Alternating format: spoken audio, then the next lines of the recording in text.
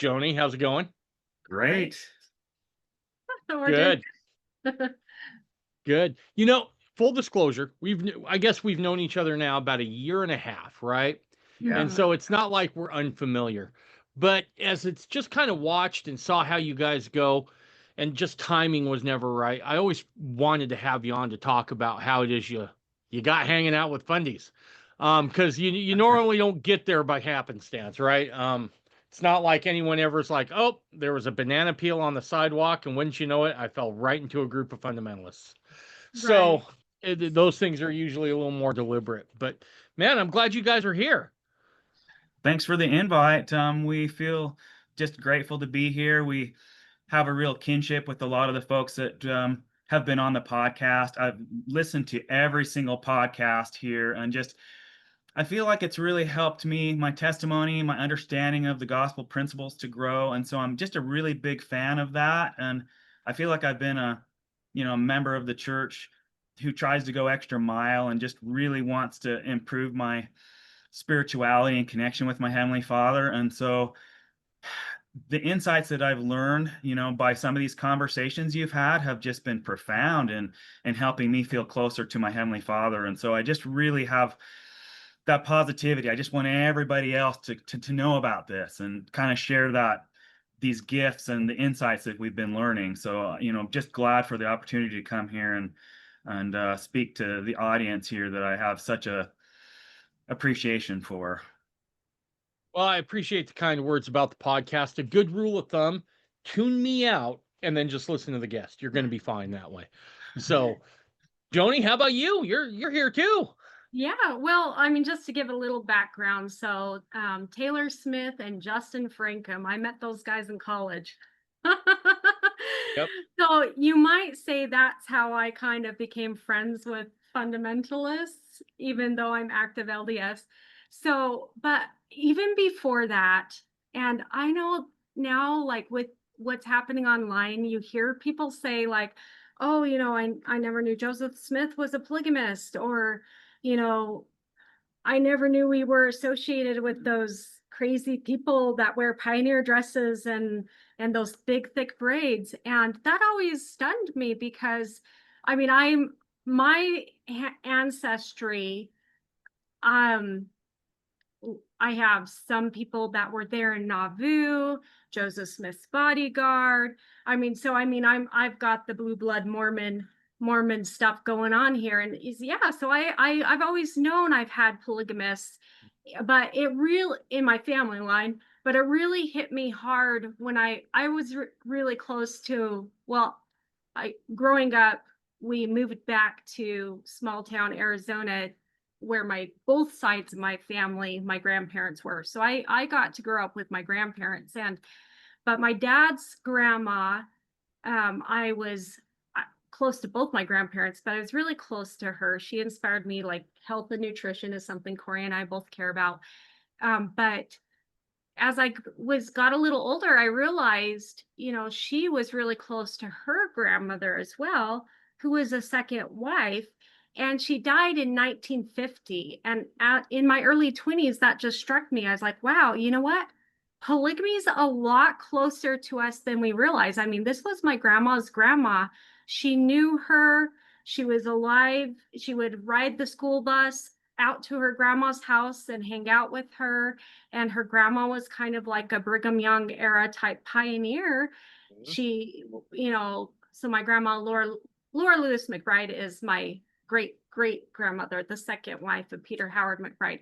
And so she chose that life. She chose to be a second wife. She asked him basically, and she never complained, and it was the life she chose and she loved it. And it's just interesting. She's one of the few ancestors that actually told her life story. And so I have her story. And I asked my grandma about it, though. I said, did you ever ask your grandma about polygamy? And she just said it was a very special thing. She felt like it was a special thing to be Wow. married as a It's so wife. fascinating because a lot of times, right? And I want to start here. Let's start with your guys' backstory and stuff, and then we'll work our way up from there. But that's fascinating because so often I think back to like the Me Too movement, right? And what was the um what was the kind of the slogan? Believe all women, right? Yeah. And except if that woman happens to be coming from a certain perspective, in which case she has to be subjugated. There's no way a woman could have enjoyed her experiences in plural marriage, right? We know better that she must have been coerced. And so I do find it an interesting, um, kind of a hypocritical stance, right? Believe all women, unless that message isn't what those folks on the Right. left want to hear. So Joni, we'll start with Joni and then we'll move to Cory here real quick because I And feel that's like part of, yeah, that was part of my motivation to come on is we're hearing all this like feminist, anti-patriarchy stuff. And I have an interesting story in relation to that.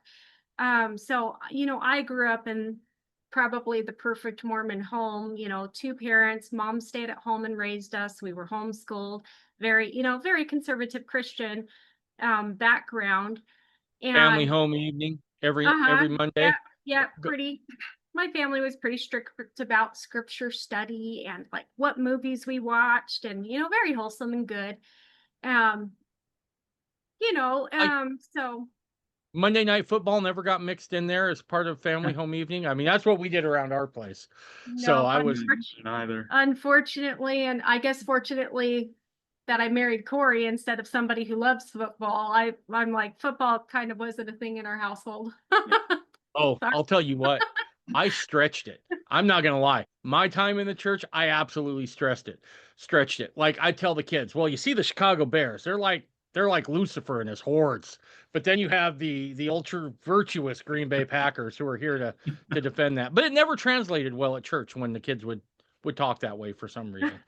But That's so funny. so you're Joni, you're growing up in a very um I shouldn't say strict, but a very um, structured home with the gospel, right? Right. Now, growing up, you just talked about your grandma. Did you hear about that as a child? Is that something you learned about later as an adult? Like, when Um, and it was interesting in church today, a woman got up and bore a testimony about her pioneer ancestors who were in Mexico, like Colonial Juarez area or Colonial Garcia, where, the Mormons went when polygamy became illegal in the United States so that their families wouldn't be separated.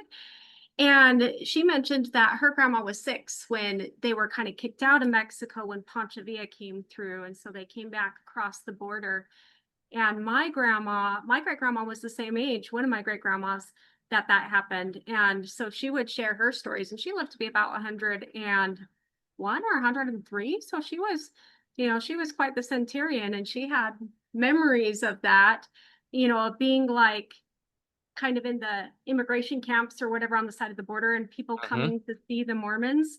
And she said they were checking because they'd heard that Mormons had horns on their heads. So they Yes, were yes, trying to find out if she had Rub any their head horns. for the horns. And so she remembered that as a little girl. And so anyway, so I was like, well, I should look back in my family history. And I noticed, well, because I was like, well, what were her parents doing in, Mexico in the first place? Were they polygamist or were they one of the polygamist ancestors that I have? I had a lot of polygamist ancestors actually. So I looked back and my ancestral line is from the first wife, and they had 13 kids together. And her dad actually died really young. Heber Manasseh Clough Jr. is his name, or senior, one of them.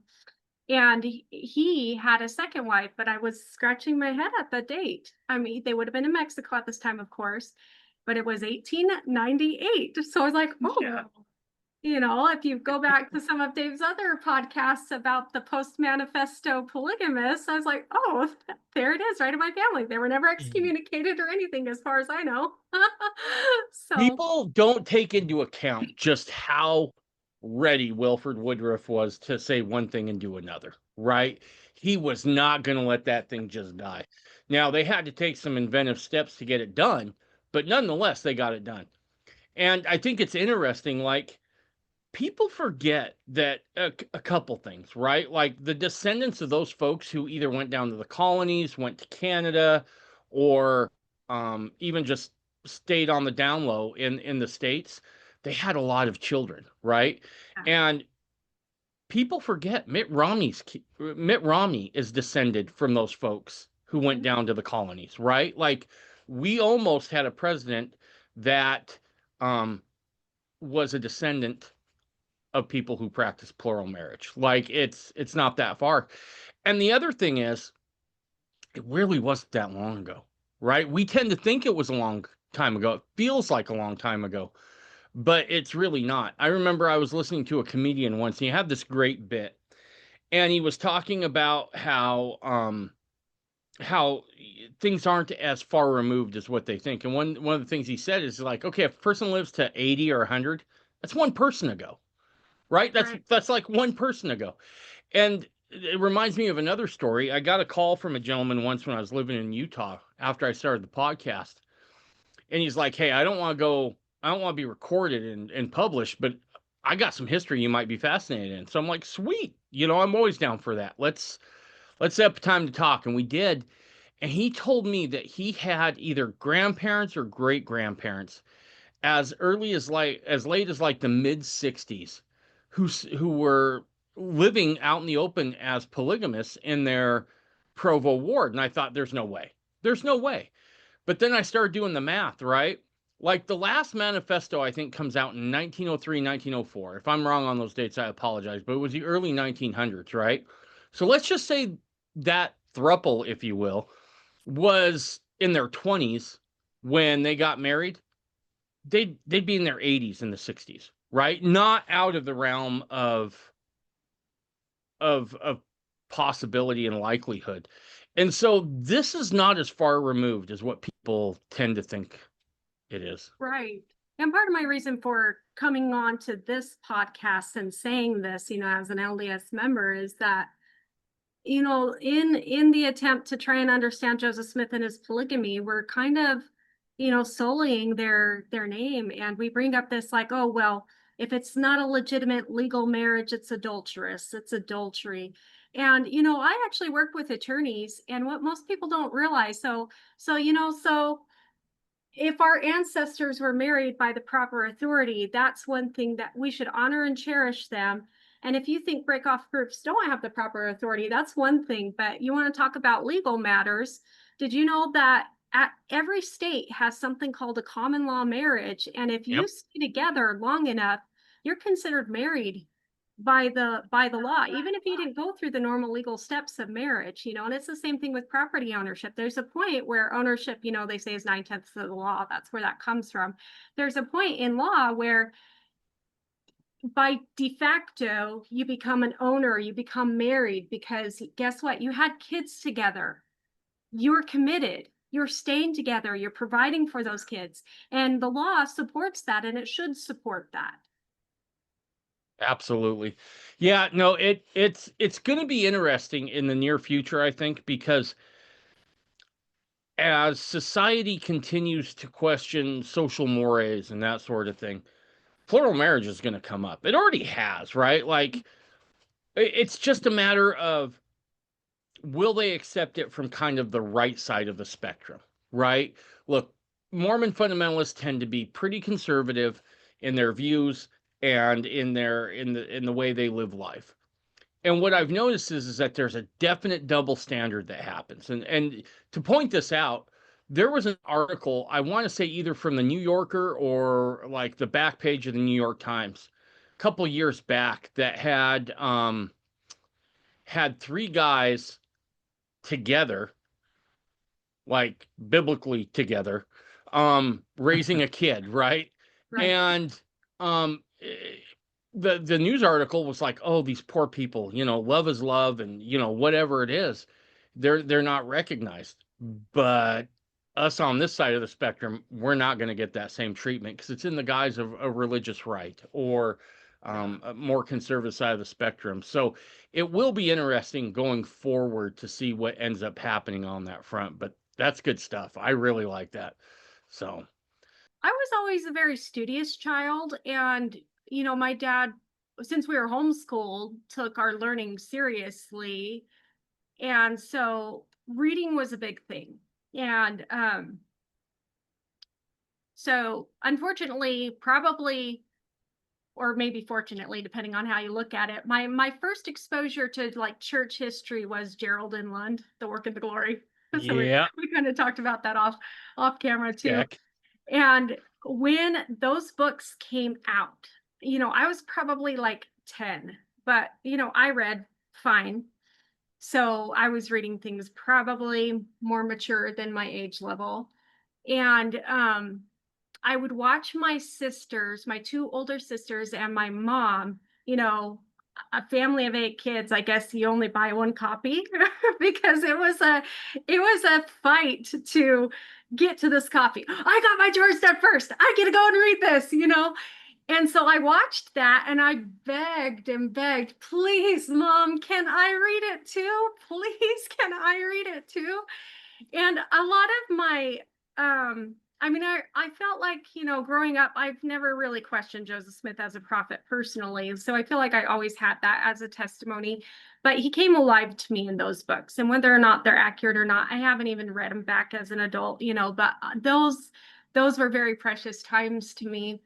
So, so I got a hold of The Work and the Glory, the first volume. They had already moved on to other volumes, so I could, enjoy it to myself. But my 12th birthday, the sixth volume came out. And so, I'm very young, very young. I'm still kind of hanging out with one of my best friends who still likes dolls. And I thought I was a little old for that at that point, but with her, I'd play with dolls. And so I get it like tea sets for my 12th birthday, along with the sixth, or the last volume, The Work of the Glory, where Joseph Smith is martyred. But that book goes through polygamy through the Steed family's eyes. And I don't think the Steeds are ever polygamous in the series. I don't remember.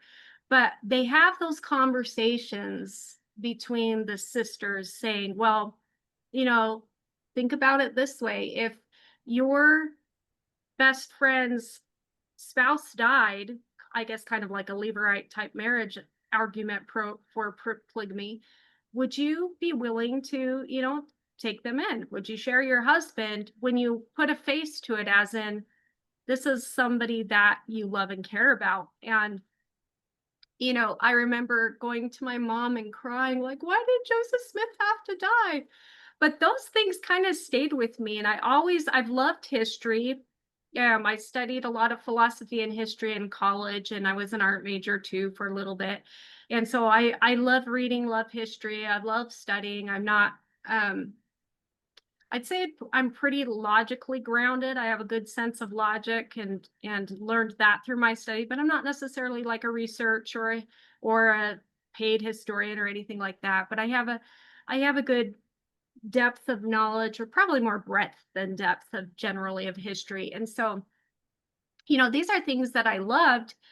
And, going back to that little girl, that shaped me, learning more about our pioneer ancestors and stuff. And I learned it from more of the traditional LDS, to respect our ancestors. But my great great grandmother was definitely very respect worthy. They were simple folks. They were farmers. They go back and forth here in Mexico. Take turns with the first wife as the armies or authorities came through to try and eradicate polygamy.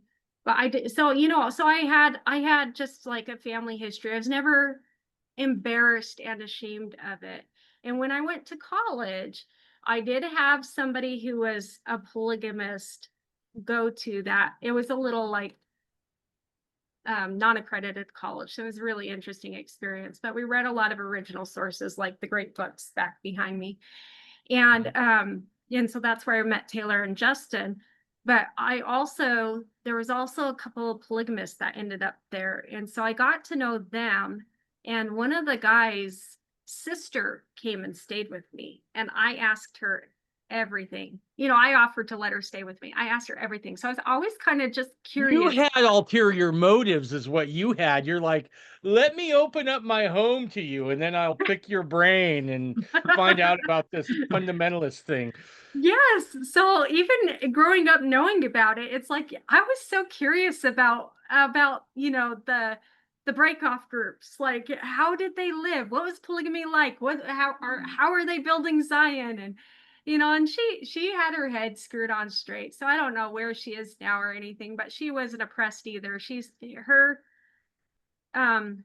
two mothers were sisters that married at the same time, and the advice that her parents gave her was like, look, marry one person at a time, get to know each other first, and then bring in someone after you guys are solid in your relationship. And that felt pretty like not the oppressive, abusive type of advice you would give. That seemed reasonable advice to give a daughter. That was where she was at. She was engaged, they were going to get married and maybe someday have another wife, but it was open for discussion, and they were going to get their relationships figured out first as newlyweds.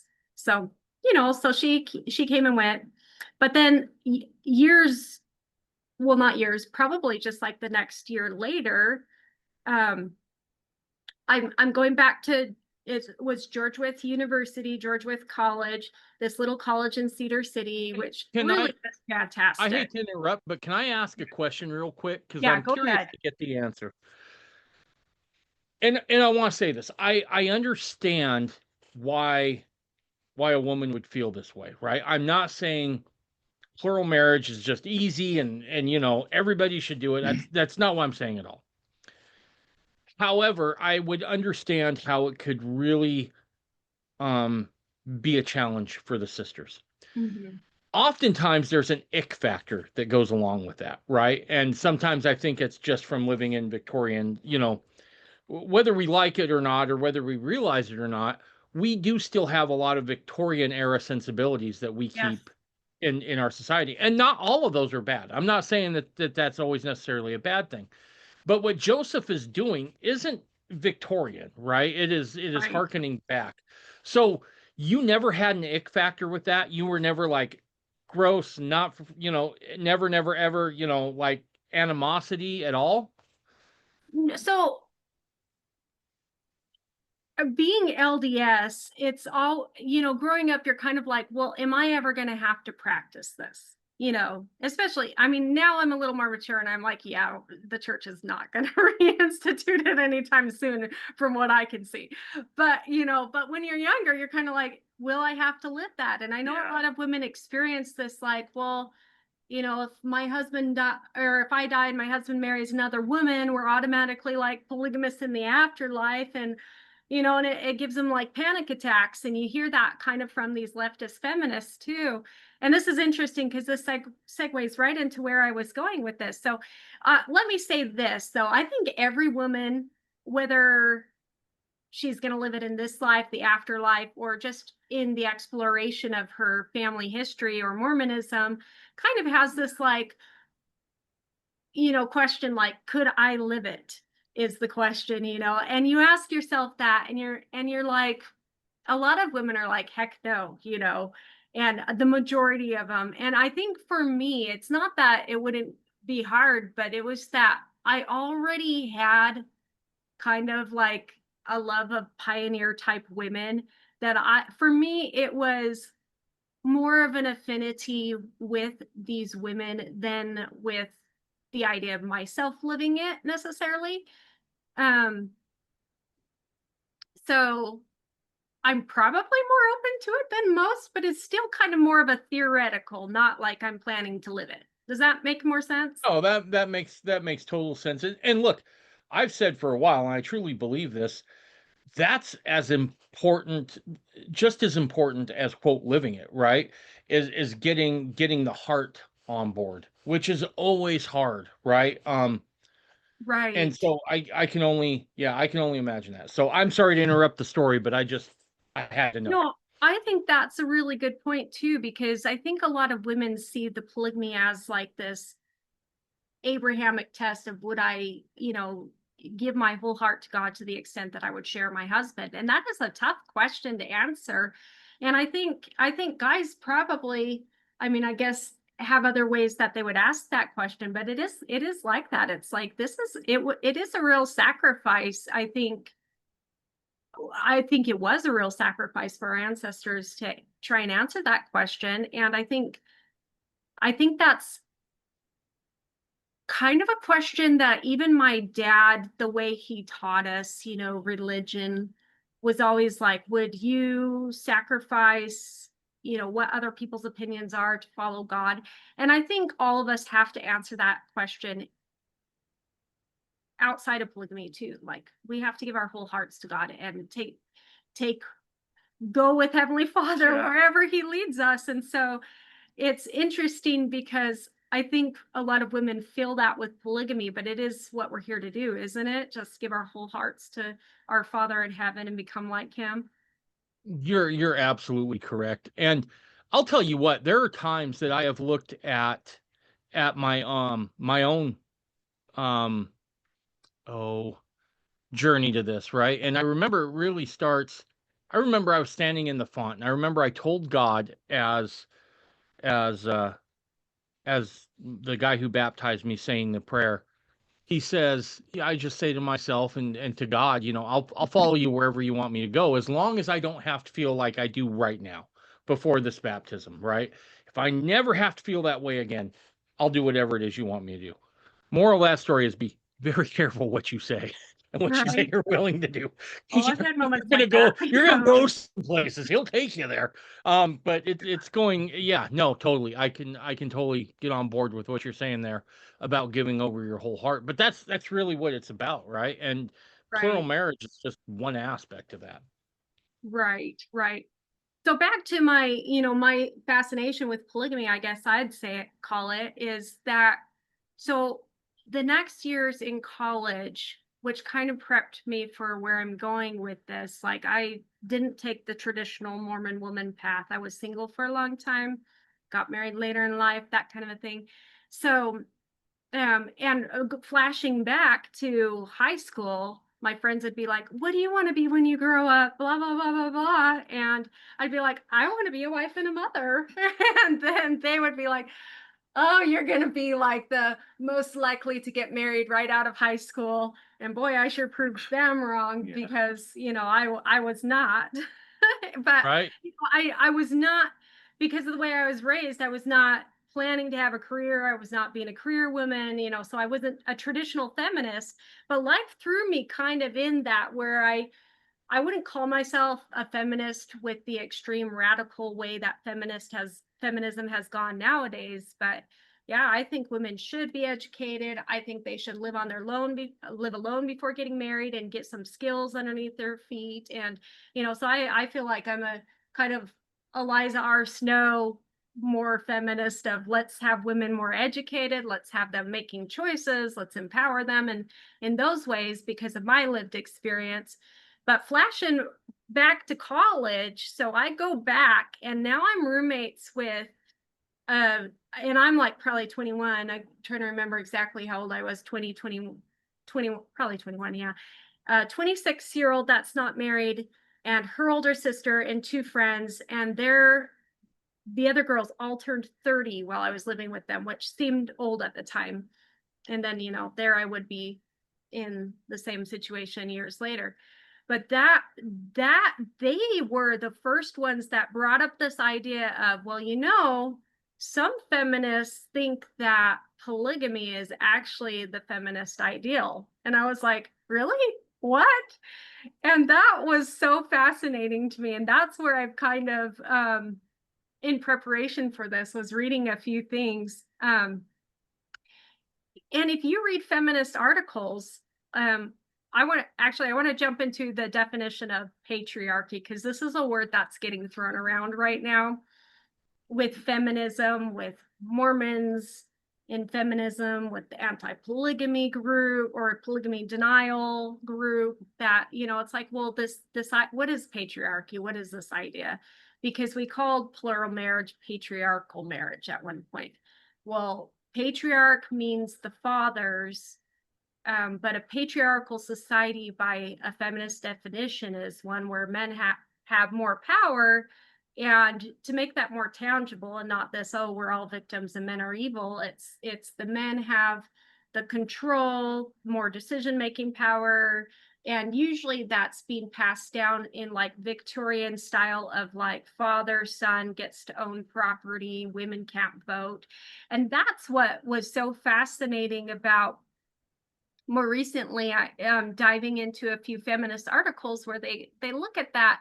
They look at Eliza R. Snow and Brigham Young's polygamists, and were they really feminists? And they say, well, they're operating under this Victorian era of patriarchy where the men are kind of in charge, but they really did open up um, a lot of opportunities for women. You know, you have Eliza Shipp, who goes back and becomes a woman doctor, you know, goes back east. And these feminists are sharing these stories about how polygamist women, and I can share some screenshots if you want me to dive more deeply Go into them. ahead. I've already granted you permission, so you should be ready to rock. Okay. Yeah, where polygamous women actually are challenging the Victorian era type ideas of women should stay at home and it's not ladylike to be working. Mhm. So Joan Iverson, Feminist Implications of Mormon Polygyny, which is the accurate word for polygamy. And are we sharing our screen though, Cory? You No, just not yet. yet. I just pulled it up. okay, you just pulled it up. Yeah. So Okay. there's a Right little there. green button at the bottom that says share. If you just click on that. Gotcha. We got a Okay. blue. I blue- think blue I've button. got that one. So it's really fascinating. And she's, you know, the conundrum for feminists is that technically any religion and monogamy is also patriarchal. So that's, I guess, part of my pet peeve and my goal in sharing this is there's a lot of liberals right now who are Mormon feminists who want to use this word to only talk about how men are abusing women, which I think is a real thing that happens in the church, unfortunately. And there's things that could protect women against that should be done that the church doesn't do. But the real thing is the word patriarchal in a feminist sense, even monogamy is patriarchal because the man's the head of the household. And even religion, because of the way religion has been structured for years, has been like, you know, the fathers and everyone's more in charge than the women. And when you start to look at Mormonism, to me, like we have Joseph Smith sets up Relief Society, a women's organization. So, I mean, that's very unusual for that time. You've got Brigham Young sending these women back east from Eliza R. Snow's bidding, saying, hey, look, we've got a high mortality rate out here. Babies are dying back east to become midwives and doctors.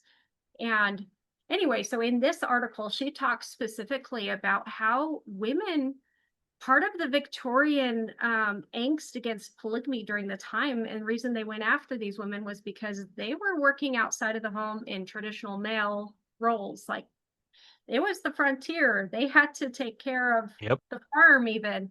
And one woman, well, let me go through if I just click. Yes. So the Utah Women's Defense of Polygamy, rooted both in Mormon theology and the ideals of the larger society's view of Victorian womanhood, was mounted in the face of a strident anti-polygamy attack. So a lot of modern feminists will discount the idea that these women had feminist ideals from the standpoint that thanks, Cory, that's bigger, that they were just doing this from a defensive standpoint. So therefore, you shouldn't listen to their voices. Once again, going back to this, we're going to discount their. So she's being pretty honest as saying that even though their goal for feminism is under the religion that we view as patriarchal, that it's a lot more complex what their relationship was. And for those who don't know, another thing that's fascinating is that the federal legislation against slavery, polygamy was kind of like the two evils at the time that they were trying to eradicate. The Republican Party was actively against slavery, and polygamy was the same thing. It was a different kind of slavery to them. I think they call them the twin barbarisms. Mm-hmm. Slavery and plural marriage. And because of that, it made strange bedfellows with people that you wouldn't think would normally join causes. And one of those was the National Women's Suffrage Association. Mhm. And yeah, and so here we have Utah where women get the right to vote. And some people seem to think that, well, if we give these women the right to vote, they'll get rid of They'll get rid of the oppressive They'll pick- polygamy that, yeah, the men who are forcing them into, this sex kind of Mhm. kind of a thing where they're just oppressed over there and they're just collecting wives and There are controlling. certain backfires that happen in history that I enjoy watching. Mhm. One is when England sends over George oh gosh, Whitfield sends over George Whitfield because he's a problematic preacher to the colonies because he keeps talking about you don't have to have a king, you can go straight to God. That backfired. This one kind of backfired too, and not Right. quite as dramatically, but it absolutely did.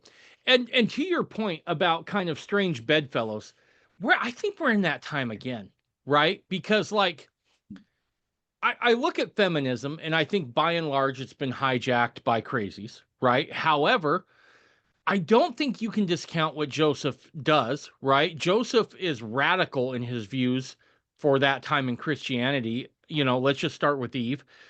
It's not her fault the world is the way it is. We owe her a debt because she partook of the fruit. Likewise, she is capable of deification just like a man. And indeed, a man can't go where he wants to go without being married to a woman.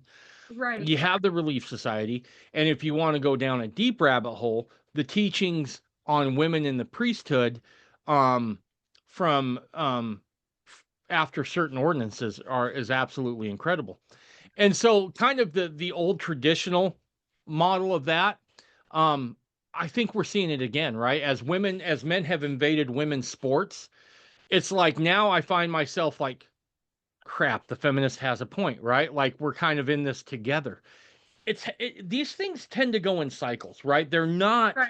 linear, and I think we're seeing another one come around. Sorry to interrupt again, Joni. Oh no, that was perfect. Exactly along the lines of my thoughts for sure.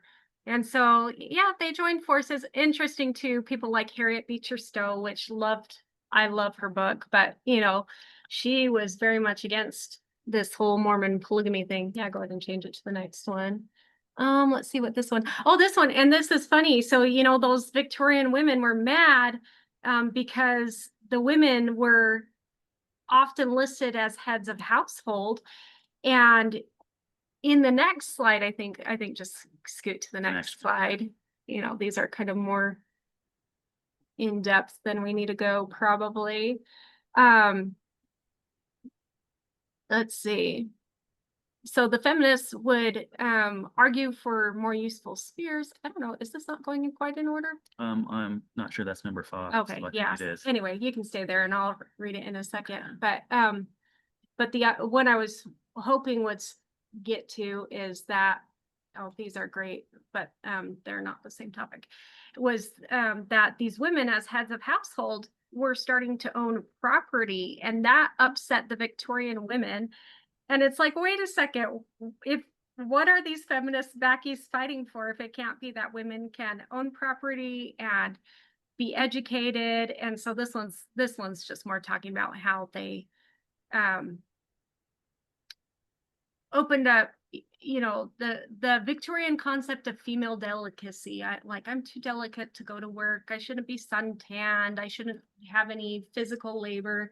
I can do, I can go out and do charity work for charitable organizations, but I can't demean myself by working. And that was part of what they were mad about the women, these feminist Mormons in Brigham Young's time, or they were proud to decide for themselves and not be held back by what society said was improper, that they will know 1,000 times better than a man what their skills and talents are. And so flashing back to college again, and actually this was the community college here, so this was when I was still in high school. There was an article said every woman needs a wife. And she was a feminist, and she was arguing that um, if we're going to define the 1950s housewife role, women, if we're going to define a woman's role as simply cooking, cleaning, and changing diapers, then hey, every working woman also needs a Yeah. wife. Yeah, and interestingly enough, my mother's from Germany, and we have 8 children in our family, just like Joni. And my mother actually, made the comment several times, "Oh, it would be so great if we had another wife." My dad kind of, didn't really have much to say about anything, but my mother really genuinely thought that that would be a great idea, and she welcomed the idea and just thought, too bad that's not part of the church teachings right now, kind of a thing. And that's a lot of this article that Joan Iverson focuses is on, which the next slides will go into a little bit, is the sisterhood that these sister wives have had, and like how feminist and progressive those were. But to me, I just read that and think of these heart-touching stories and how touching they are. And she gets into how the romantic idea of the Victorian era was part of the reason why polygamy was so distasteful, is it destroys your traditional ideas of romance. But I would say monogamy, you have to root out some of those even to be in a healthy relationship with one person too, because guess what? It's not all going out to eat and wined and dined and all of that. You mean the Disney princess shows light? It's not just happily ever after. There's still Right, work. right. And like we were saying on a conversation earlier, Dave, gosh, the state president said something to the effect that, well, women nowadays have more choices for marriage. Speaking to another part of my story, being single, I guess I could flash Yeah, into go that back. really Yeah, go quickly. go back and pick that up. I think that's valuable for sure, Joni. So I was single for many years, and so I taught at a private school. Great experience. Worked with troubled youth. Great experience.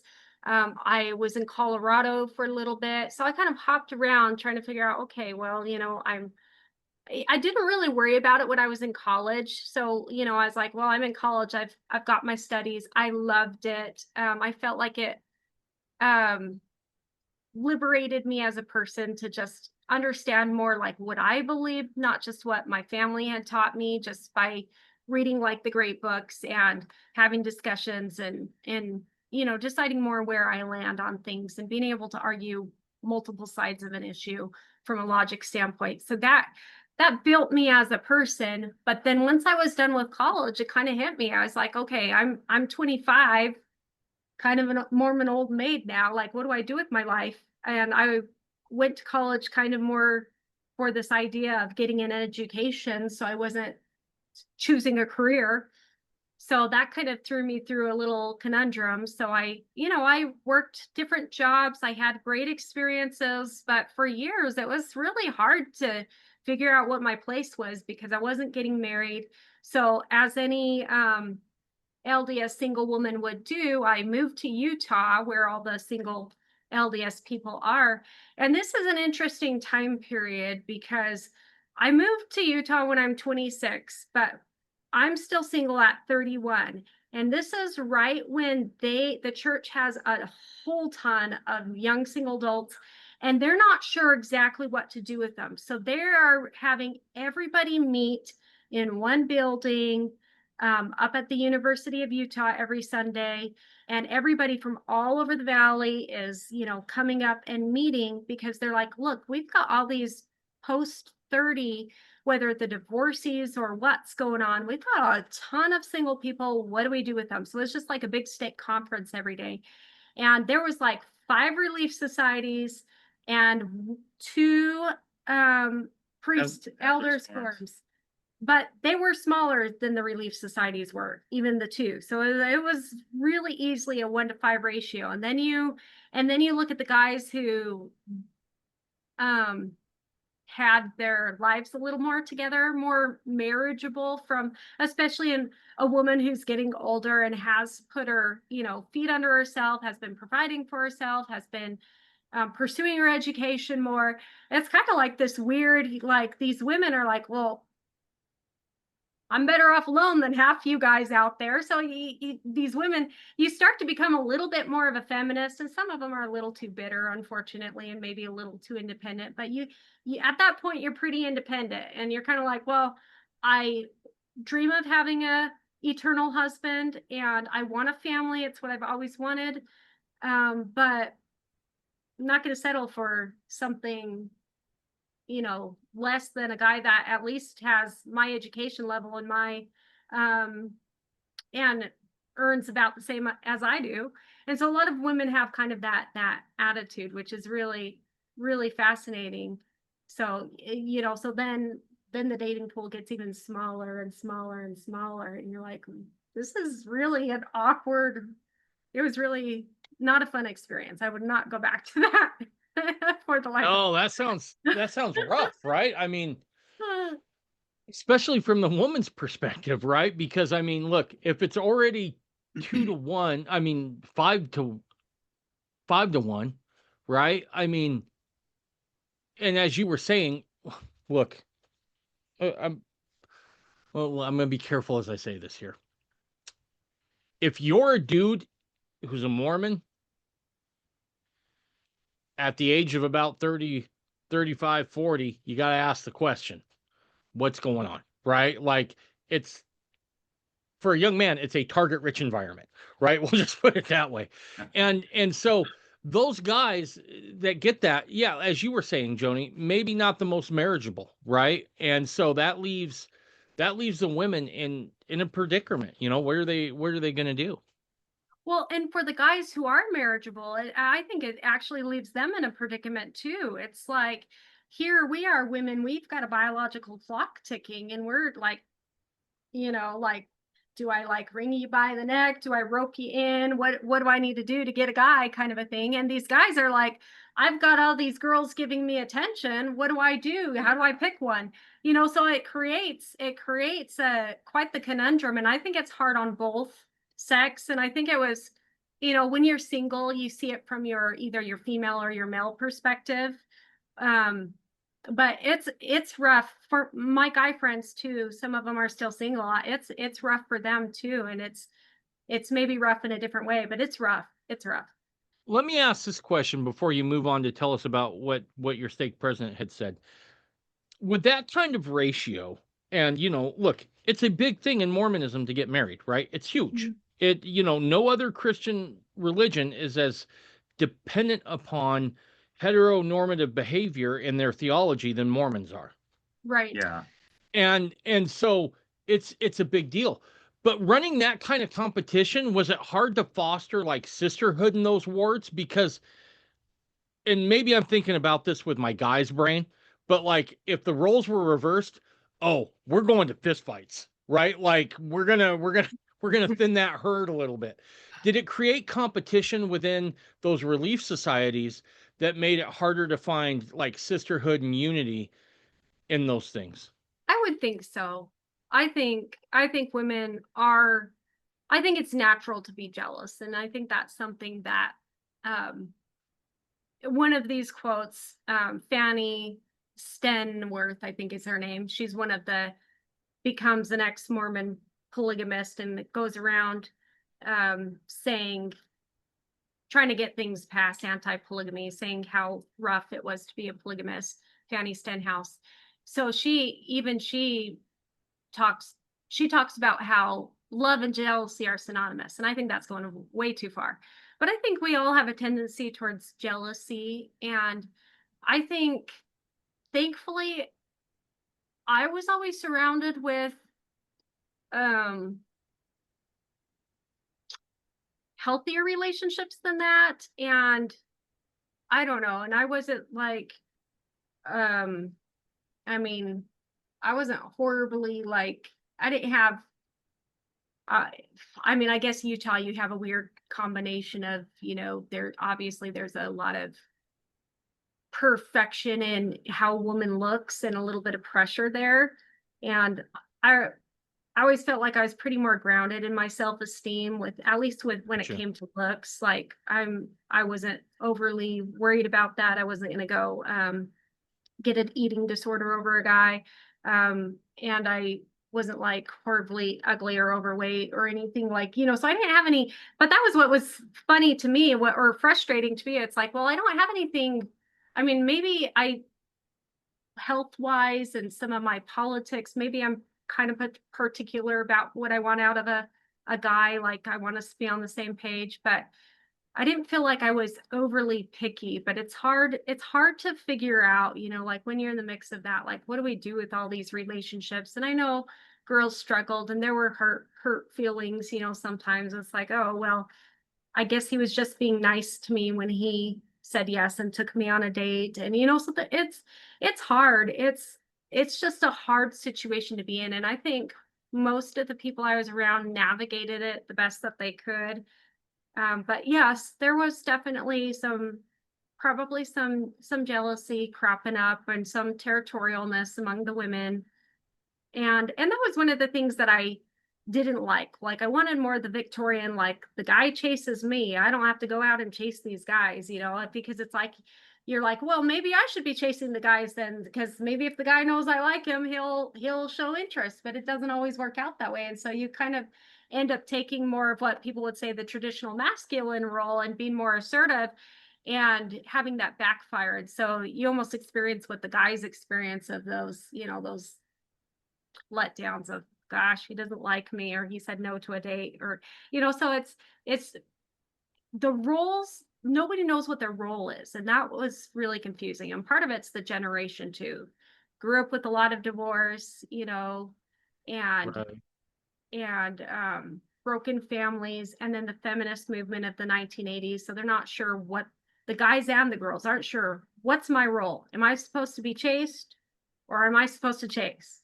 And you can see that playing out, at least for me, that more so than the jealousy aspect, that's what was playing out, is everyone's just so confused about, how do I even navigate this? What's my role? Do I sit around Gotcha. and wait for the date? Do I go out and ask? Like, what am I doing? Gotcha. Gotcha. If we're done sharing the screen, can we take that off just because people will only see the text up there? Yep. And Yep, then absolutely. and then you guys can Mhm. bring it back up when you need it. So Okay. don't feel like you can't bring it back. So All right. what, as this is all going on, then what is, you mentioned your stake president. What's that all about? Okay. He wasn't my stake president, and this is afterwards. So I'm going to give a little more backstory too, and I'll try and wrap this Okay, up quickly. perfect. No, you're good. So I did You're date just a fine. non-member, and it was nice because I was pursued. I was wined and dined. He had 2 children. He was mature. He had a good job, and I loved He his also children. he also was a CIA agent and Navy SEAL. So you're talking a guy who teaches jujitsu and has some serious skills, very manly, very intelligent, and a great parent. Yeah, high caliber guy, Very like high what's not caliber. to like. So, so I find myself in that situation of, like, gosh, do I marry outside of the temple and hope it works out and, go to church on my own, or do I end this? And so I ended it. And, for me, that was the right choice. And for other women, maybe not, maybe it is the right choice to take that leap of faith. But we had other things that we didn't have in common, that Cory and I have in common, that I am so grateful that we have in common. So that would have not been ideal. So looking back, definitely the right choice to have made. As much as I respect him as a person, he was a great guy. He is a great guy. So with that in mind, so this stake president we're talking to, and he's not mine, stake president, but he's saying, well, polygamy back then, it was the frontier. It was necessary because they needed to establish themselves as a society and to have more babies. And once again, we're kind of just overgeneralizing marriage into this. It's just reproduction. It's like, well, no, marriage is a lot more than that. And so that's the only reason for polygamy. And nowadays is different. And Cory pipes up and says, how is it different? Because, there's all these women who are single that don't have the opportunity in the church to get married. What do we do about that? Yeah. Just one second. I just started exploring the topic recently because, well, online it's become this big thing. Polygamy deniers. Did Joseph Smith, even talk about this? Well, we've had several on the podcast who've said hundreds of people have commented on Joseph Smith teaching me the principle of polygamy. So there's all of these resources that are saying that, yeah, this was taught, by Joseph Smith. And then some, are critical of Brigham Young because he did this. And there's so much criticism and so much being said on this topic. And even, in the church and in conference, it was said that a third of the sisters of the church are single and are going without being married. And that, I guess, spinsterhood is going to be okay for all of you who are doing your best, kind of a conversation. And that kind of hit me to the core. And I just thought, well, the gospel, as far as I understand it, it's God's work and glory, and Moses 139 to bring to pass the immortality and eternal life of man.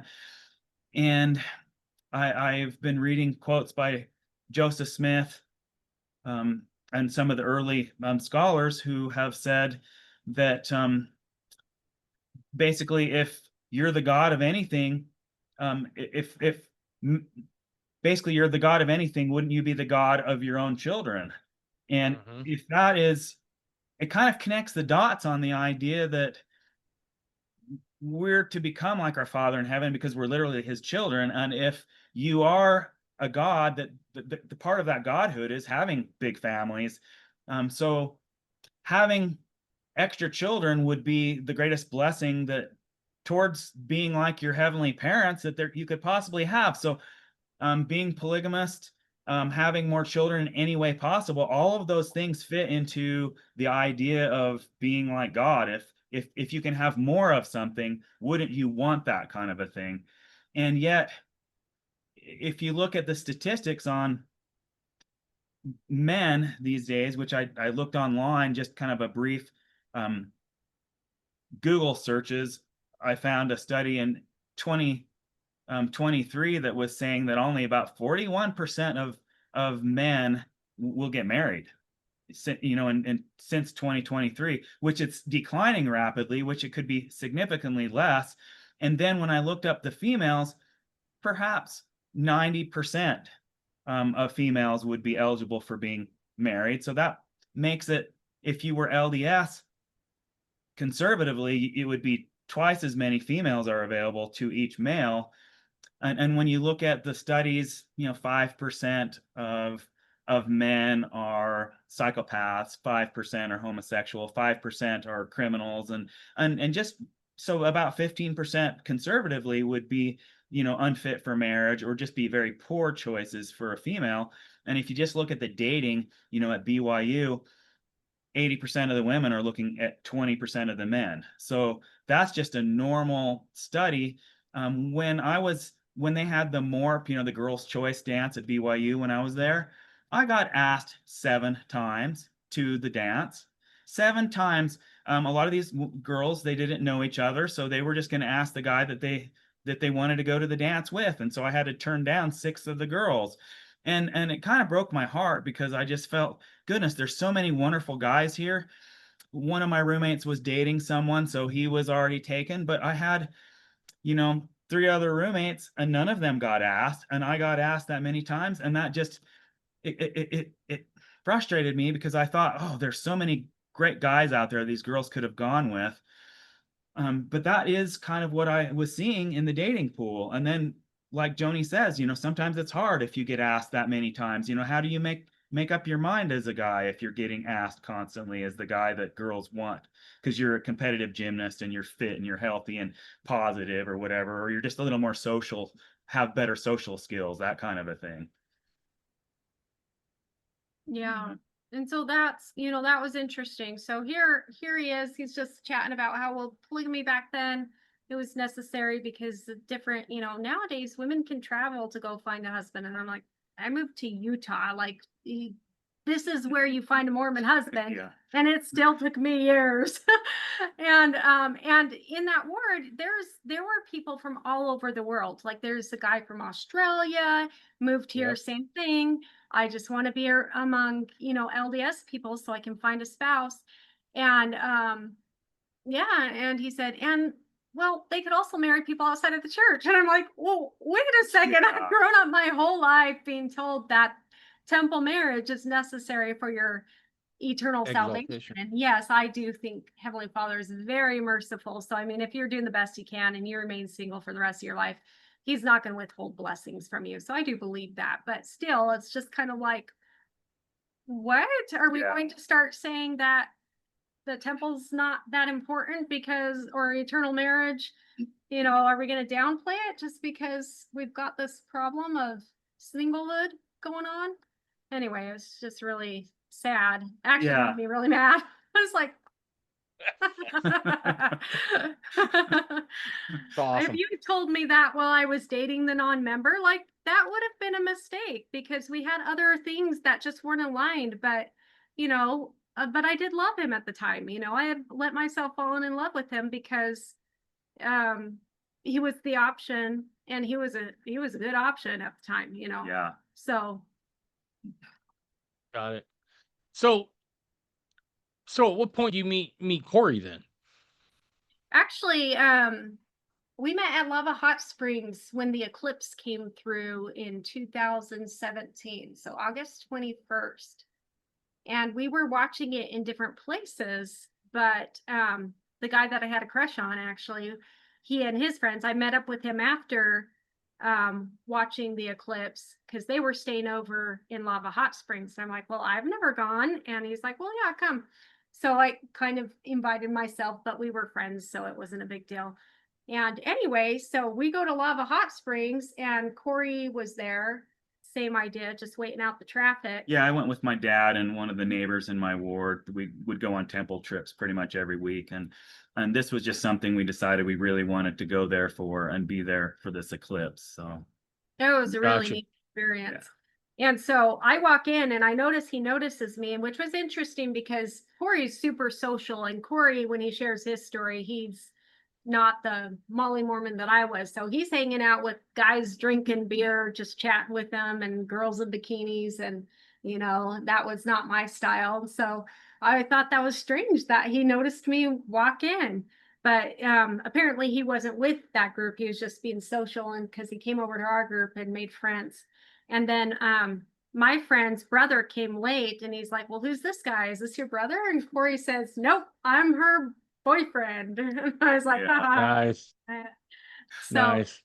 but at the time So I was doing political classes. And so I actually literally had guys that were showing interest, and I would just invite them to the political classes that I was doing. Cause I was like, look, either you're into me as I am and the things that I am passionate about, or you're not. And Cory was the only one who stayed the entire class pretty much. yeah. So I was like, oh, good. Nice.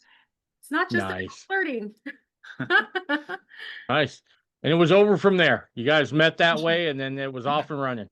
She was All right. teaching this political class on the Constitution and just how to kind of hold government elected officials accountable for less taxes and less kind of encroachment in your life. And most of us kind of feel like things are wrong with government, but we don't really know what to do about that. And so the organization she was working for, they were trying to teach classes to help the public and grassroots folks and citizens just learn how to hold government accountable. And I just thought the class was fantastic. And then, I just remembered that I had seen her setting up in the Capitol building, just setting up a booth, at the Capitol, a year or so previously. And I said, were you wearing this skirt? And she said, yep. And I remember just kind of staring at her thinking, what a neat girl. Hopefully I meet her. And she just totally weighed on me. And so how fascinating that you kind of, connect the dots. And at a later time, we met there at the Lava Hot Springs, and then just really connected over politics. And it's so important, when you look at your closest relationships, that you were aligned in those ways, that politics wise and belief wise on constitutional principles and health, nutrition, kind of what you eat, and just the things that make you the core of who you are. Yeah. Make you you. Yeah. So okay, so that kind of brings us to you now, Cory, right? We've got Joni's side of things. You born a Mormon? I mean, what's your connection here? How do you get to this spot where you're at now? Well, I grew up in Germany, so my first 10 years of growing up were very idyllic. My dad was a branch president, the oldest town in Germany, Trier. Incredible views of castles and vineyards. Is Um, that where your folks are from? my mother and my father's side are both in parts of Germany, but my father's name is Molloy, which is full Irish, and Molloy settled in New York. So um, both my parents, when they were 17, 18, met missionaries, and then heard the gospel, and they both went on missions, attended BYU, then met each other, and then they wanted to have us children in Germany. So they went back to where our family's from, in the smaller towns there, right by Luxembourg and France, and Not too raised. personal. What was the draw about having you kids in Germany? Very much. My father wanted to do a lot of family history. Okay. The genealogy of his people, and that was literally, he went to the place that he knew there were some ancestors for the Molloys, and fascinating stories that they have as far as teaching the gospel over there. My mother served her mission in Austria, ran around while they were doing the Sound of Music filming, and she was on TV and did a lot of musical productions with the sister missionaries. So it was somewhat different back then, where they had kind of a lot of leeway, and she kind of traveled around um, singing and sharing hymns and things like this. And my father went to Bavaria, and so that was his missionary as well.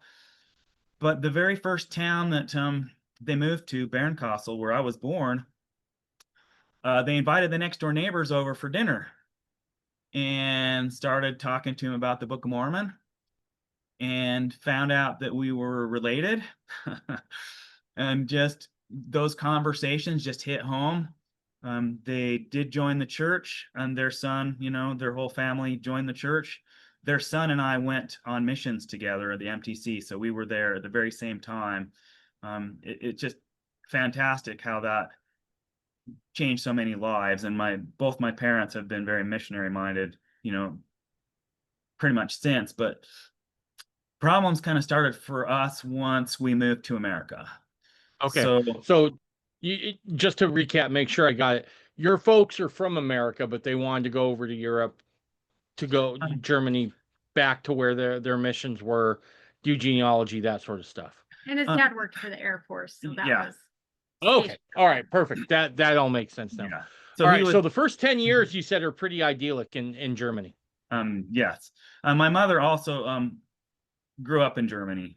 So she Okay. immigrated during World War II, and I've got a little story about her that I want Okay. to kind of interject, about what happened with her. That's really an inspiring story. But once I came to America, the idea was to come to Salt Lake, the Holy Land, because there's the church influence here, and they went to BYU. They just wanted to raise their children, instead of just having a small branch with wards and stakes and just lots of members everywhere. And they painted the picture growing up that, just so many members, and that things would be very nice once we got to America. I was kind of resistant to it. I don't think anybody really was all that excited about moving to America. But I really wasn't very accepted. And my father's work, he ended up leaving the Air Force and trying to get work.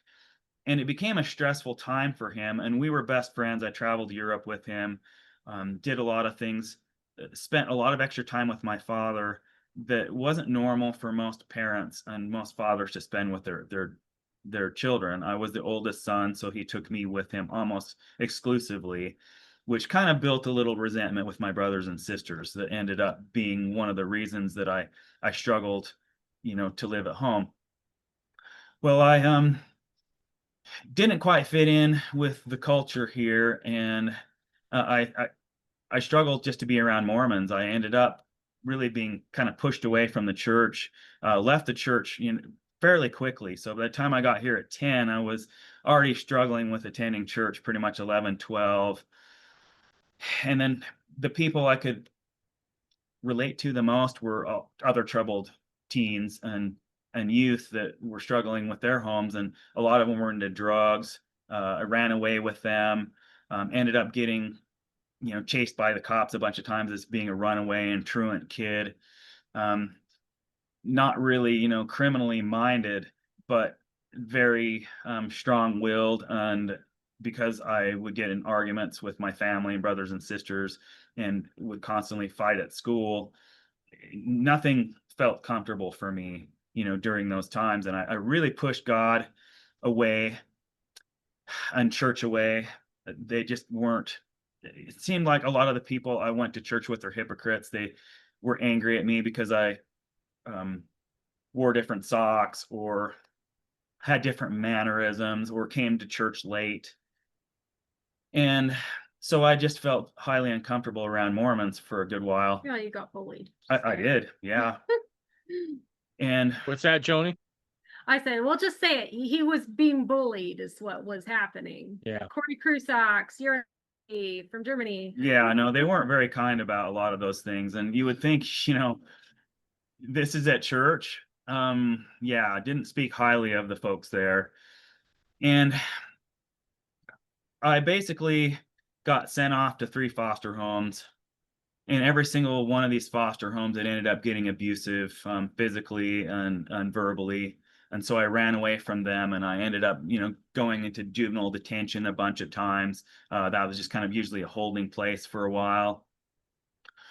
One of the juvenile detention places, guy named Archuleta wanted to fight me, and I says, "Why would you want to fight me? I can do 200 push-ups, And he says, "No, you can't." And I said, "Well, okay, I'll do 200 push-ups and you can see for yourself." So I ended up just, cranking out 200 push-ups, jumped up and says, "Hey, you still got a problem with me?"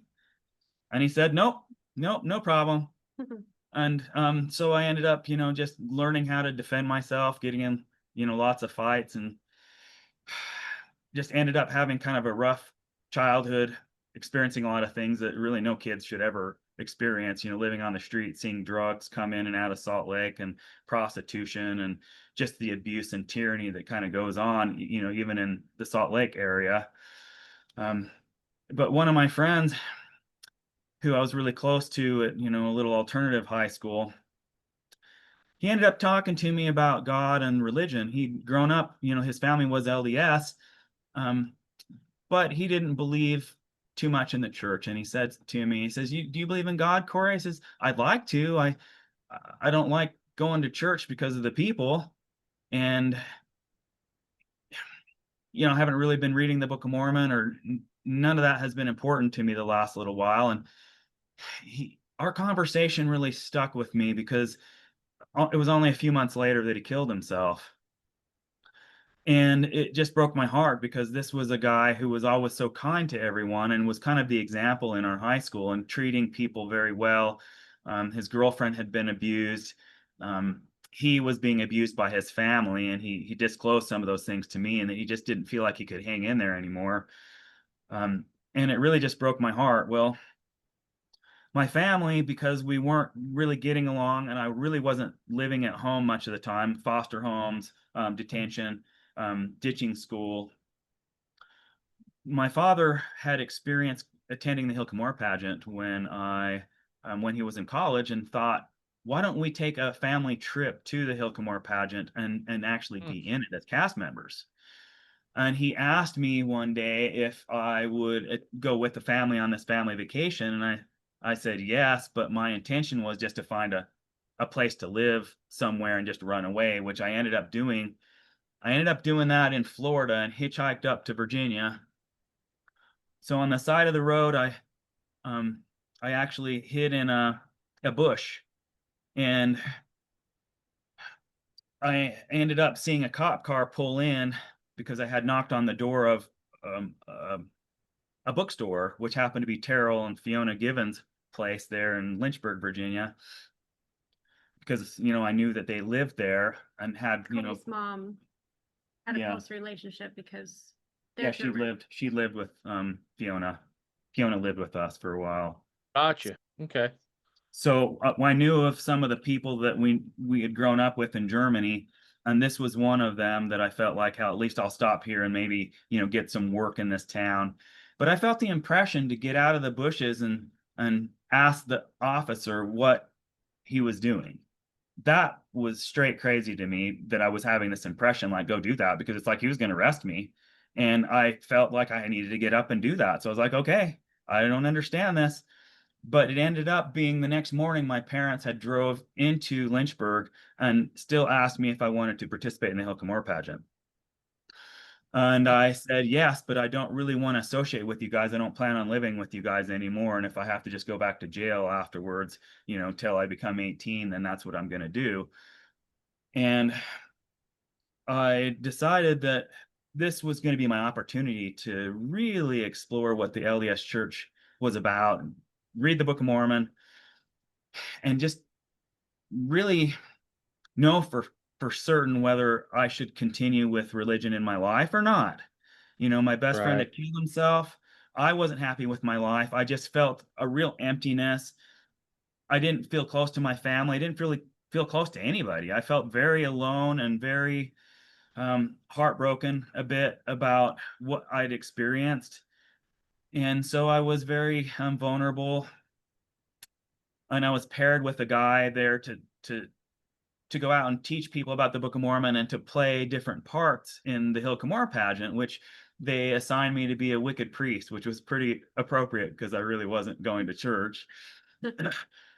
And I thought, that's really funny. But the pageant directors, they had prayed about this guy who was not even active, which to me is like is crazy. a requirement. Yeah, you're going to have active members participate in this missionary experience. You're not going to let somebody, show up as a missionary to teach the gospel who doesn't even attend church. But they felt impressed to allow me to come, which says a lot. And my parents and several others, had heard about me not, being a little troubled youth, and so they were fasting and praying for me. But I told the guy I was paired with, who was just about ready to attend a mission, I said to him, I said, I really struggle with just even being around Mormons, but I really feel like I need to know if I need to be part of this church and continue with this, having the teachings of the restoration in my life, and whether God is really going to intervene in my life and that kind of thing. And he says, you're in the right place. We're just going to pray, and we're going to get some answers for you. Well, I was there about 3 days, and I finally got to a point where I was just frustrated because after 3 days of praying about 10 times a day, I felt like, well, I should know something by now. What do I do here? And I said to him, look, I just got to know right now. And this was, about day 3. Everybody, it was kind of the end of the day, and we just went and walked up on the hill Cumorah and decided that was the time to pray and get an answer. And similar to what happened with Joseph Smith, I felt an evil presence in front of us that was just the darkest and scariest experience that I've ever had in my life. And we turned down the hill and basically just started running down the hill. And then we got on our knees by the Cory, visitors real, and real, prayed. real quick. I feel like we're just kind of glossing over something that I'd like to Mhm. explore here for just a second. And real quick, how Yeah, quick do you guys have to get off this Oh, call? um, When's we your? have another we got hour. another hour. Okay, perfect. Um, okay, so with you said you kind of encountered something dark. Explain to me what that felt like. I mean, did you see something? Did you hear something? Did you feel something? Can you explain that a little bit? Yeah, a person was standing in front of me that was the most hateful, angry being I've ever felt in my entire life. I've never felt such darkness, such heaviness, such anger and hatred, and the feeling of I was going to die in 1 second. Then I've never felt that before. I've been robbed multiple times before at this point. I was working in a restaurant and had a guy pointing the gun at me the entire time, and I just looked at him and said, nice choice of guns. You know, if I was going to rob a place, that's exactly the one I'd pick. And I described the gun and why. And I had no fear of death because I really actually wanted to die. You know, previously, I definitely had that feeling of my life isn't happy and this wasn't going anyway. But this was the greatest, heaviest feeling of my soul was in trouble that I've ever felt in my life by 1,000 times. It's almost hard to express the depth of evil that I felt right in front of me. Um, so from the bottom of my heart, I kind of ran down the hill and prayed to my Father in heaven for basically deliverance. Because in my mind, I was over with right then with this being, whatever was standing in front of me. And the Spirit of the Lord just touched my heart, and I was instantly filled with more love than I've ever felt in my life. The Spirit of the Lord, the love was just encompassing me about. I didn't even feel like I was there almost because I felt like I was forgiven of anything I've ever done. And I just prayed. I even swore.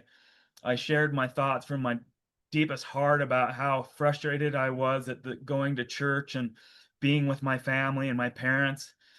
And Heavenly Father has told me it's going to be okay. I love you. I'm here for you. I'm going to guide you. And it gave me hope for things that I never would have believed just moments before. Um, that kind of an impression and all these thoughts that were coming to me directly from my Heavenly Father was just so overwhelming. I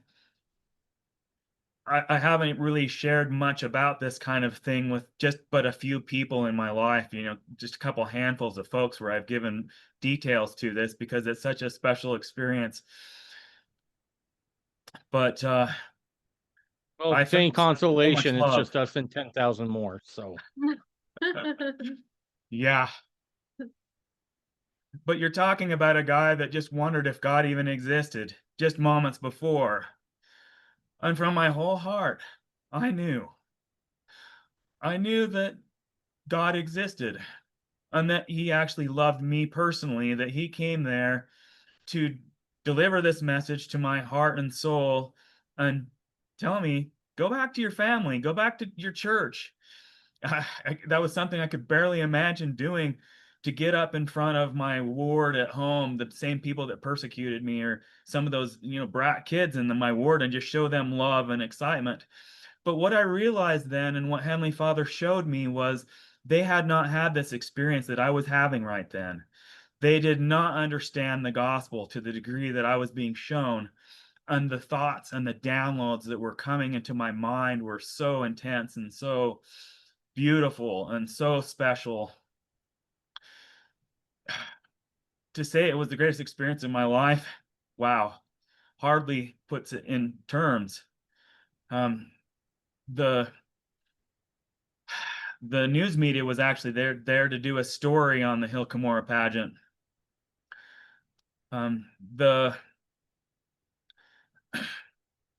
The pageant directors, when they saw me, they just says, "Look at Cory, he just glows." Yeah, I glowed.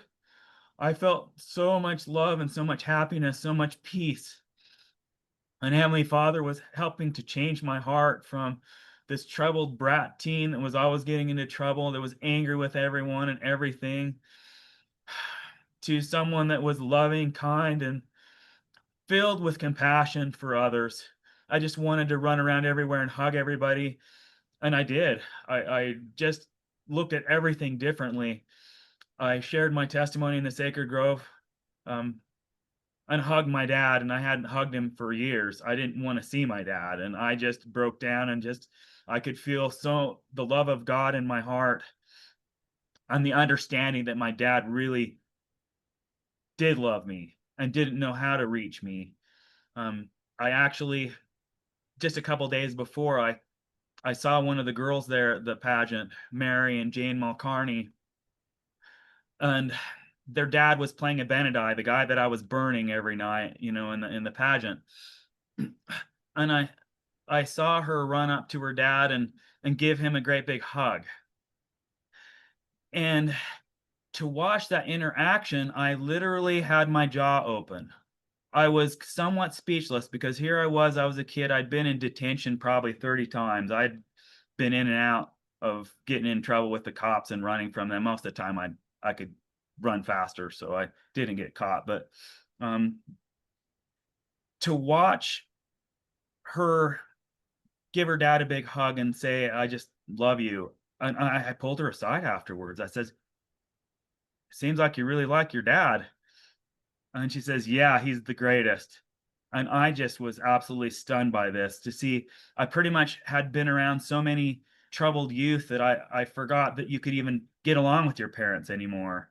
And to me, that was beautiful. And then just, a couple days later, I had that experience that changed my heart and my soul to the core. And so many little details that Heavenly Father wanted me to know, and that, hey, you know what, I love you and I'm going to forgive you of everything and just do your best. And I went on a mission and just super enthusiastic about it. But the media were there, so once they heard about my story, I shared my story to the news media, and that affected a lot of people in Utah. That went out, people in my gym, they recognized me, they knew my story at that point, and dozens of people joined the church because of that. Dozens, you know, hundreds of people actually went to church over the firesides. And, when I was invited by seminaries to give my story and share the thoughts and the experiences that I had with the whole drug world and the gangs and the, shootouts and things like that, that I'd kind of been around and part of. And then the Ensign got a hold of, the article and the story and ran that as well. And so it gave me a great opportunity to be a missionary. What year was that? What issue was that? I might have to go look that up. That's kind of He's cool. old. Yeah, in the 80s. In the 80s. 80s, like Yeah. 87, 89, somewhere in there. I'll find it for you. I have copies. yeah, I'm pretty sure I can find it online. I'll just throw a link in there just for Yeah, because I can.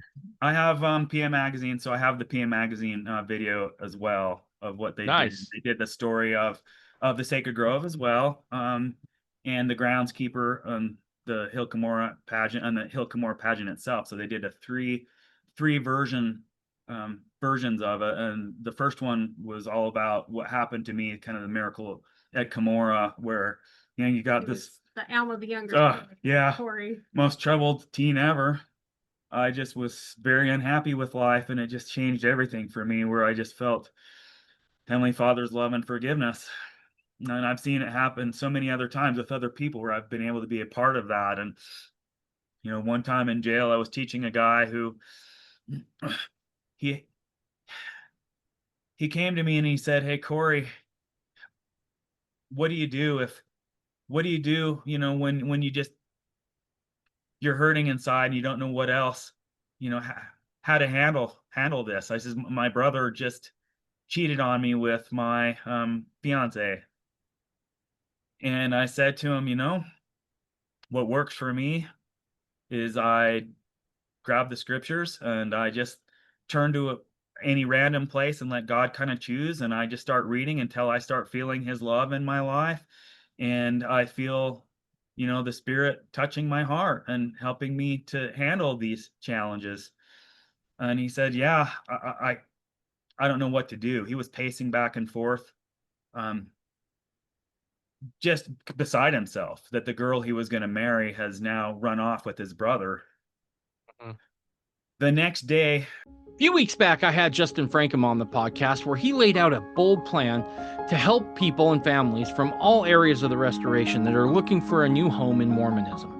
Mormon Legacy Ministries is an online, multi-faith effort to be a place where folks can come and learn and have fellowship while they find their new church home. Now, it doesn't matter if folks end up back in the LDS church, a fundamentalist church, or an independent. We just want people to go where it is that the Lord tells them to go, where they can do the most good. Now, as of last Saturday, a few of those meetings are now up and running. So there are 4 meetings that are available to you. On the 2nd and 4th Saturday of every month at 3 p.m. Mountain Standard Time, a sacrament meeting is available. On Monday nights at 7 p.m. Mountain Standard Time is a men's meeting. On Thursday night at 6 p.m. Mountain Standard Time, a gospel fundamentals class is available. Then on the 1st and Tuesday of every month at 7 p.m. Mountain Standard Time, starting in October, a women's meeting will be held. Now, it doesn't matter if you are a member of the LDS Church, a fundamentalist, a person from other restoration branches, an investigator, or a never Mormon. These meetings are available to all. Now, it doesn't even matter where you live. East Coast, West Coast, Midwest, Canada, Mexico, Europe, you name it. You have access to all these meetings. All you need to do is to go to mormonlegacy.org, scroll to the bottom of the landing page, and just click the link of the meeting you want to join. That's it. So whether you want a soft place to land while you look for your new church home, you're curious about early Mormon teachings, or you just really want to be part of something and are already a member of a church and want to stay there but want more opportunities to serve, this could be the place for you. Again, you can access all those meetings and reach out to anybody with the ministry by going to mormonlegacy.org or by clicking the link in this episode's show notes. Thank you. First thing he did was, running up to me as soon as he could find me, and he says, "Cory, I spent all night reading scriptures. I read through Psalms, and it just touched my heart, and I just want to run around and hug everybody. I've never felt like this." And that was the same thing with me. I was literally pinching and smacking myself the next day. It's like I didn't feel like this was so unreal to me that I would get an answer like this after all this time. He says to me, "Hey, Cory, well, you're a minister, right? You could baptize me." And I says, "Yeah, I could baptize you." And he says, "Well, baptize me." And I says, "Well, if you can get some of your friends to keep that guard busy over there, we can fill up the garbage can."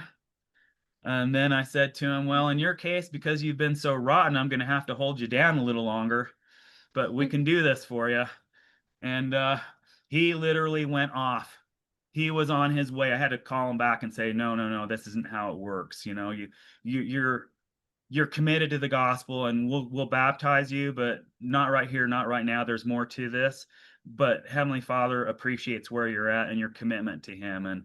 And just, it was such a beautiful thing. He had several friends come up to me and say, "This guy was a gangster. He was out robbing people all the time. To see this change come over him, it's so wonderful that you really helped him to read the scriptures." And I said, it's just Heavenly Father puts us in those places where we can be little missionaries to others. And I was so grateful to be part of that in his life. Those are some of the greatest experiences ever for me, actually, to look back at those moments. And I was part of that for him, and other people were part of that for me. And I'm so grateful to them for their contribution in my life. And, that's really why we're on this podcast here, is because we want other people to have this experience. We want people to understand the truths of the restoration and have a place to go where they have answers to what Joseph Smith taught, to what Brigham Young taught, what the Savior taught. Which is why we're kind of the faces of the 1830 Mercantile website that we've helped you build, so that we can all gather together as members of the church, or fundamentalists, or other branches of Mormonism. And we're going to get there in a minute, but I do want to just kind of finish the story out here. So I feel like a big part of your story is the struggles you've had with COVID. And was that something you'd be comfortable to share here? Yeah. So let's go into that, because I feel like your story that you just shared and the Jonies were pretty well caught up, right? We know how you guys meet, you get married. Yeah. Let's talk about what it's like when you guys get married for a little while. Let's go through that. And then my thoughts are, I think, so we can give the rest of this justice, what we'll do is we'll have you come back on, and then we'll go into the products, right? The 1830 mercantile, the cocoa powder, all that other stuff. Are you Sure. guys good with that? Yep. Yeah, absolutely. Yep. Because this is going good, and I don't want to rush this. So I feel like we take some time here. We'll be well suited if you Yeah. guys are down for that. Absolutely. Okay. All right. So you guys get married. You're off and running, right? Joni's smiling, Cory's smiling. Looks like things are going to go well. Tell us a little bit about how long have you guys been married now? 6 years going on 7. Okay. All right. So tell me about that 6 years of marriage. What's that been like? Well, I feel like before we can get to COVID, we had Trevor. So Yes. had a honeymoon baby, and we were doing it all natural. Everything was great. 5 weeks early, my water breaks, and I call my midwife, and she says, well, it's too early. I was still working, thankfully, so we had insurance to cover everything. She said, well, you can't have it at home. It's too early. So you'll have to go into the hospital. So we weren't worried about anything. It's just like I was early, so it's just like, okay. And I actually went back to sleep because I was like, well, I'm not having any contractions. And I slept for 8 hours. I played dumb at the hospital. The doctor's like, how long ago did your water break? My first one. But anyway, That's funny. in. That's the same look I get from my doctor when he says, how many cheeseburgers did you eat? Right. So we go in, and I mean, I feel fine because I'm not having a lot of contractions. They're very mild. They get me processed, and they start to induce, and they say his water's dropping, or the baby's heart is dropping every time you have a contraction. We've got to stop this. And we're like, okay, and I'm still hoping I can have it natural, but they said you probably need a C-section. And anyway, the doctor comes in, and this is like hours. It's like 4 p.m. by the time. He was a really good doctor, so it was a good experience to be able to walk in and have a good doctor. But he puts his hand on my belly and says, this baby is like 3 or 4 pounds. And I'm like, you're crazy. He's early, Yeah. but he's not that early, and everything's pretty fine. It's really fast. It's my first one, so I don't know what to expect. It's a C-section now. They, rush us in. He's a great doctor. It's like a 15 minutes. He did it. Yeah. He did it in like 15 minutes. Cut me open, take the baby up, sew him up. But, looking back, it's like they held the baby up, but they rushed him out, so it's like, what's going on? And so next thing I know, a doctor comes in, and says, your son has all the markings of trisomy 18, Edwards syndrome. He's got clubbed feet. He's probably got mental issues. He's got, anyway, he's got the Heart challenges. tight fists. Yeah. And, he starts listing the textbook definition, which Trevor didn't even fit all of that. So it was interesting that he listed things that Trevor didn't seem to have. But anyway, so he asks, do you want to take him off life support? And I mean, I just look at Cory in shock and say, just give him. Yeah, like, wow, that you would even ask that with our child. I was horrified by that even comment. It's of course you're going to help our little child. So he was 3 pounds. Yeah. Like they didn't give you guys options first, like, hey, maybe we can do this, maybe we can do that. It's just like it was that abrupt. I had no idea what the diagnosis even meant. I wasn't sure, like, do you want to explain the disease first? Like, give me some background. I mean, he listed symptoms, and he was really quiet, trying to be respectful. So I'm pretty sure this is just normal protocol. This is what we're supposed to do and say.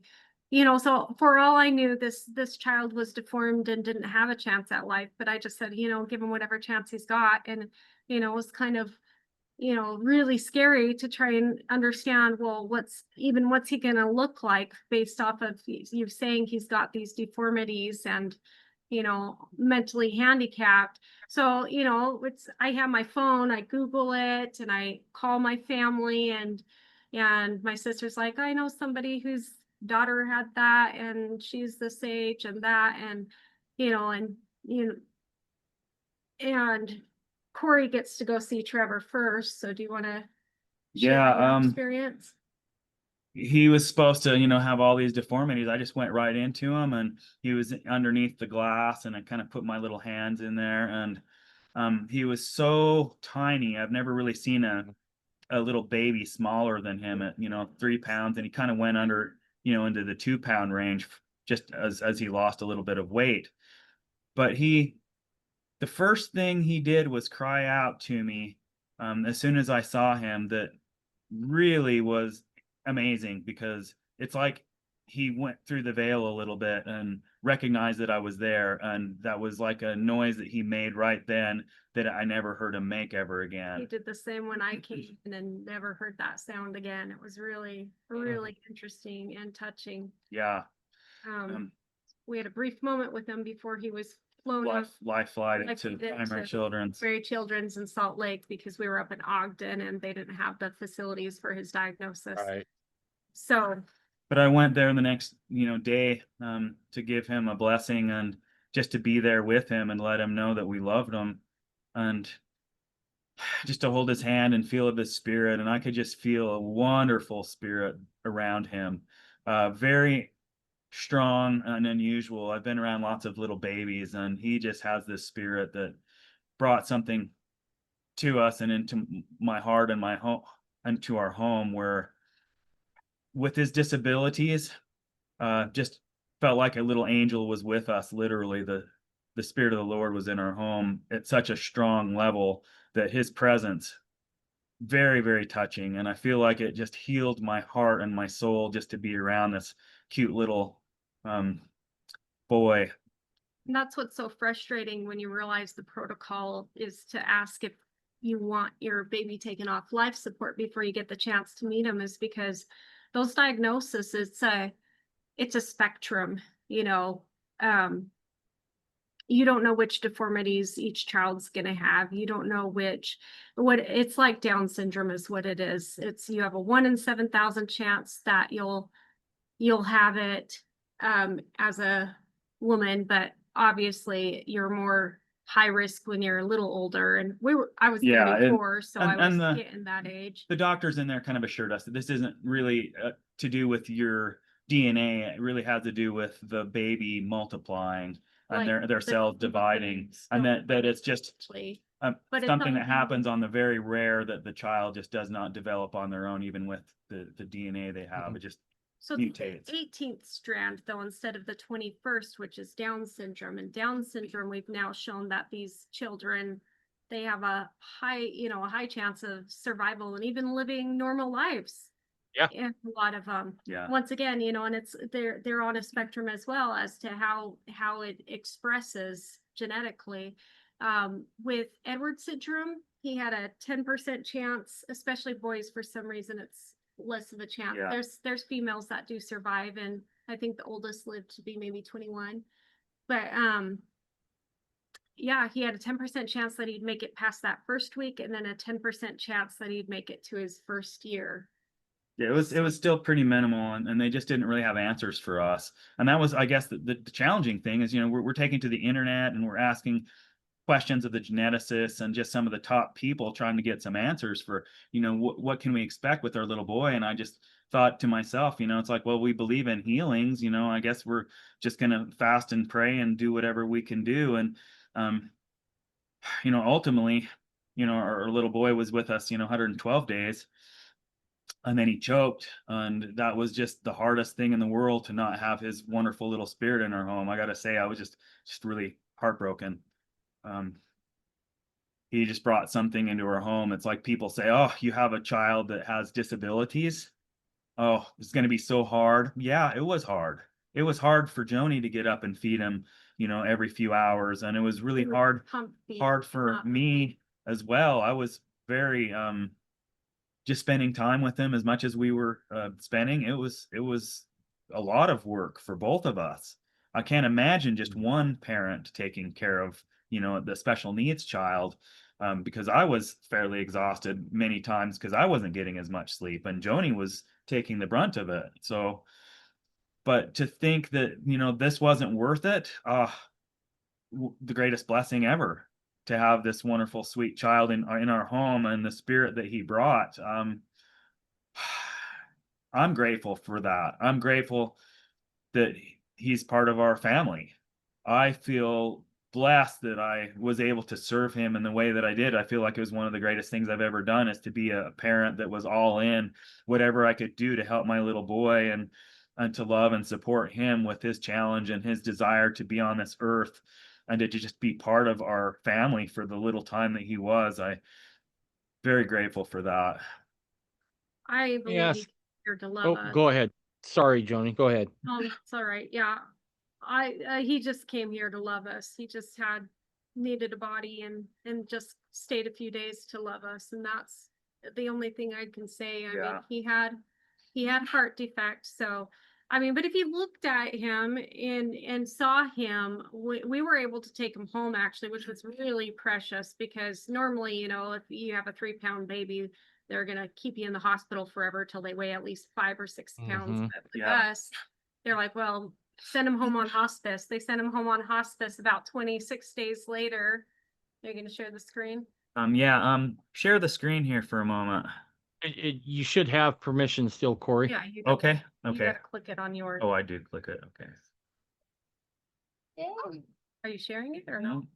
Yeah. I'm gonna put this down here. But those days at home were so precious that we gotta just take him home and love him. He was on oxygen and he was tube fed, but otherwise he was almost a normal baby. He had heart defects, so he wasn't gonna outlive us, no way. And he had his epiglottis wasn't fully formed, which is Do you see the thing? I'll do it there. Oh, there it is. Sure. Yeah. So but here's just A short little video clip just to kind of show his beautiful little spirit. I feel like that's something that everyone ought to see, because, even with the greatest of challenges, you could feel something special just by watching this for a moment. It's not sharing on my end, guys. okay, here it is. There it is. Is it? Oh.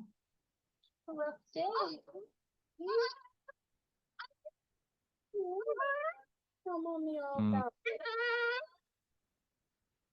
Yeah. I know. 2 surgeries in one day? Hey, Trevor. Hey, Trevor, we love you. Yeah, we do. And I just remember we hit stop share, so hot meeting. Nope. Yep, just exit out of it and it'll stop sharing. There you go. What were Yeah. you saying, Joni? You remember what? Well, one day I was just holding him, tired, exhausted, from all the caretaking duties and doctor's visits, and scrolling my phone, and I looked down at him, and there's just so much love emanating from his eyes. He was definitely a different caliber, a celestial being, it was really, really sweet. So unfortunately, he's our only one so far, and we're still praying and hoping that we'll get the opportunity to have more. Yeah, we've got impressions for 2 other little babies, and Megan and Nathan. We've already come up with names for them, and feel that those are the 2 that Heavenly Father will give us. The only challenge is I've had COVID the last little bit, and I've had some massive struggles with that. So I guess we can get into Sure. that story. But before we get into that, if it's not too personal, you can always tell me to shut my pie hole if it is. What in those moments, right?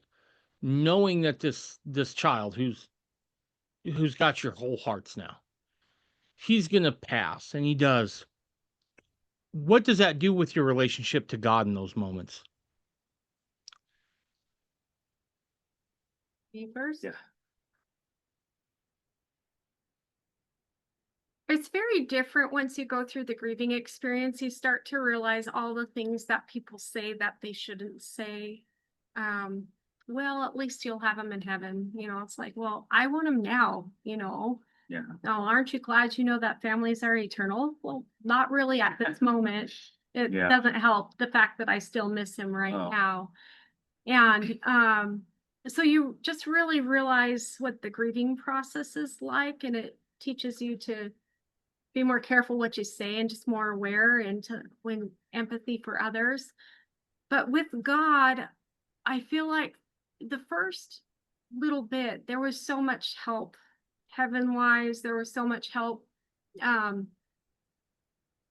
family wise that usually it doesn't hit you till a little bit later. And for me, 2020 was really hard. So Trevor, we got married in 2018. We had Trevor in 2019 and he passed in 2019 as well. And then COVID hit and that, messed with our finances. The world felt very dark for a little bit. Mhm. So I do feel like I kind of struggled with my relationship with Heavenly Father during that time, just of like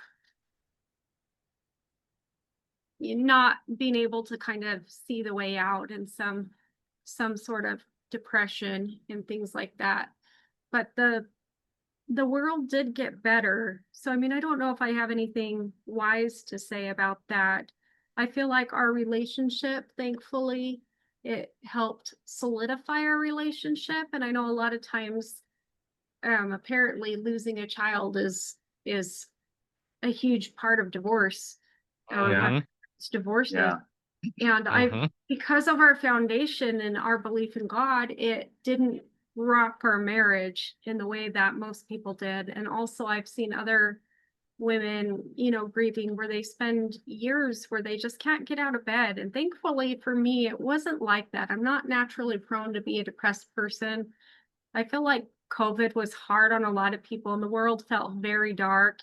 And all of that compounded with losing Trevor just felt, but it did take a little bit more like trust and faith. And still, even now, I mean, we've had a miscarriage too, and it's just like uh it's hard to realize that you have to have faith that God and Heavenly Father wants what's best for you, even when these hard Yeah. things happen. And sometimes it makes the challenges just a little harder when you um I feel like it's shaped me in ways that I didn't want to be shaped. Like I would rather be more of an easygoing parent that's not worried about um a child hurting themselves, but very much now I feel like I have a mother's heart that is going to be very overprotective. Like you can't die on me, kid, because of No. Right, right, rightfully so. Rightfully so. right. Cory, I want to ask the same question to you, but first I want to address something that Joni had said here. And that was people say things well intended, but it doesn't hit well, right? It doesn't land well. Yeah. And in those times, I remember I worked I worked with a guy when I was still in the church. Good dude, totally good dude. And he meant completely well. But that dude had no ability to read a room, like none, right? And so he would come in trying to be perfectly, trying to do his best, right? And there were times where I was like, man, I should just give this dude a sandwich right as we walk in. He'll be busy eating before he throws me down a route, throws me under the bus. But I think you bring up a great point here, Joni, and that is you got to be cognizant of what you say, right? And there certainly is a time to talk about those things. But that moment, that's not one of them, right? And I go back to when Alma's baptizing at the waters of Mormon, right? What does he say? He says, "Mourn with those that mourn." And sometimes I think we as people have a misconception of what that is. And, to bear one another's burdens. I think that goes along with it. We have a misconception of what that is. I think as people, and look, dudes are the worst at this, right? Because we're like, okay, there's a problem, we gotta go fix it, right? Give me the duct tape, give me the wrench, the WD-40, I'll get this thing back up and running. Sometimes there's not much. And so what I really think that teaching that Alma's given everybody as they're at the Waters of Mormon is that sometimes you just sit with people in their grief. And that's as good as it's going to get in that moment. And that is the best thing you can do. It said nothing about, well, yeah, just say inspirational words and that'll help. Um, Sometimes we just got to be in that place with other people where you're like, you know what? You're right. This sucks. It And sucked. Yeah. I don't have any words to try to explain to you why or anything else, but I think that's so important. I think you made an excellent point there, Joni, in that, because again, and guys are the worst at it. We want to fix everything. And sometimes you can't fix it. And sometimes if you're going to do the Christ-like thing, you just got to go sit in the environment that sucks with your brothers and sisters. So, Cory, I want to get the same question to you. How did this Yeah. affect your relationship with God during this part of it? I felt just so comforted by my little boy being with us. And I felt like he was defying the odds, and that goodness, he was going to be with us for a while. And, they told us that, his first week, probably not going to make it, even the first day. And they don't expect anything kind of a attitude. And I could just see that, he was starting to do well. In fact, when he, passed, it looked like he was going to get off oxygen, and it looks like, he could probably, start eating at some point. He did seem like he was getting better, and I was so grateful for that. But the thing that was the hardest for me was his little spirit brought such a, a wonderful positive spirit of love into our home that I just adored being around him. And his last day, I just had him right while I was working on the computer. So I'm just sitting there typing away, and I had him, laying right up against me, and he was kind of stroking the little hairs on my arm. And um You wouldn't expect to, Mm. to be able to do that, but I walked in and you could see his little hand just like almost he knew he was it comforting. was it was definitely a little comfort type moment that it was not normal for a little three month old. And there were times that he would look up at us, and I just felt a connection with him that was just so beautiful, and like his little spirit was bigger than this, and that I felt the love of God so much in my life that I felt like I was definitely the level of comfort that I felt, and the level of the spirit that I was experiencing by being his little father and just having him in our home was extra, extra special. It's just the kind of thing you just don't ever forget. It's the kind of thing that just changes your heart and soul. Like I would never look at someone who's disabled or, you know, dealing with challenges the same way. It just some are the greatest spirits that we have on this earth, and he was definitely one of them to me. And I felt like Heavenly Father had him here just longer, especially to comfort me and to help me feel God's love more so. I feel like more than anything, that is the message that of him sticking around. And I feel like I wasn't angry at God over it, but I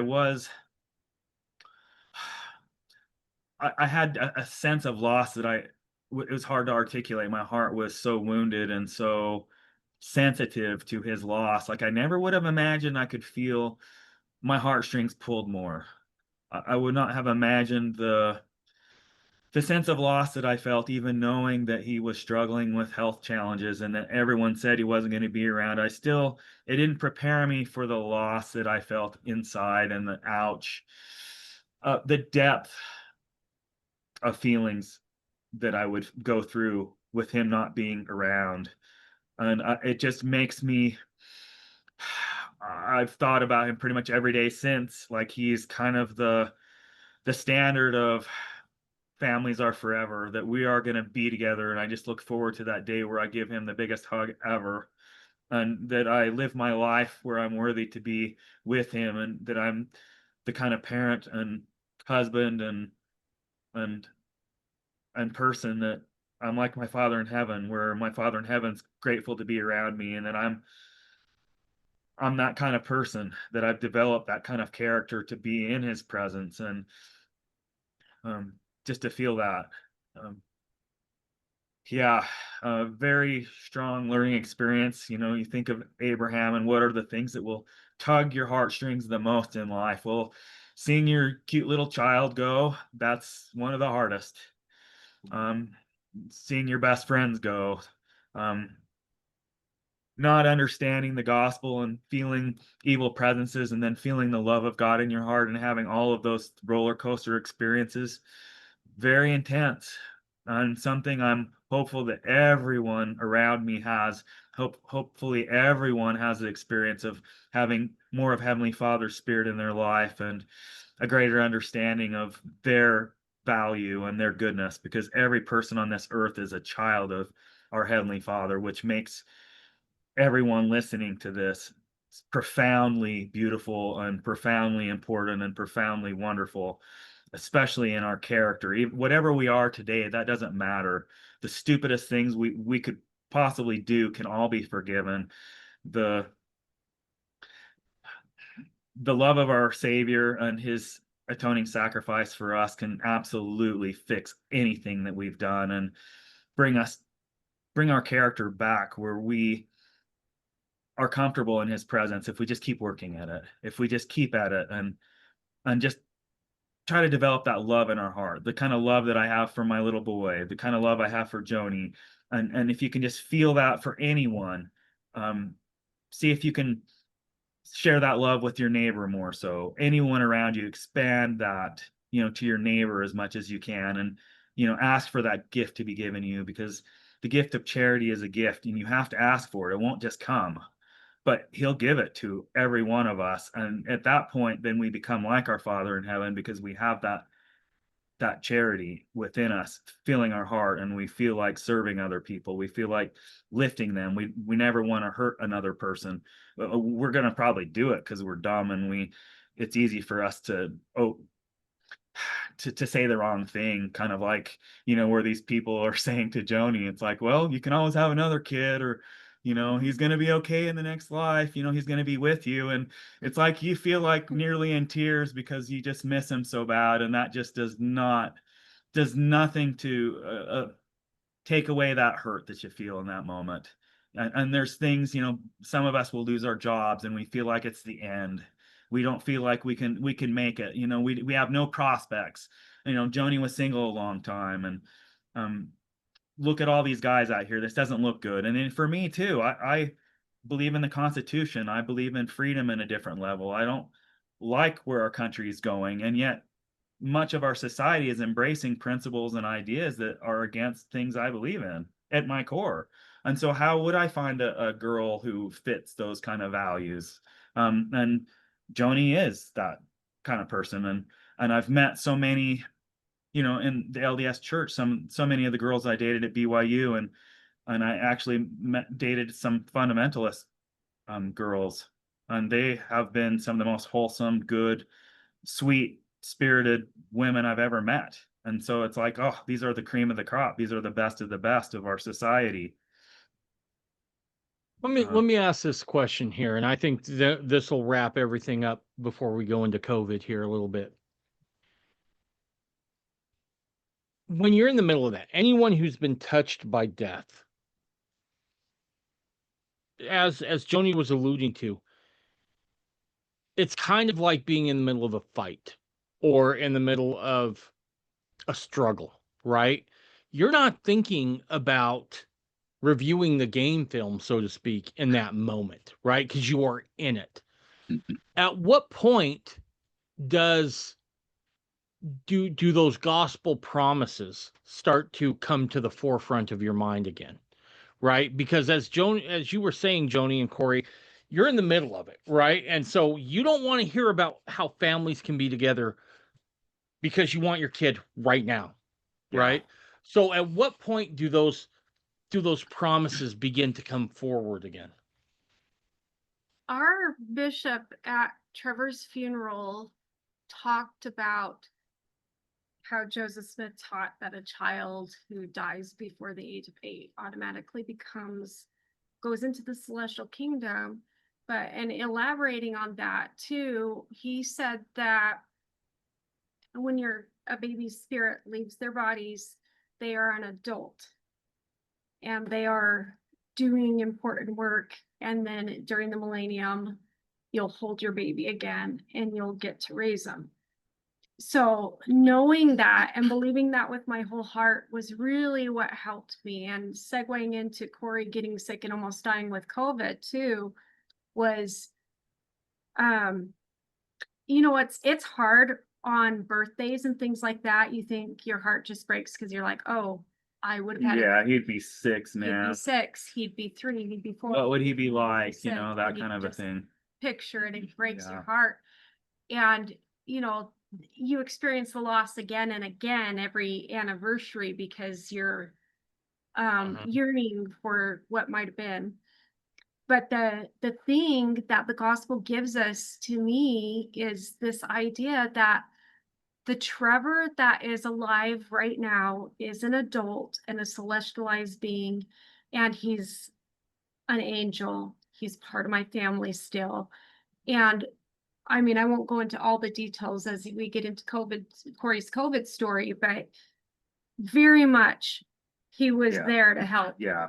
We've got a Or couple comfort. stories there about that just make a lot of sense as far as him kind of intervening and comforting me. That was one of my prayers. And I would pray, people think, well, I know there's some debates online about, well, you shouldn't pray to Heavenly Mother, you shouldn't pray this, or, we don't worship our ancestors, so we don't pray to them. But I've had experiences where I say, Trevor, I need this. Trevor, take care of Cory for me, because he was in the ICU back when I couldn't go. They wouldn't let me in, so it was very much.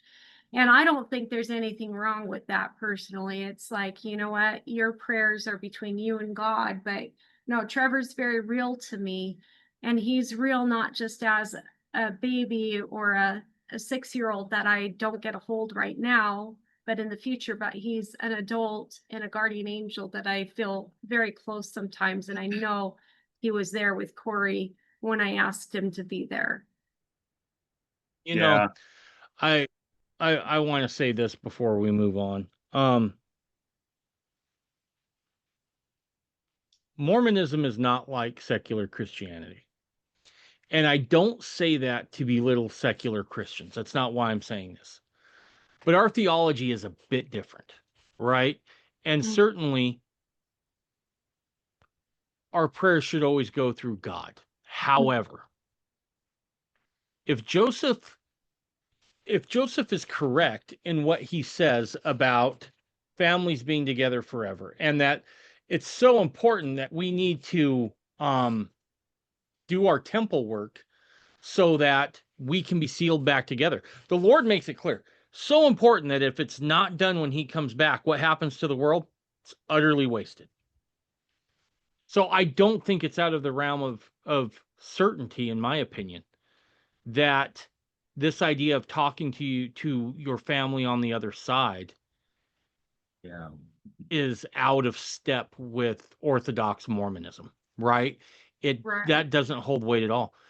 To kind of go along with what you said there, I remember my dad when he met my mom when I was born. He was a diesel mechanic. So the house always smelled like diesel, right? And I can't think anyone who hasn't ever smelled diesel, but if you haven't, it smells different than gasoline. It's a different smell. And my dad had lost a child in a previous marriage and from SIDS. And so messed with him to the day he died. He'd walk into my room, gosh, to the day he went to the hospital. And just at night, he'd just put his hand either on my back or he'd put his finger under my nose to see if I was breathing, right? And so that diesel smell, especially on his hands, was always present. And I remember one night, shortly after we had, shouldn't say shortly, it was probably 3 or 4 months after we had my oldest boy. And um we had an old crib, right? Like an old antique crib. And the slats between the bars were a little wider than normal. It was handmade. It was about 2:30 in the morning. And I remember I started to smell diesel. I mean, pungent, strong diesel. And I was like, what? And my first thought is someone dousing my house? Like and it was summer. So like, I was like, is someone screwing around out there? Right. Like it was that pungent. And I followed the smell and it went down to my son's room and he'd wedged his head in between there, those slats, and then had managed to twist himself in a real weird position. And had he moved just another fraction of an inch one way or another, because the blanket had also wrapped itself around him, he was gonna suffocate. And I remember I went back there and got him repositioned and everything. Actually, I took him out and had him sleep in his bassinet next to me that night, and it's like, well, I'll work on that crib in the morning. But that veil is so thin. And I think sometimes we think of it way more as a door or a wall as opposed to a thin, wispy veil. And so I don't think that's like I said, out of the pale of orthodoxy by any stretch of the imagination. So, all right, Cory, Yeah. let's move along here. So in 2020, now you guys go through all of this heartbreaking stuff with Trevor, your son. Yes. And then how long was it between that and the time you contracted COVID, Cory? Right about a year or something, about a It little more than that. I got sick November 5th, 2021. So it was the end of like the pandemic that Yeah. he got really sick. So it So was a year into COVID, and he was hospitalized a few weeks later well, after. the thing is like COVID, for me, everybody was talking about, hey, it's the end of the world, be very careful, mask up, and this is just super contagious. And in my mind, look, I've only been sick a few times in my life. I have been used to training for decades, 15 to 30 hours a week. I just really was fairly immune to feeling like trash. A few times, in a decade, I might get sniffles for a day or two, and generally not be like I would take a day off or sit, on a couch and watch movies or something. That just is not something that was part of my life at all. And most people that know me, they've never seen me ever have a down day. And then I guess the idea of me ever getting sick with COVID just seemed so remote and not something that I could ever get. But one of our close friends here ended up getting sick with COVID here in Pima, but we actually moved to Arizona from Salt Lake because the shutdowns had created so much insanity when we went shopping. Our gym was closed, and people at church, they had shut down church, and just we felt very uncomfortable with that environment and felt like just going with Joni's family in a small town where people had some semblance of sanity. Mm-hmm. And anyway, Joni's dear neighbors asked for a blessing, and I just thought, well, of course, I'm going to go over and give these guys a blessing, and ended up that they're very runny eyes.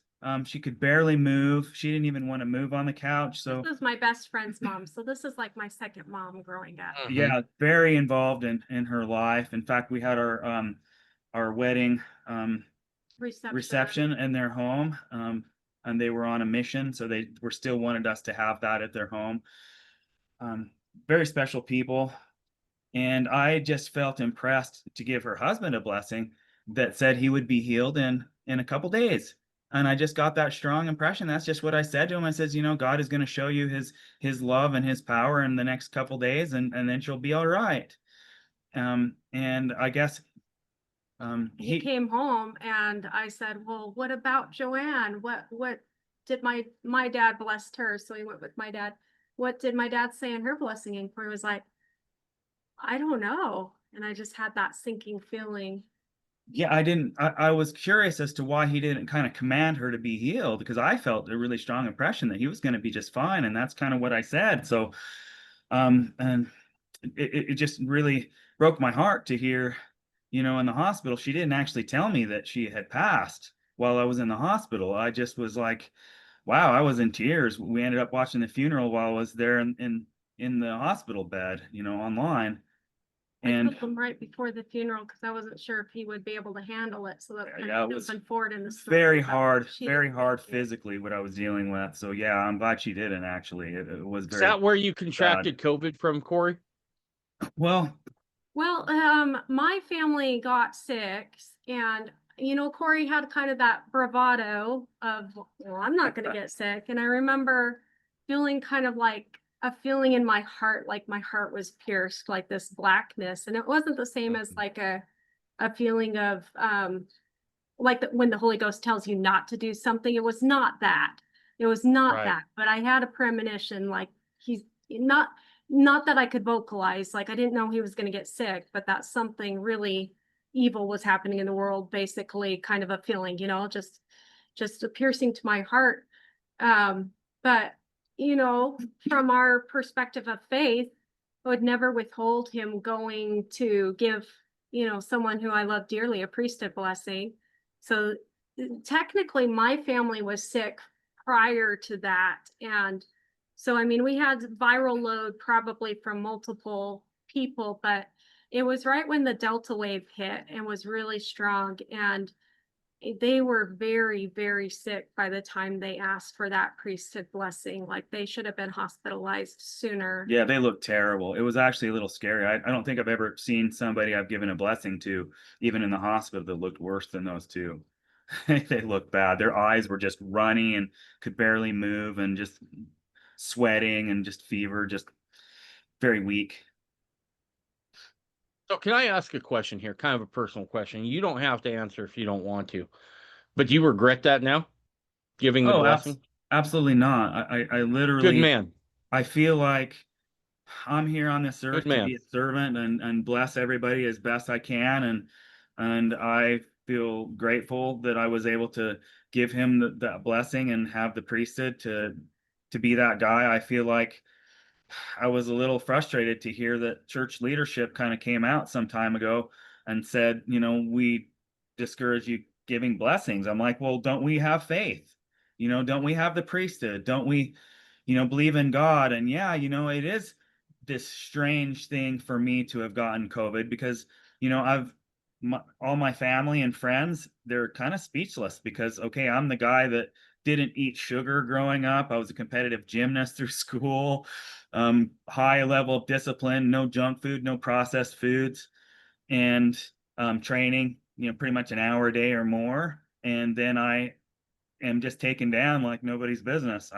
Yeah, we'll get right into what that was like for me. Um, COVID Hold on. is, mhm, Hold on one second. I just want to make sure I got the story straight here. So, Joni, you caught it first, right? yeah. How was it for you? So, and that was part of like looking back, a mistake I made is I assumed he was experiencing the same thing I was experiencing when he was sick. It was one of the worst sicknesses I've had. It never went into my lungs though. It was all upper respiratory, the worst achy fever I've ever had. And I was weak for like months after it. And I lost clumps of hair. Like, so, I mean, I had long-term COVID effects, but I was not ever to the point of my deathbed. Gotcha. Gotcha. Okay, so Cory, what's the first symptom you start noticing? Started to feel kind of a little bit of a runny nose, like, I've got stuff I got to blow my nose a bit more and just a little bit less energy. And I guess in my mind, not that big a deal. I'm gonna be good because for me, I just really bounce back from anything. And so this was the first time I wasn't gonna bounce back from something like this. And the first the first few days, we heard about taking ivermectin and hydrochloroquine and just some of the things that were being recommended online. Like, quickly get that in you. We talked to a doctor. A naturopath. Mhm. And we learned later from another doctor who I'll introduce better at a different part of the story, but that COVID actually has 3 phases, and ivermectin only works in the first phase. It's the viral replication that it helps with, that it stops. And that phase sometimes happens before you're even sick. So that's why you have, people who swear by ivermectin, and then studies that maybe aren't as strong on ivermectin. So ivermectin absolutely is a good thing for COVID, but you have to take it at the right time. And that's what we learned with Cory. We got him ivermectin, but it was too late by the time the prescription was filled for it to have been helpful. You have to have it by day 8 or 9 in this case. And there are so many things that we just really did not understand very well. And obviously, they shut down kind of the conversation online about this, which is to me the most heartbreaking thing, because there were answers, and this didn't have to happen where, millions of people didn't have to die over this. There were ways to stop this virus from replicating and affecting so many people pretty much instantaneously. Yeah. And I'll give you more of the story on what happened and what kind of brought me back to life again. It's nuts, right? Because I remember when COVID happened, really hit hard. My oldest son lost his job, and he was still just kind of in school, trying to make ends meet, that sort of thing. So we had a downstairs finished apartment in our basement. And we just told him and his wife and his daughter to come live with us. And while there, they got COVID. And I'm going to be careful here because I need to be real careful. I know a guy who got his hands on some ivermectin, right? And it was early. It was like the first 2 days. And so, dude, it was the strange, I've made it very clear here on the podcast, I grew up rough, right? But all of a sudden, I felt like I was back in my teenage days trying to buy some weed, right? Because I'm going behind the back alley to get ivermectin, right? Like I remember because doctors just wouldn't prescribe it, right? No, It's and it didn't matter they were how getting much in trouble for it. Yeah, it didn't matter how much documentation you had, how much studies you had. Like it was the safest protocol for COVID that there was, right? Right. This is a drug that has been on the market for decades. The guy who created it won the Nobel Peace Prize for curing river blindness with it. You can't really OD on it, right? Like it was the safest medication that you could take for COVID and was effective. And they just shut it down. They just said, you're not getting that. You know, I had another buddy that we had to send out of the United States to go get monoclonal antibodies, right? To get hooked up to an IV to get the drip. Again, fixed him right up, right?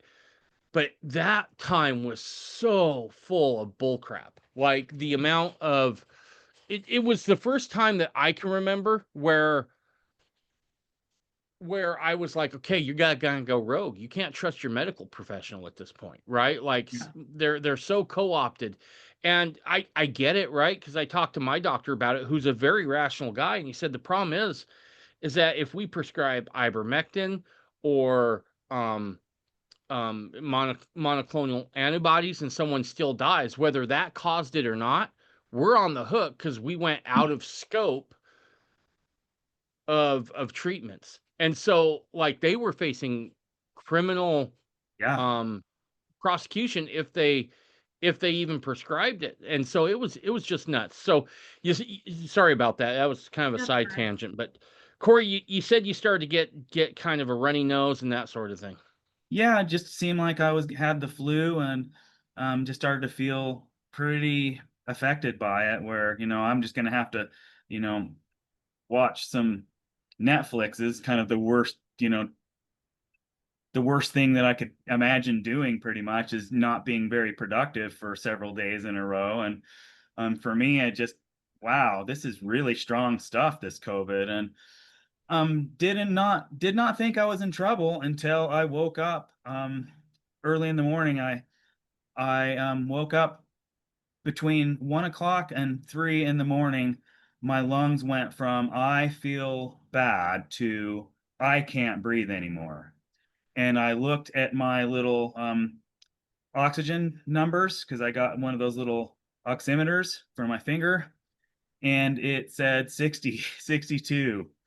Oh, And geez. I was reading that, looking at it like, this thing's, look, I think it's broken. So I took it off, I put it on again. Sure enough, I'm 60. And I texted somebody who was in the Heart in the Grid group, David Pine and some of those guys. And I texted, I says, I'm getting a reading of 60 something on my oximeter. And someone in the group says, you call the ambulance right now. I said, really? I was not thinking straight. And so that's what I did. But I'm glad they You did. texted right then. Well, yeah, no, I was totally out of it at that point. Yeah, it was this whole time Cory was like this weird lucid child, like from that moment on. So give a little backstory. He's already on oxygen at home.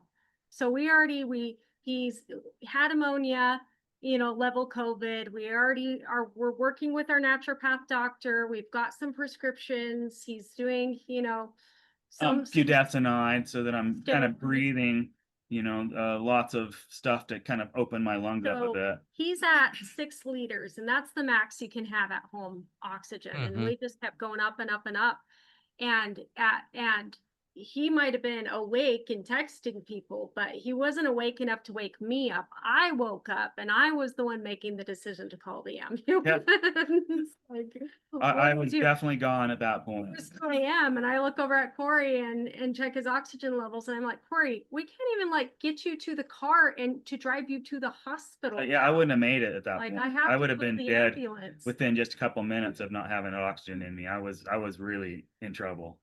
And yeah, I'm that's pretty sure he got up and shaved and probably would have showered if I'd, like if he'd had time before getting admitted to the hospital. Yeah. I was like, what are you doing? Okay. I can identify with this. All right. I can't believe I'm going to tell this story on air, but full disclosure, my dad died as a young man still, right? He was 47 when he passed from heart disease. And this was back when I lived in Idaho. And I was at the gym and I benched, felt really good, hit a PR, right? Nice. Jump on the treadmill, go to work.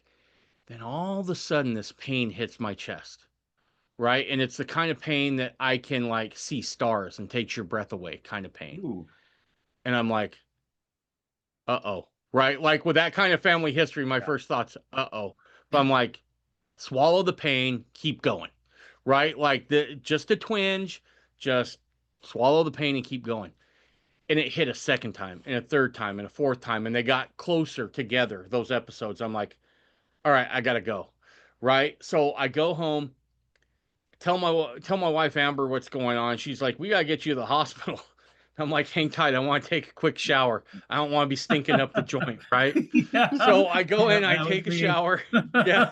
I take a shower and they wheel me into the, my wife takes me in the ER and I'm trying to be cool about this, but in the back of my mind, I'm kind of freaking out too. Right. Because it's starting to come with more force and more pain, and it's coming more frequently. And I'm like, yeah, I got this coming. Right.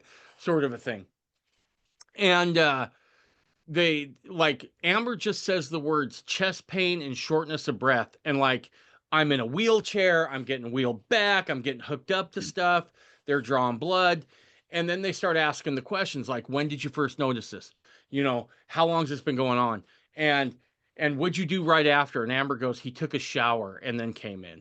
And like the nurses just like stop work right in the middle and like look at Amber, and then they look over at me and they look back at Amber and they're like one of the nurses goes, you're a moron, sir. And I'm like, I was thinking, right? Like, and they're like, it does not matter. Get in here. Right. Now, fortunately, it wasn't a heart attack. They didn't EKG. They like took some blood because apparently you'll kick out certain proteins or something when you have heart trouble. That comes back clean. The EKG looks good. And now it's about 2 a.m, right? And they're just kind of watching me, and it would hit every so often. I would kind of, wince and hold my breath a little bit. But, so the doc comes in right after I have one of these episodes at about 2 a.m. And he's like, okay, I can see you just went through something here, but what happened? I said, I don't know. I was just sitting here and it just, I kind of readjusted and it hurt. And he goes, what? I was like, yeah, I just readjusted and it really hurt. And he goes, what were you doing right before this happened? I was like, well, I was going for a personal record on the bench. And he goes, yeah, okay. A few minutes later, someone comes in, they wheel me out for a kind of like an MRI, right? You go back there, they do the MRI, and he goes, yeah, bud, you partially tore your pec. Oh, That's why it's hurting. Now, the part I failed to mention was I'd already called my buddy at work and said, hey, dude, I'm not going to be there tomorrow, right? Because it's like 2 a.m. He's like, what's going on? And I said chest pains. He's like, okay, just keep me informed. So I throw him out another text at about 5 a.m, about the time I'm being discharged, and told him, I said, hey, man, it looks like I just, kind of ripped my pec muscle a little bit. And he goes, oh, well, that's good to hear. I showed back up the next day to work, and there's like balloons and big signs saying, Dave, I'm sorry you tore your man boob, right? And there's like how to give yourself an at-home mammogram literature all over my desk, right? So Oh, that's funny. That's so when you great, say, actually. Cory, That's when you great. say Cory shaved a little bit and stuff, I'm right there with you, bro. I get it. Yeah, So definitely. anyway, sorry to interrupt there. Go ahead. That's all right. Well, the EMTs came and took me in, and I guess I'll let Joni. Yeah, yeah. So his oxygen levels just kept getting worse and worse. But we go to the emergency room, and it's a small town here, so it was devastating at the time, but they're like, we don't have any beds. We're gonna have to fly him to Phoenix, So I'm like, oh, there's no way I'm gonna. How far is get Phoenix to them. from where you guys are at? That's about 2.5 hours, so it's not Okay. horrible, but It's a jaunt. it's a jaunt, and the ICU actually kept me out, so that was really frustrating. So they still wouldn't let me in, and I'm like, look, I've had COVID. I'm still like partially sick from it, Yeah. I can be with them. And I don't know, it would have been hard to see him struggling as much as he was, but basically they fly him out, and the rest of my life for like 21 days while he's was it 21 days at the hospital or the ICU? The ICU. 21 days at the ICU is calling, I'm like sleeping a lot, calling the doctors in the morning, praying, praying so much. And Cory is one step away from me needing to take over like full power of attorney medical wise. And he was a pre-med for a little bit, so he actually knows a little bit about stuff. And so it's really interesting because 1 minute he's telling me, oh, they want to give me this drug but I don't want it, and he's pretty lucid, and the next minute we're having conversations like, I'm hanging up and I say, I love you, Cory, and he says, I know, I'm not that mean. And another time they the nurse moved his little cup that you pee in and put it on the windowsill, and he could not reach it, and he couldn't get it. He was too sick to like roll over and grab it even. And so he's like, I've got to go right now. I said, okay, I'll call the nurse. And I hang up with him and call the nurse's line, which at this point is like on auto dial. And I'm like, he needs to go right now. And they rush in the room, and I call Cory back, and he's like, they heard you. Like I had called them. He's not getting enough oxygen to his brain to fully understand things. I mean, he's one step away. Technically he's intubated, but not like the intubation where they put him under. I was under the high flow and just 40 liters of oxygen. And just to kind of give some numbers for those who might have a little idea, as an athlete, I would typically sprint, cycle racing, and I would hit numbers of maybe 160, 170 heart rate. As far as my heart rate goes. Just laying in bed, I was 132 to 176. So this is 4 weeks. I didn't even come down under 132 when I was leaving the hospital. I was literally over 120, 130 when I was released. So it was very intense. major exhaustion, lost like 30 pounds in just those couple weeks, dripping with sweat, barely could function. Certainly, I was seeing all kinds of visions and hallucinations and things like that. I was definitely experiencing something that just is super intense. But to kind of describe it, a lot of people, they don't recognize here's what really happens to you physically. Your lungs filled up, in my case, all the way to the top. And so it's all this gelatin fluid that I would spit out, literally like a jello. So it was fully gelatinized. And even a month out of the hospital, I could literally breathe like 300 ml. So basically a little over about a cup of air. And your lungs can hold a whole gallon plus, in my case, about 5 liters. And I could only breathe a cup of air, which is just so tiny when you look at your lungs. And the interesting thing is, even a month out of the hospital, nobody had answers. They actually released me, not having any way of telling me what I was going to do, or here's just a few drugs to deal with your situation. And I don't know, it was fascinating to me that my body could hang in there and even live with all of this, because I was so exhausted, working that hard. But what was happening was very intermittently, I would kind of go in and out of consciousness, and my heart rate would just go faster and faster, even higher than those numbers. I'm sure, just when I couldn't breathe or get enough air.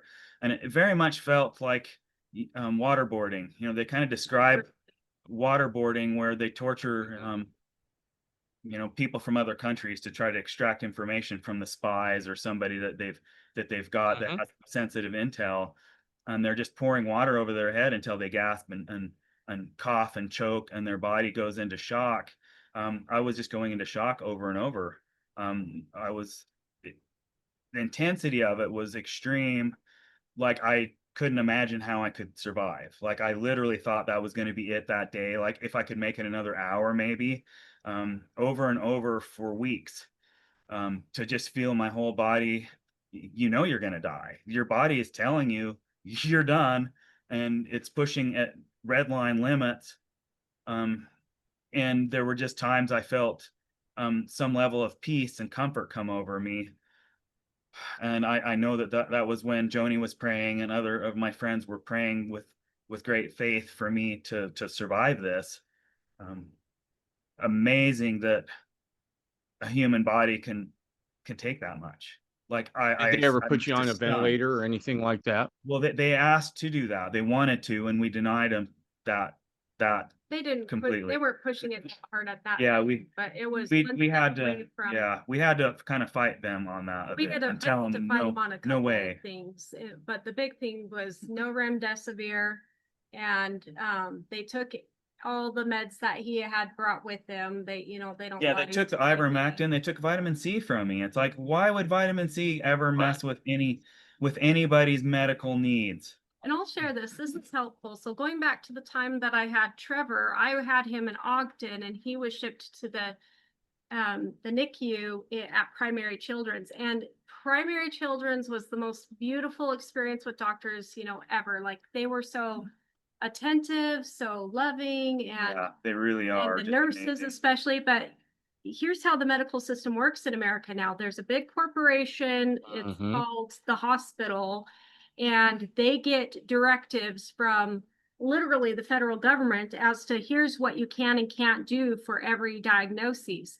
And there's not a lot of patients' choices. However, you always have the right to refuse any treatment as a patient. Now, there's only a few exceptions to that. That's if you're in the ER and it's emergency, they can't ask you. When he was rushed into the ER, they immediately put an IV in him. And as I'm saying, no remdesivir, and writing it down on a paper that he can take with him in case he can't talk to the nurses there, to express his wishes that he doesn't want to take the remdesivir, that they quietly take out the IV. And I don't want to freak him out, but she didn't even tell me, because I would have really been upset with that immediately. The bill later was remdesivir. So, because they charged us for it. Like several $1,000s, almost $3,000 for For that what? little half a bag that they put in my arm. Well, they didn't get much. They didn't get, thank goodness. But, and so he gets to the hospital, I'm calling, and some of the nurses are really amazing. So like, shout out to nurses. Nurses are amazing, but the doctors, they work in teams, and what they're doing is they run from patient to patient and spend like 15 minutes. And anyway, so I'm begging doctors for any alternative treatment that they know of, like even just give him extra vitamin C to boost his immunity. And there's this one doctor at the ER in Phoenix where he's been taken that gets on the phone with me, tells me basically I'm an idiot, that there's no studies that show that vitamin C helps with COVID, and that, and he ends up hanging up on me. And so back to when I had Trevor, one of the most fascinating things happened. I'm in shock, a little bit in shock after having Trevor with his diagnosis. They fly him there. I want to be with him, but I'm told that I just had a C-section, so I have to wait to get my staples out 48 hours later. So I'm not being, admitted. Well, these people are walking around offering like candy bars and sodas and whatnot, which I was like, in the hospital right after you have a child. That's not healthy. That's not what I need. But they were really friendly, like volunteers, and they're like, well, and I, asked my story, told them I had this baby that might die anytime. I don't know, and they're like, well, let me get the social worker. So a social worker comes in and she's like, do you want to see your baby? I'm like, well, yes, but I was told I can't get released. She's like, I can get you released. And so she went and advocated for me and got me released early. And then I just came back up and later and got my stitches out later, no big deal. Yeah. And that experience prepared me for him being in the hospital, because I knew once that doctor hung up on me, I was like, it was so politicized during this time that I was like, I really hope they don't take this out on Cory. Like, don't give him good treatment, because they're like, oh, he's one of those crazies that has ivermectin and his wife's crazy. We're not. Yeah, and I didn't get the vaccine. Deserves to die. So yeah, I'm not following their protocol that I do deserve to die kind of thing. Because some of them were looking at me like you almost deserve it kind of thing. I called their case management number and I reported. I said, look, I'm not here. I don't want to get this doctor in trouble. I don't want him to be in trouble, but I need to know that my husband is being taken care of. And I am scared he could die. And he did not handle that appropriately. And I get it that you guys are overworked and you're tired, but you know what? I'm still a customer and I need to know that he's going to be taken care of. So anyway, so that's something you always have the right to do in most circumstances is to refuse care, and they're not supposed to kick you out of the hospital. They told Joanne they'd kick her out if she didn't get remdesivir. Yeah, that is a violation. Are you kidding me? Yep. No. They said that to her. They were really mean with her. And she's a nurse practitioner too. She taught a lot of these nurses, and it just broke her heart, how they were treating her after they were her students. Dehumanized her a little bit, and she just couldn't understand it because she's the most charitable person, Yeah, she's so sweet, bubbly and outgoing and sweet. I was like, what is going on here with these people, but yeah, anyway, that's what her daughter told me, my friend. So in that 21 days, like how much of that was like touch and go? About all of it. Like they kind of kicked me out of the hospital just a few days after that, but I was so dysfunctional. It's hard to imagine, like, as an athlete that I could have survived it. No, it makes no logical sense that a human body could have survived what I did. I literally just, I don't give someone who's a non-athlete, there's no way. They'd be done in a day. They would not be on this earth, not with what my body was suffering from, and how hard I had to work to get air and to breathe, and the coughing and everything that were coming up with that, because I literally just was struggling like I was being held underwater, and then I come up and I just be like that, and then I would just be under the water again and again and again, and I was just like, I looked around this little hospital room and I just thought, this sucks. It's like I'm just gonna die in this room. Like all of the like crazy sports I've done on skis, going off cliffs and skateboarding down streets and motorcycle stunts I've done, and this is it for me. I was like, and I just thought, Heavenly Father, help me out here. It's like you told me I would have two more children, and I've got the most wonderful wife, and I feel like I'm so blessed right now, and I don't know how this is happening or how this all works or why I'm experiencing all of this because I've never really been sick before. And wow, I did have the comfort of my pillow grabbing me and turning into a teddy bear and just wrapping its arms around me and just comforting me. And Joni was like saying that's probably our Trevor sending you this wonderful little message, and I totally agree. There were times when I just felt the comfort of people's prayers during that, even in between. And the hardest part was to try and bring my heart rate down where I wasn't working so hard to just survive. The panic was so It's an intense. ongoing panic attack, and that's, Yeah, it's like you're just like this. It's like I can describe it somewhat, but it Sure. really does not do justice to being held underwater that many times and gasping for breath. And then it's like you're going under again. You're going under again. It's like this, it's like this never-ending torture that is kind of indescribable to someone who hasn't really had the COVID like that. It's really cruel. It's such a cruel way to die. And cruel way to even suffer as long as I was for weeks.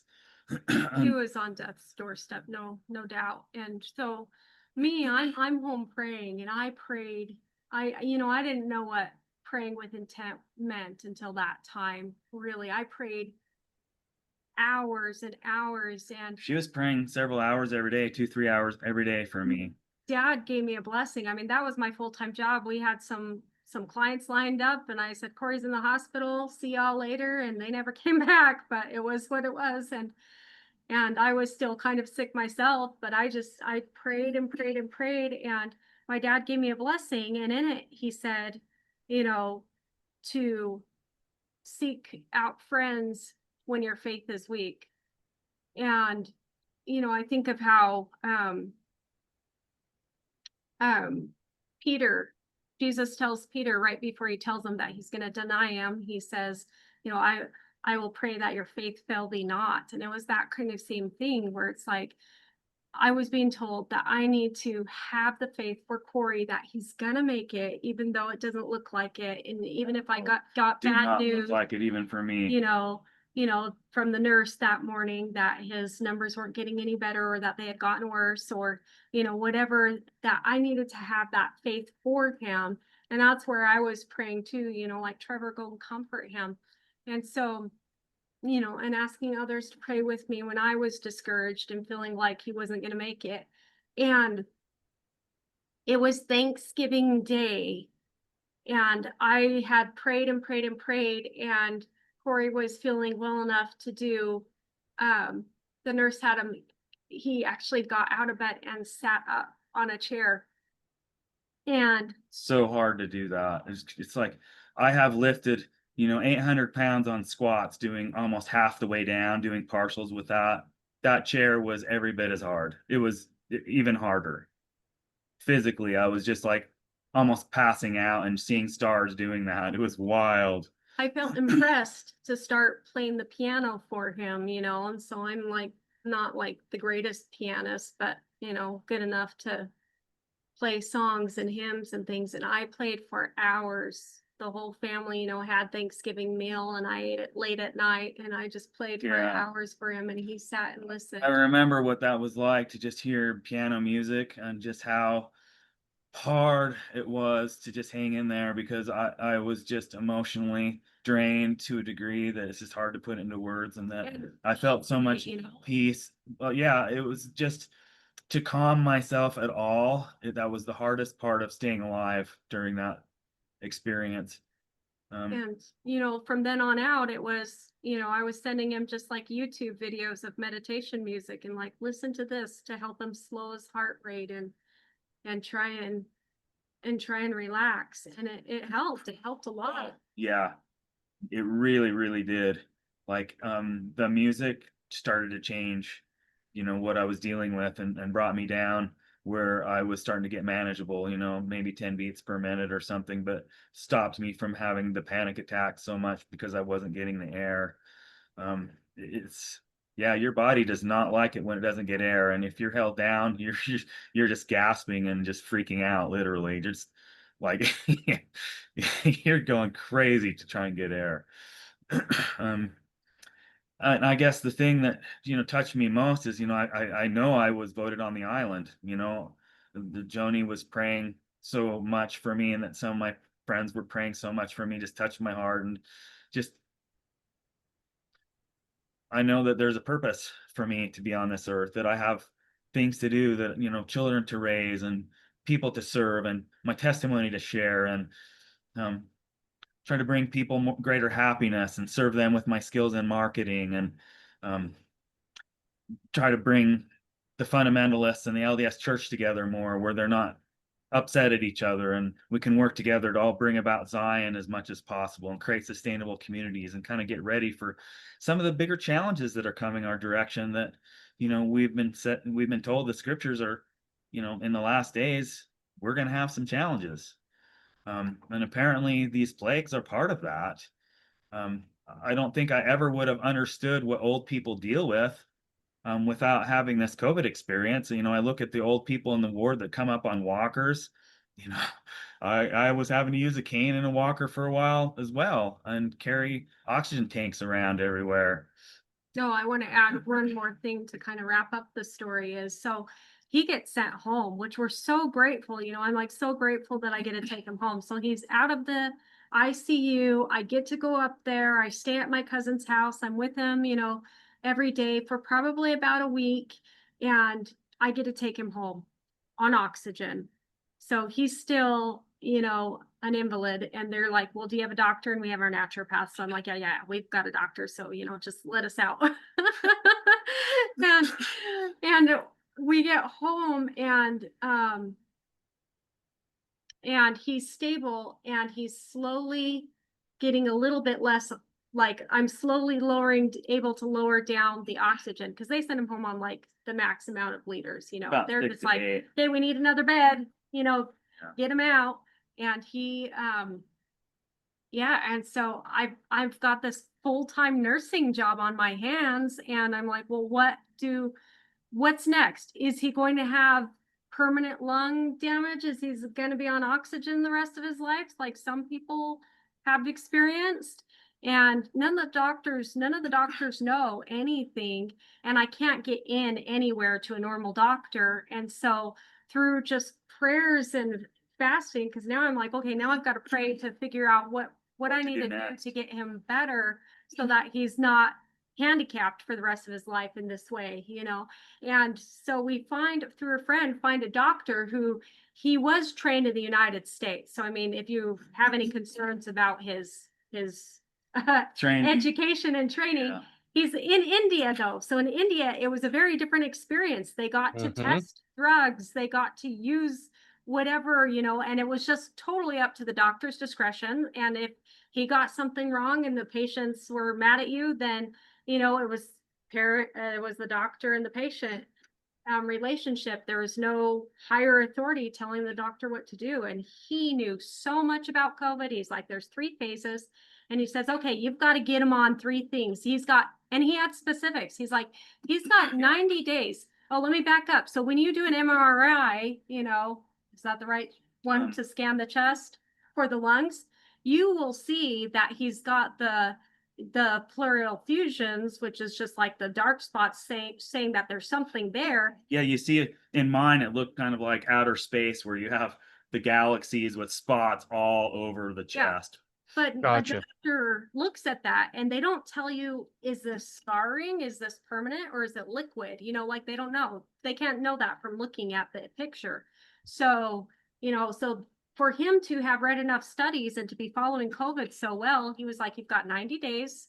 post-COVID. So he's already been home for about 30 days now. So now it's going in 60 days of having COVID. Get So I those have blood one more clots month to get the clots out, or they would set up. They'll start setting up, and you're kind of like how you scab over when you have something.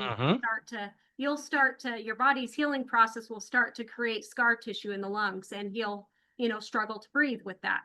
So he says you need 3 medications. You need the blood thinners to keep the blood flowing out and get those blood clots out. You need the dexamethasone, which is the steroid that opens up your lungs that you take at high altitudes. Mountain climbers use it to give them an advantage on, Everest when they're just really hypoxic up there. And then it just opens up the lungs, right? Yep. Gives them some more oxygen because they're in such a low oxygen environment. It just gives them that 10% edge, or a little bit more than 10% in this case. And then the colchicine, which is the gout medicine. So he says we've got to slow down the inflammation process, because the inflammation process is your body is going to go in and create the scar tissue. So we ran down to Mexico to get. Yeah, as soon as we heard about it, we couldn't get the meds in for another 5 days, and it was like the next day was my birthday, and I was like, well, let's just drive down to Mexico and get these meds. And wow, I was very surprised by how that affected me. I went to the first pharmacy we found, grabbed the needle, and did the blood thinner in my stomach there in the street, took the dexamethasone and the colchicine for the inflammation. And then we just grabbed a little taco and then drove across the border. And by the time we got to the border, I was listening to some 80s music. And mind you, my ability to talk was not very good because I could not get very deep air. So my breathing was very labored, and my conversations, I could get out about a sentence or so without choking and coughing and having a hard time communicating with anybody. But I literally, in that hour something after taking those meds, I could sing 80s music, on the way home from Mexico. And I was so stunned by this. When we stopped by Tombstone, because they have a little gun show and kind of an old Western part of the city that you could kind of see.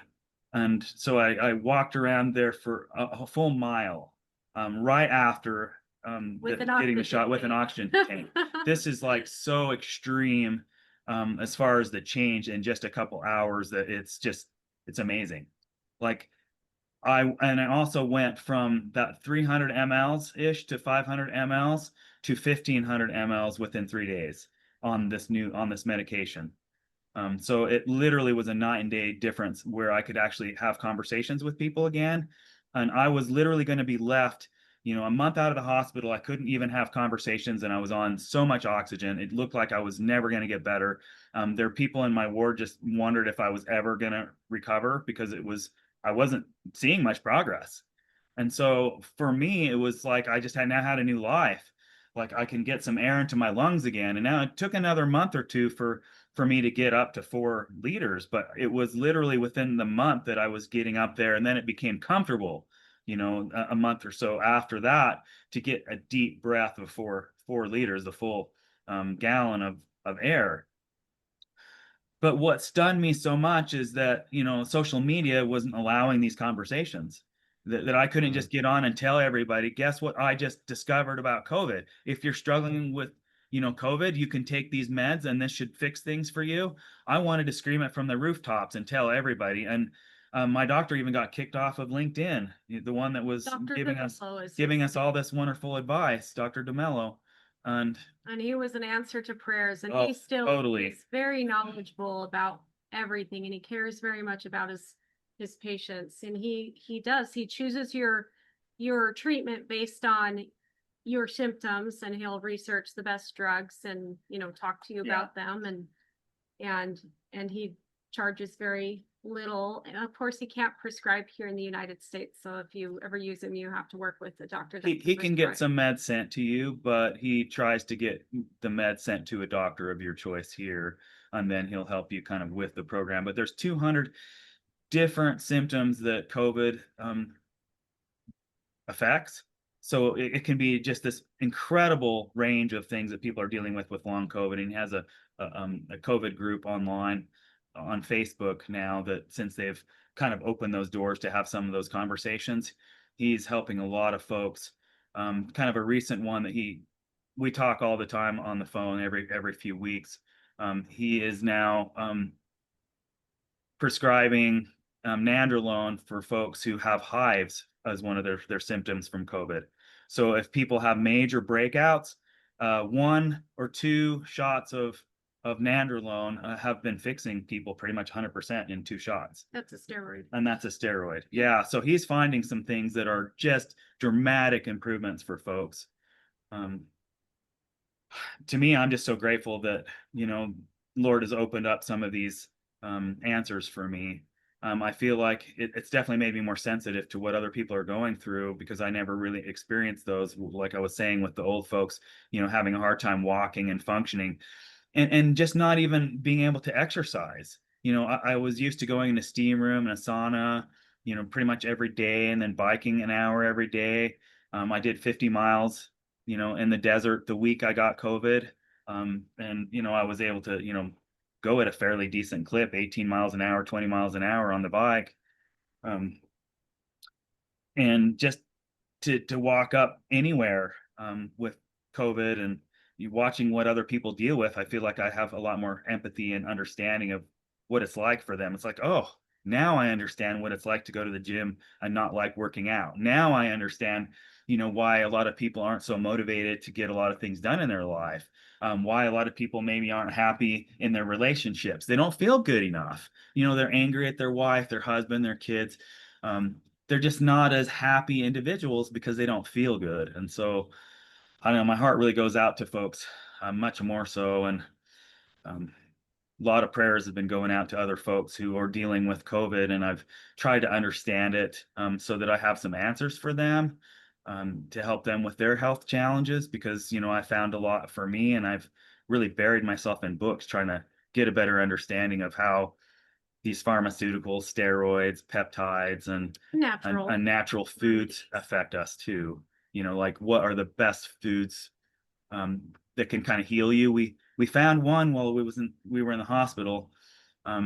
We have pomegranate trees here, and Joni's dad squeezed some juice for me, and she brought it to me in the ICU there. And he's got the cannula, so he's hooked up to the oxygen, and you can watch while he drank it. You could watch it go up 2 oxygen level points.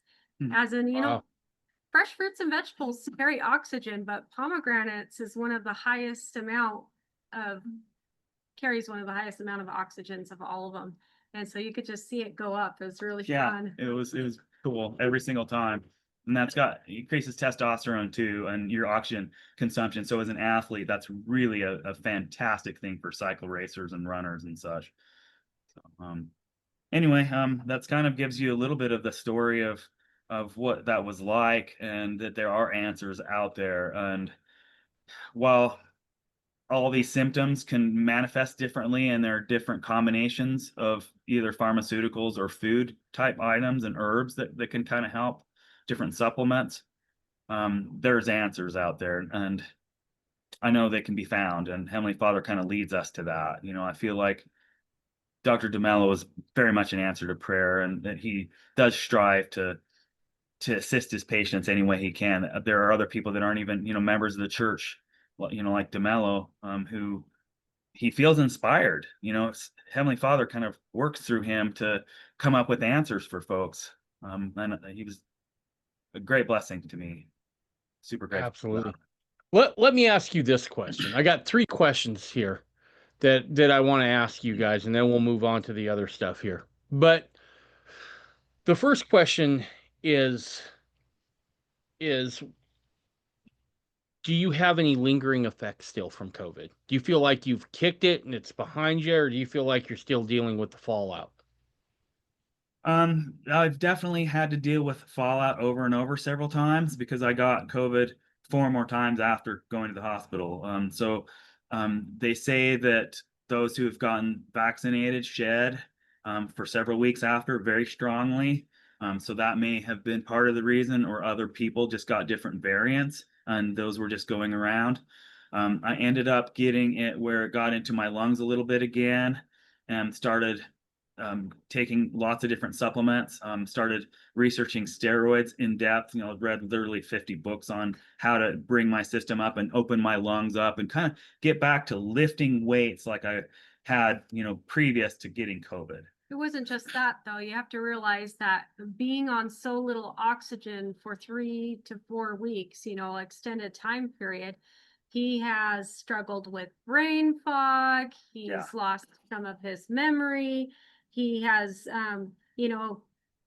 they said he was diabetic because his organs were shutting down, basically. He's not really diabetic, but his reproductive system and testosterone and hormones were off kilter. It couldn't even digest food. It's like your energy level goes terrible.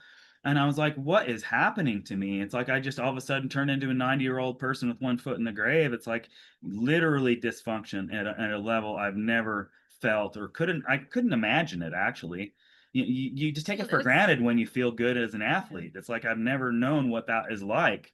Put myself in someone else's shoes, but where it's hard to work out in it. oh yeah, So every awful. workout was hard. And over the last few months, I stopped getting stronger.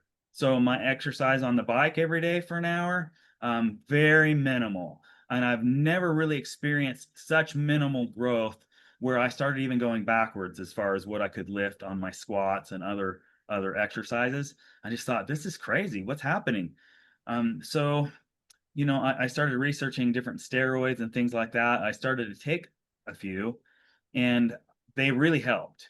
They gave me a bit of an advantage. But the fascinating thing is my own body, when I was healthy, was producing more hormones and more digestion and a faster recovery by far than any of these steroids that I took, or any pharmaceuticals. And so I've experimented with them, and while they were helpful, that didn't get me fully on track. And it was so frustrating to me last month that I just said, enough of this. I've taken all these steroids, I've taken all these pharmaceuticals, I've tried all this stuff. One of the guys on Facebook has fasted for 40 days to heal his body of his inability to digest food. And I thought, well, okay, I'm going to at least do about half that. And so I fasted 24 days last month, and lost 40 pounds, more than that. But and it really just affected me, where my memory started to return. I've read thousands of books. I'm a voracious reader. I love to study things. I feel like I just need to know more things. I'm super curious. Never felt like I had enough answers for things in life. And I couldn't access most of those books. I memorized like 800 scriptures on my mission, and I couldn't remember many of those scriptures exactly where they were. And during this fasting this last month, I started to remember things again, and the scripture started to come back to me, and a lot of book passages and things that I had read. And in my dreams, I was becoming more lucid. In marketing, you can never be too smart, because I'm basically being hired by business owners who are already some of the smartest people ever, and they're great at what they do, and I'm trying to help promote their businesses better than what they can do. And that's how you even make a living in marketing. And I was always struggling to connect the dots and just have my brain back. And so this was just so frustrating for me, to just work so hard and not have that, sharpness and mental sharpness that I was having. So just the fasting itself, definitely, about 20 IQ points. I'm not back to what I was as far as complete, but maybe another 20 IQ points or more. But definitely connecting the dots more, and my memories returning, where I'm just going to be so much more helpful. Physically, last week, I did my best squats that I've done since I've had COVID, and I just was so grateful and so happy about it. I was just thrilled. I just on cloud nine, like, yes. But even more than that is, what is my relationship like with my Father in heaven? After all these kind of challenges like this, you're like, God, you still there? Do you still love me? Why did I have to suffer this bad? I don't really know the full answer to why the whole COVID thing happened for me. I really don't get it fully, but I can tell you I have tons more compassion for other people. I've not really experienced anything this much of humble pie, this much of challenge, life's challenges. How much more can it be? Um, and yet I know he loves me so much, and I feel his love in my life. I feel the spirit when I pray, when Joni and I get together, um, and we pray. We read scriptures pretty much every night, and I feel his love in my life all the time. So I know, and he has, a soft spot for me, and I have such a feeling of gratitude for him and his kindness in my life. So I don't feel like have pushed him away, or I'm blaming him exactly, or I'm angry at him. I don't feel like I've really had that sense about dealing with COVID and the loss of Trevor, or other challenges that I've had where we've lost, a significant amount of funds that people misrepresented themselves. And, we had some business dealings, just during our marriage that significant, you know, and we're still renting at the moment. And we could have had a couple houses with the funds that were taken. So that is heartbreaking, and it is a challenge. And you're like, well, we've tried to be good members of the church. We've tried to live our lives, in a way. We are going to the temple regularly. We are, fasting and praying and serving other people as best we can. But I don't still feel like it's enough. I still want to do so much more, honestly. So, but I am grateful for the gospel, and I'm grateful for what I've learned just on this podcast from all of your conversations. I feel like that's helped me be a better Christian and a better member of the church, and a lot more excited about the gospel. And just it's really connected a lot of things that I didn't fully understand. I served a mission. I go to BYU Education Week pretty much every year. I love so much of what the LDS Church is doing. And there's just so much more to understanding the gospel and applying it. I mean, certainly the simple things are just love your neighbor and love God. Um, I feel that in my heart. Yet there's plenty of doctrinal things that I'm still connecting the dots on. So I feel like that's our reason kind of for getting on this podcast here also is to promote this new website that we're helping Yep. you with, We're, the 1830 we're, website. we're gonna get there, but there's a couple more questions I want to get to here. Okay. As far as, like, have you been able to come up with like a physical explanation why it hit you as hard as it did? Because like you were like, if there was a candidate to have COVID and make it through it, you were it, right? I mean, Yeah, athlete, true. active. It doesn't sound like you were vitamin D deficient, anything like that, right? So have you or the doctors or this other doctor you've talked to at all said why it is it hit you so hard more than anybody else? The only thing that they came up with was when my blood was drawn in the hospital, which I don't know exactly when they were testing that. They said I was slightly vitamin D, but I had walked and I'd been outside twice with my shirt off that week for an hour. So I was getting sunlight, and I don't know, but it was very minimal. It wasn't a lot, but that's the only marker that I saw. I wasn't, diabetic. I wasn't dealing with more comorbidities that most people who suffered with COVID Oh, had that got it. So there really was not any quick, easy marker. And so it's been a interesting. puzzle to me as well. It's like, what was I doing? Did I eat something that I shouldn't have? There really isn't anything I can really point to that dropped my immune system where I would have been vulnerable. But I did have 3 exposures that week to people who had COVID. And they say that with COVID, it's kind of cumulative. Like you get so much exposure and your body, it just overwhelms your body.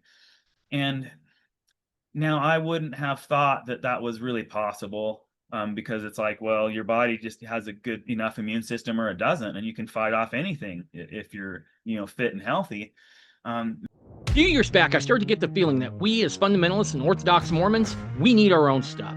Up to now, we've been able to buy and purchase all of our scriptures, books, art, and music from other restoration organizations. And that's been good, but there's no guarantee it's going to remain that way.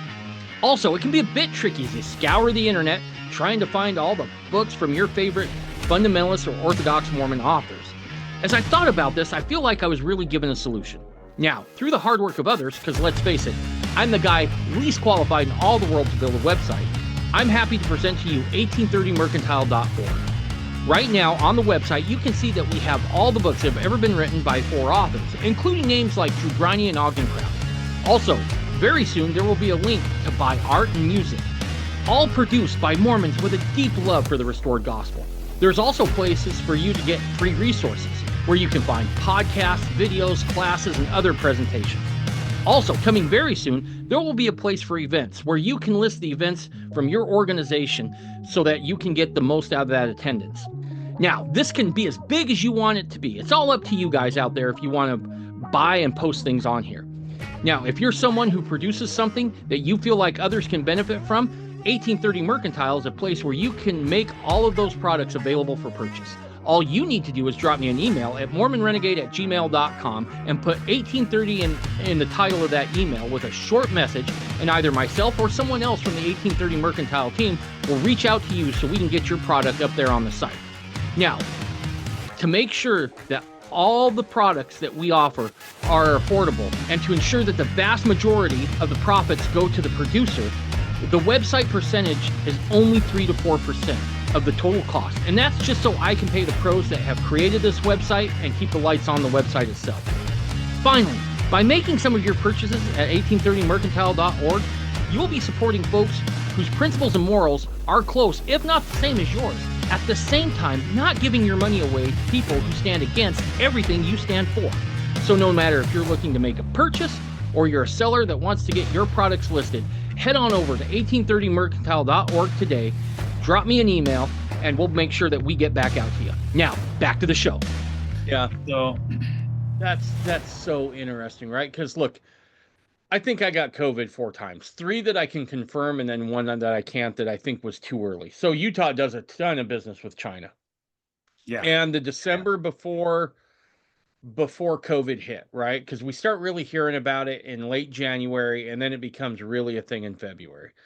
December, I had gotten just sick, right? Like, I had never run a fever before in my life. Like, I have had, I called my mother, right? And I was like, do I run fevers? Because I was running like 104 fever. that's And high. she's like, you didn't run a fever when you were teething. You didn't run a fever when you had chicken pox. Like, I just don't run fevers, right? So I had 105 fever, a chest full of gunk, kind of looked like Jello.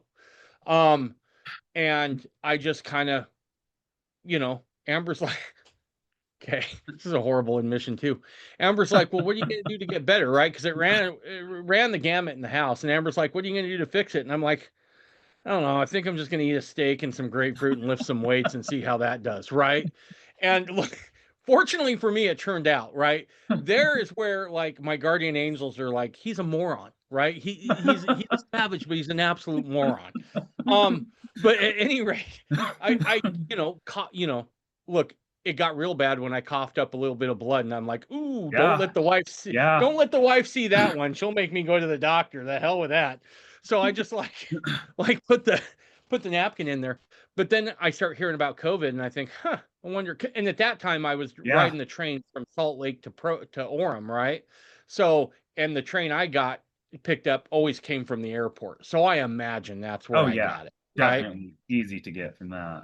And but then I got it 3 more times, and it really was nothing. Like the second time I got it, it was like allergies, right? I guess, because I don't have allergies either. But I was like, okay, this must be what allergies feel like. And then they said, I got this email at work going, COVID tracing has said you have been in contact. Please come up to the clinic. Oh, I'm like, Wow. dang it, right? So I go up and sure enough, I got COVID. So I go home for a week, and I was better the next day, right? I'm like, well, this is dumb, That's but a it looks like I'm blessing. going to get real good at Madden over the next week, right? Because I ain't got nothing else going on. And then and then I got it one other time. And the only symptom I knew had, the only reason I even remotely thought I had it was because I was taking a shower and Amber had bought me new soap and I went to smell the soap and I couldn't smell anything. And I'm Oh, like, wow. oh, Yeah. crap. Right. Like, dang it. And then sure enough, I get to work the next day and there's another email like, come see us. You, you've been in Wow. contact. Another week off. And then the third time, I didn't even, nothing at all. I mean, like it was literally just them sending out the email. Now, a guy that looks like me, I expect to be in the hospital, right? Like, and so it was just, it's odd how it hit people, right? But I do think some of that had to do with viral load. I think some of it too could be just you get caught at a bad time, right? I know one guy caught it and caught it bad, kind of like you were, Cory, athlete. I mean, into it hard, right? He was traveling and had done quite a bit of traveling, which they say lowers your immune system anyway, right? Yes, Because definitely will. you're encountering Especially air new. travel. Air travel would Yep, take you down a lot. yep. And so that's where he figured he got it. But it was just strange how it hit everybody. But Yeah. and one other thing I wanted to point out here that occurred to me, you had said, you think you were healed because you had work to do, and I don't doubt that for a moment. But also, I think maybe the Lord, and you alluded to this a little bit, the Lord was trying to teach you compassion, I think, right? If I was to guess, right? Or because I always come out of those kinds of things. Like, I remember I tore my ACL, and all of a sudden I had compassion on people that I never thought I'd have compassion on because I'm homebound. I can go into rehab for 2 hours a day tops, and it's all lightweight, and I'm frustrated and I'm angry because I can't do anything, right? I can't get outside. Yeah. I'm just stuck. So I could see where that would do it. But man, that's some crazy stuff. And it sounds like you're on the downhill side, but you're still dealing with stuff. Yep. Yep. And there's just been so many experiments. Yet the last little bit, I felt the strongest impression that Heavenly Father would heal me completely. And to me, that is the greatest gift of knowing that. I just believe in His promises. I believe in those impressions that I get when I know they're a real impression from Him. It's not something I'm just making up or putting into, wishful thinking kind of thing. When I know those are from Him, it just fills me with a lot of gratitude that, you know what, I'm going to have my body back. I'm going to be able to lift those really heavy weights again. I'm going to be, able to cycle race again at a good clip. And I was doing, 100 milers at, almost 20 miles an hour up the Utah canyons, go from Salt Lake to Morgan to Ogden back again. And, a little more than 5 hours. Yeah. Man. And that was another thing Well, the doctor hopefully. said. Oh, sorry. What's that? Yeah. That was another thing the doctor said is he's got bigger blood vessels and a bigger heart because of, his athletic years cycling, the aerobics built his body up, and that may have saved his life as well. Yeah. Interesting. Well, are we ready to move on to more shinier, happier things? Sure. Yeah. Which one do you want to cover first? We'll Well, go into 1830 or yeah. Yeah, sure. Let's go into Okay. 1830. Tell you what, I'm going to share my screen real quick because I got the website pulled up. All righty.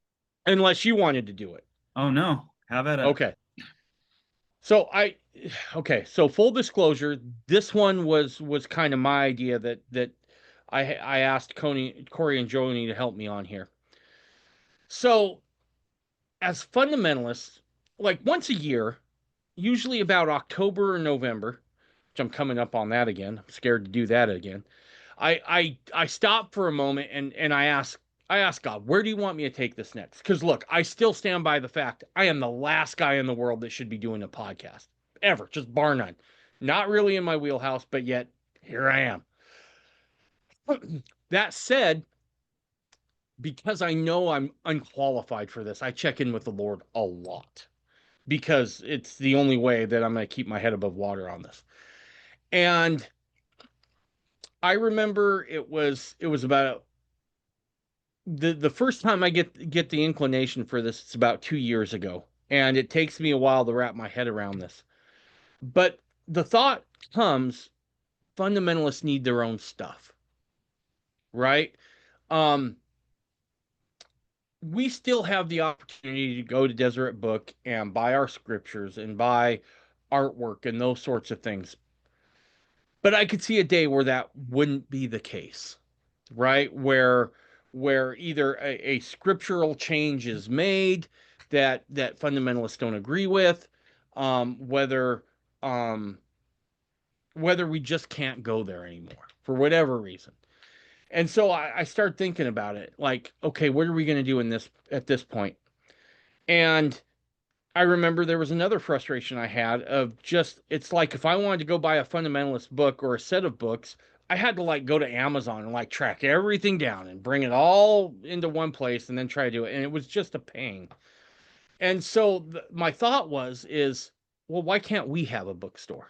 Why can't we have a place where we can go get the stuff that we want and we don't have to go travel the internet for three days trying to find it all?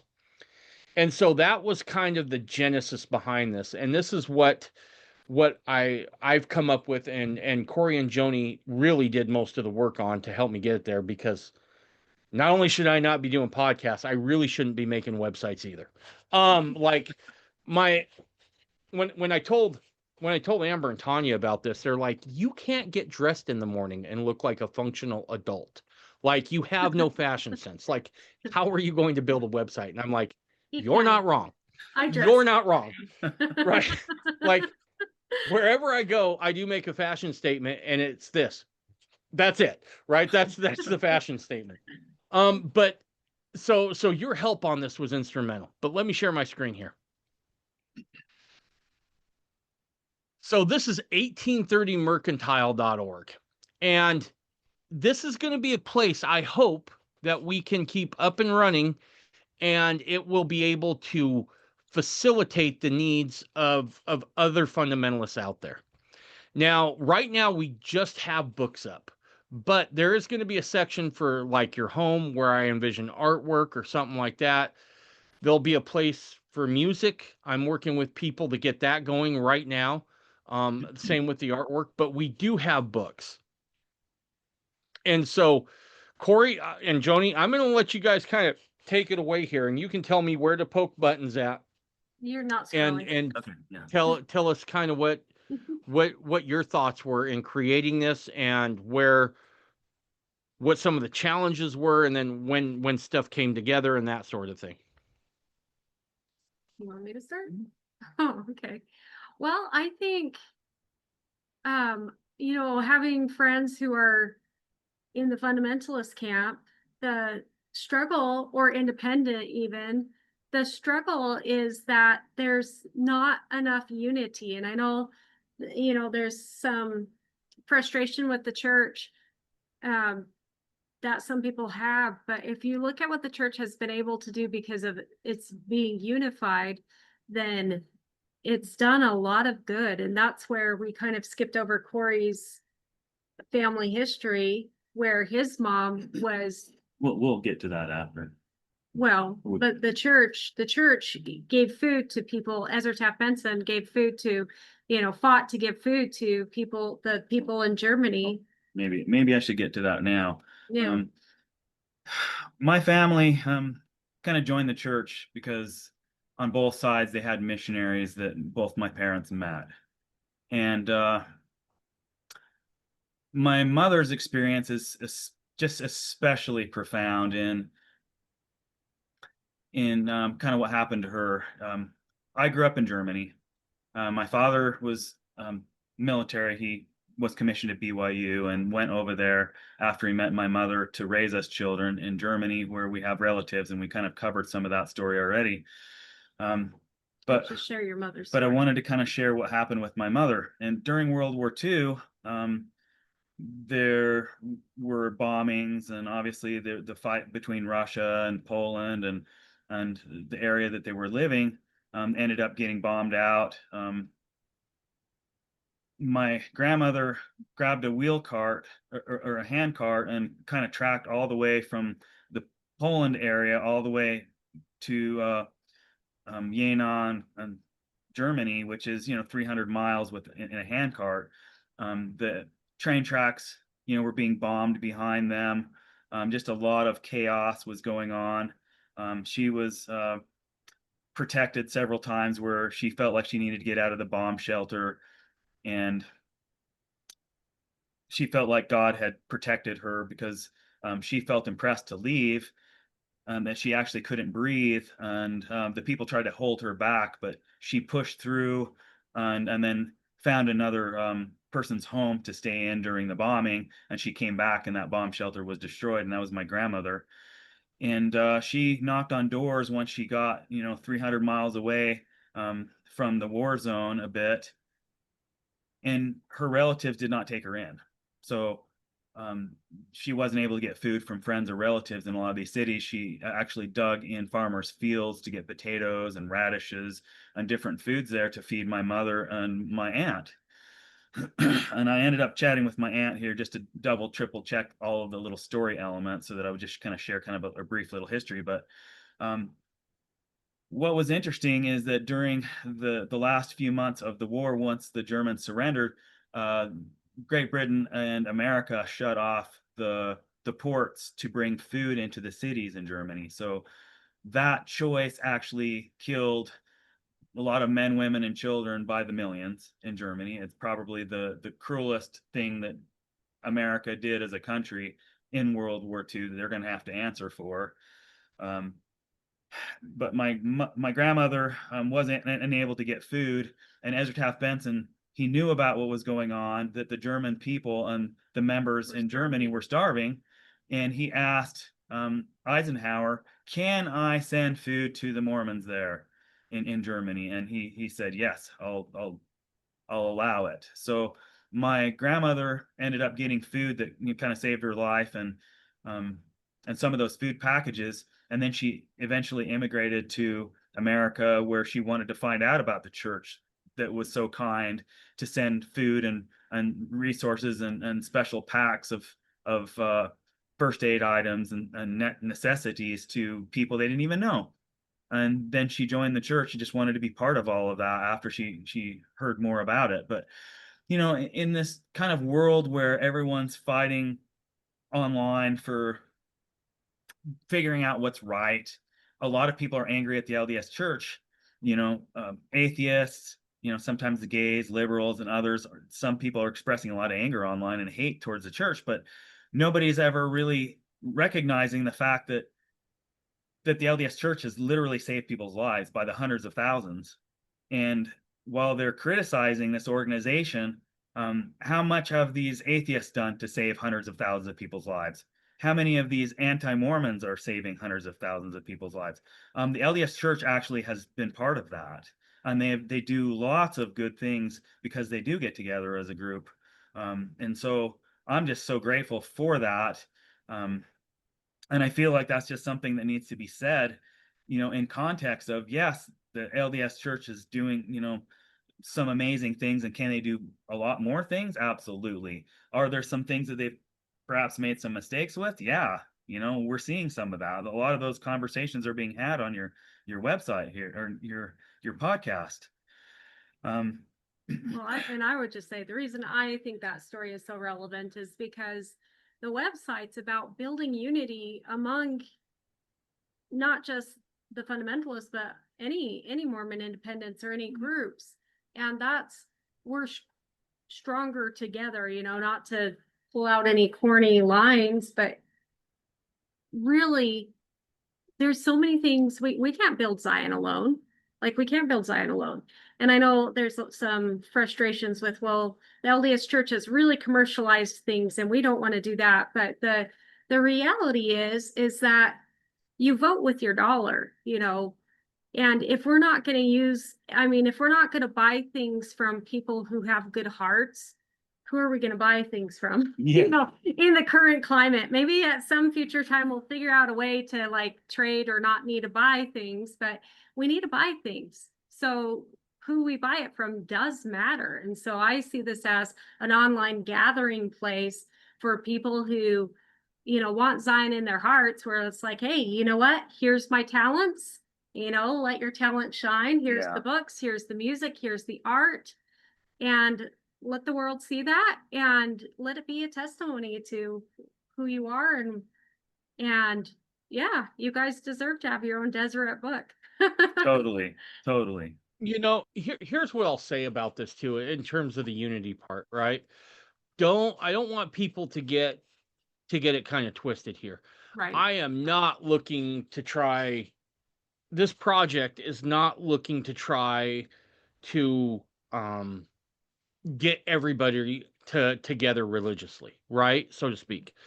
I think it's a good thing that there's a couple different flavors of this thing out there, because what works for one group or one person may not work for another, right? And so there needs to be choice. I believe that. I believe in the marketplace of ideas. I think that's a good thing. But having said that, we better figure out where we can work together on some things, right? The days are coming quickly that I think we're going to need each other. And if we can't even do a little bit of business together, we're not gonna we have very little chance of hanging together, in my estimation. I think we have to, where we Amen. can, work together, and this was one place where I saw, okay, I think this could be one of those things, right? And so my hopes were is that, people could go on here, they could find Drew Briney's books, which we got all of them.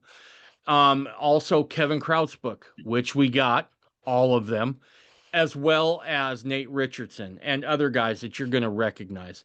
And this is just in its infancy. So the announcement's going out now that, hey, if you make art, hit us up with an email. We'll put your stuff up there. Yep. If you make clothing, hit us up. Fundamentalists have some pretty specific clothing needs, right? I mean, we wear the long garment, right? So it would be nice to be able to find a shirt that's maybe not plaid. I'm just saying, that's my hopes one day. And be able to have our own, just have our own stuff. The other thing I want to address is I am taking very little money off of this. I am keeping a little bit just to keep the lights on, try to pay Cory and Joni, try to get something working in that direction, just to keep the lights on. So I broke it down, and I talked to Kevin Kraut about this because, I felt like Kevin would be in the know. He sells books, right? He sells paper. That's what he does. And when I approached Kevin about this, he's like, well, how much are you taking? And I was like, somewhere between 3 to 4% of every sale. And he's like, that's way too low. And I'm like, you know what? I would rather have people on the site buying stuff from other people than me rack up my bank account. That's not what this is for. I have other ways of doing that. This is not that. So rest assured, I am not getting rich off anybody, right? I've done this on a shoestring budget. You guys have helped me out of the kindness of your hearts. This is just about getting us to start being able to share whatever talent you have that's in the way of goods and services, and be able to share that with other Mormons is what the thrust is here. But I apologize for that little bit of a side tangent, but I wanted to get that out there. This is not me trying to make money off of this, and I'm not trying to just put everybody under one banner. I like having different groups. I like having independence. And I'm not trying to get rid of that. I'm just trying to get us all where we can work a little closer together and just do some business together. Right. So as I approach you guys with this project, like, what was the hardest part of this whole thing? Oh, just trying to get the biographies from everybody. I felt like just trying to understand where everybody's coming from and what their story, and trying to share their story in a way that, really fits, that really highlights like your gift, that highlights Ogden Kraut's gift, Kevin Kraut's gift, Drew Briney, spending the time to, articulate those kind of stories. So that's kind of the biggest challenge. So I'm hopeful that everyone who comes to this and has some new products or books or art, or and hopefully here in the near future, your services that you provide. I really would love to have great photos and kind of a little start on the bio. You can kind of look at, how I've written everything up for everyone else on the website, Yeah. let's take a and look at kind of that. sum that up for yourself, and then I can kind of edit and help a bit of the story along. Absolutely. All of these people I can vouch for except that guy. That guy you're going to want to avoid. The others I can totally vouch for. So like if we just click on Drew Briney here, right? Yeah. Let's click on that. And for those not watching and just listening, what you see is a picture of Drew here, and it's got a short little bio here on who he is and what he's done. It names some of his more popular books. And then if you just keep scrolling down, you're going to see every one of his books up here that is available. And you can just click on those and it's going to take you right to the link on where to buy them. So you don't have to search anymore. You don't have to go you don't have to Google Drew's name, then go to his Amazon page, then filter through. It's all right here. You can just go to 1830mercantile.org. You can see a picture of the book, a little description, and you're able just to go ahead, click buy now, and it's going to take you right to your Amazon cart and let you get what you need to do there. So that's pretty much it. But even that was kind of a task, right? Because you guys had to go round up all of those bios and all those other things. Yep. It's definitely quite a project. When it gets to the element and just trying to say it, in a way that's very high professionalism, where it really just tells the story. Most folks, that's not their skill set, so it takes Especially when we're time. talking about ourselves. Oh yeah, that's even harder. We're usually a little bit more reserved, or we've been told our whole lives, like, oh, you're not supposed to brag, you're not supposed to brag, so I think people have a hard time saying, hey, I'm good at this. Yeah. And Right. if we read the scriptures, we all have talents and gifts, and we're supposed to use them. And if we don't use them, then we're just not serving our Heavenly Father as much as we can. And, Right. I look at these books here, by Drew. I want to read all of them. I want to read every single one of, Ogden Kraut's books. I've read, several from each of them now at this point, and I'm just even more excited to read more, because it's really helping me connect the dots, like I was saying, on, what's happened in history, church history, and, the doctrines, the deeper doctrines that are just wonderful, that bring us and our relationship to our Heavenly Father even stronger, that help us in that direction. You don't. Absolutely. Joseph Smith says, you only get saved as much as you have the knowledge, the insight. A man can only be as good as he knows how to be. Really, is a better way Right. to say it. Absolutely. And to go along with this, like I said, this site is in its infancy, but there's Oh, going yeah. to be other things added to this, right? And I want to go over a couple of those. So the free resources. Right here, we got to play under free resources. There's listen and learn, right? So here you could come on here and find my podcast, right? And you can just click there and it's going to take you right to where you need to be. Right to the website. You're able to go, you're off and running. I've already thrown Jeff Aldridge's YouTube channel up there. You guys have already got that loaded up, right? And look, I am, the fundamentals class that Taylor Smith teaches is on there. These are quick links. This is someplace I want people to go and not have to go search for every little thing that's Mormon fundamentalist or conservative Mormon or whatever it is. I just want it to be in one place where people can go and grab it, and it looks like it's doing what it's supposed to. The other one that we'll end up putting up here is events, right? Yeah. I'm not going to say a whole lot about that right now, but yeah, you guys should stay tuned. That's all I'm going to say. But there will be an events page where events will be posted there. There's a lot here for someone to come for, browse through. You can do this from the privacy of your own home, right? There's if you're still look, let's face it.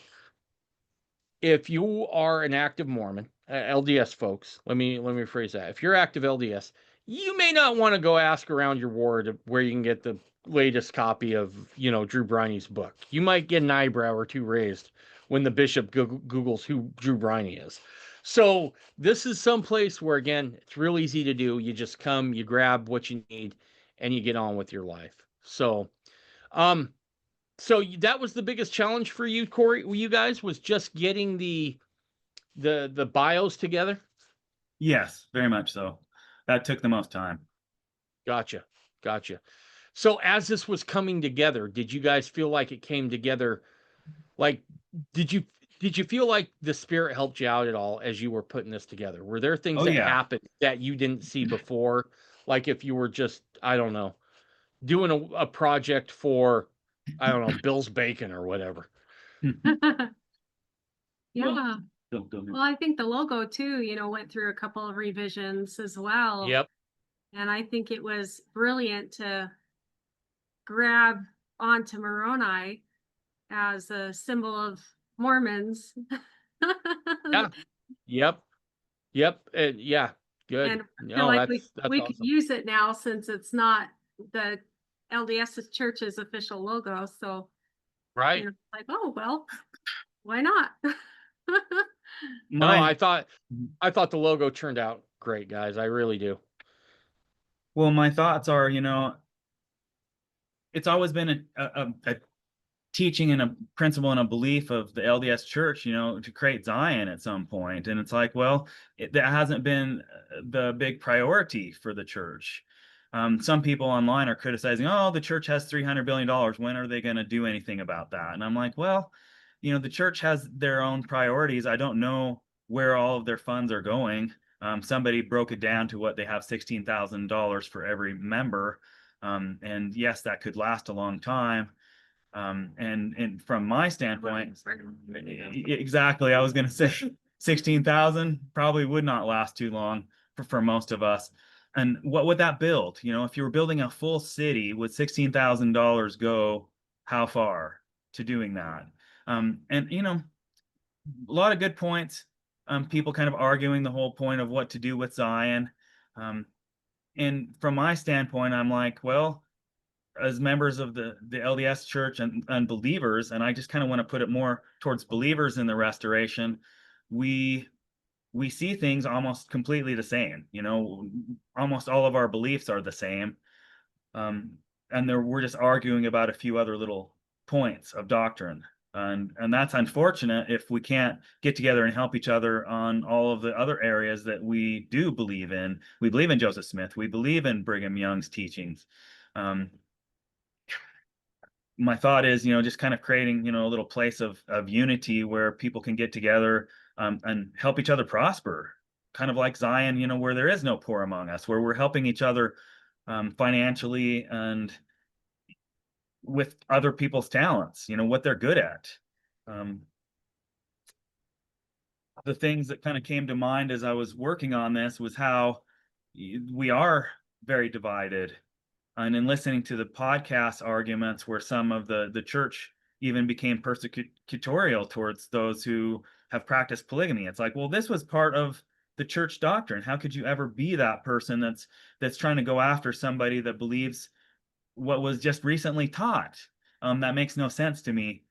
Seems the opposite of being a Christian to do that, especially in light of the fact that what makes you a God? What makes you like your heavenly parents if it's not having lots of children? So that should be kind of like a sacred belief and tenet at the top of the belief system for anyone who believes in the restoration, is being parents and marriage and family and that kind of a thing. That should be at the top of our church structure and belief. And anyone who wants more of that, you might not want to be the one casting the stone in that department. Sure.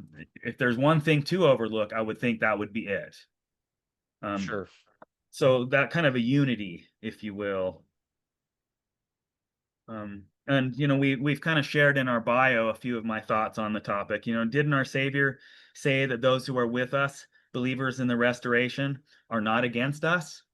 That's Matthew 12:30. And where two are or more are gathered in my name, I will be in the midst of them.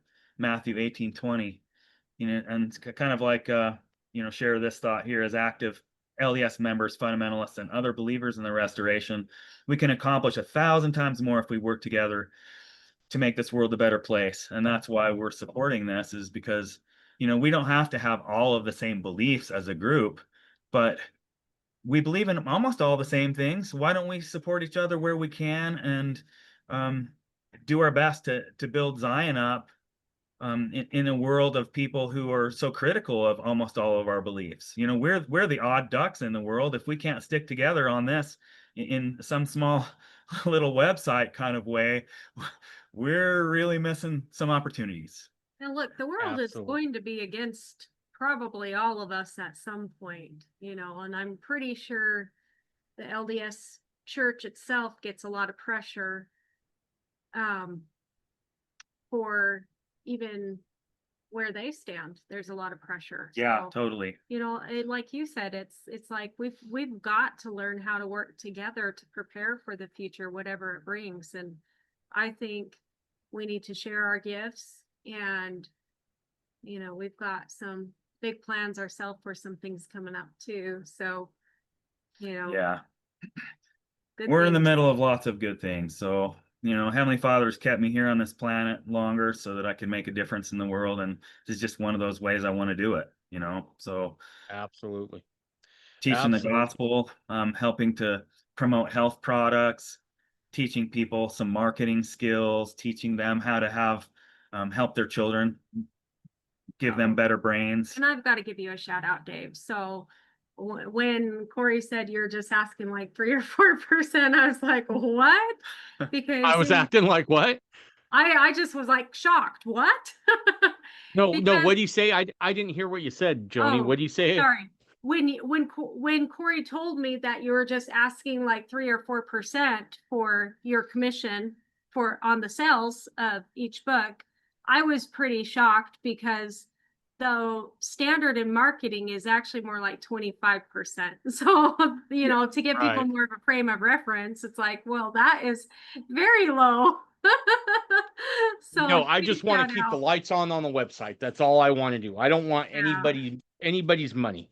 I just want to keep the lights on this thing, so that the community at large, right? Fundamentalist, conservative, LDS folks, they can just go and get what they need right.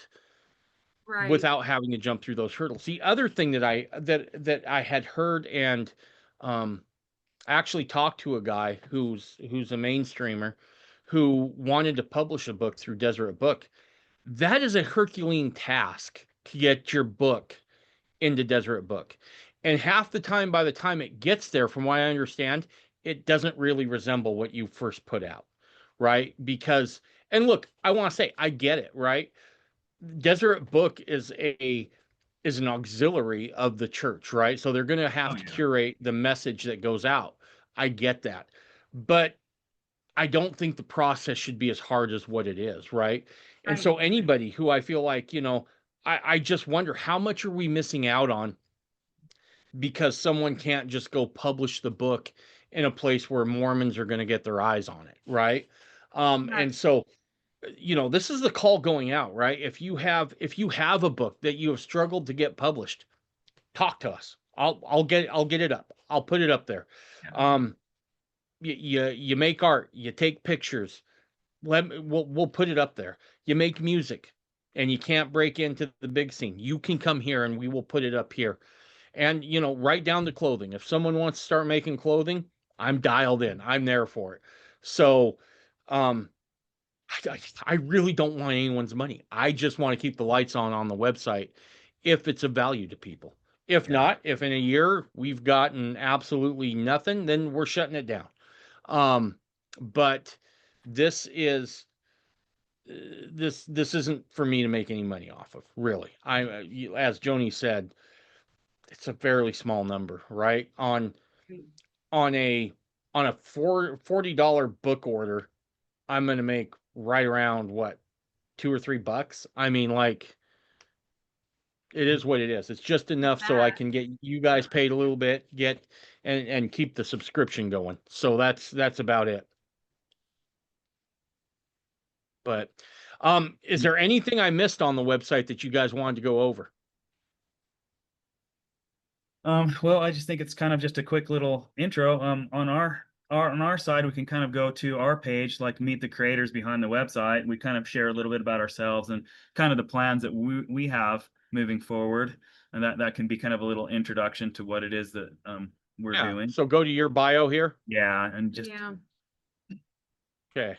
We've got a few things going on, so if anything resonates with anyone, it's more of that. And I told Cory, I'm like, I feel like we're using up too much real estate, but Cory's not shy. He's going to tell you everything he's up to, and so right here, want to have Joni have a little highlight on her book. okay. So I'm Oh, almost. you wrote a book, Joni? We are Yeah. almost finished with the book. I'm doing the So, last something- editing for it, and that's what we kind of have ourselves up on the website here, Meet the Creators, where we're kind of Gotcha. sharing about our book and kind of what we do as marketers, a little bit kind of a little bit of a bio about us, and then also a little bit of a call to come help us out on some of the projects we're working on. So all Sure. of these years, I really did want to just be a mom. So it's right there, the building better brains with games. You got it right there. So, Okay. so I really did want to just have a gaggle of children and homeschool them. And that wasn't what life handed to me. So, after we had a miscarriage, I was like, well, you know what? I'm not going to just like sit in my bedroom and cry about this. I'm going to do something. And so I started writing down some of the things I learned teaching and other things. And it's the main idea is that children are so much smarter than we realize, and the brain is a muscle. And too much unschooling has led to this idea that academics and play are kind of compartmentalized as two separate things. And through teaching, I learned how to teach young children without attention spans. And it's actually really easy because, there's that quote from Aristotle that says, give me a child from 0 to 7 and I'll show you the man. And I've heard that quote possibly misrepresented as being used by it was either Mao or one of the other communists, China communists, saying that if he had children from 0 to 7, then he would be able to pretty much destroy the family in a negative way, that if we had children from 0 to 7. And the fascinating thing is what Aristotle and the science didn't know at the time is that from 0 to 7, the brain is actually growing really, really fast. And so young kids are able to pick up on things really quickly. But because they don't have the dexterity to hold a pencil, don't have the attention span to sit still, we think they can't learn. But that's not true at all. They just learn at a faster pace and they have shorter attention spans. And so I'm teaching games that don't require, for the majority of them, they're memorization, math, and reading, critical thinking kind of games that you could do that are more like hands-on. And you could do it with a group of kids of any ages, but even like your 3 or 5-year-old, some of them are very age appropriate that they could catch on, and it would prepare them for, higher mathematical concepts that they're going to be introduced to down the road.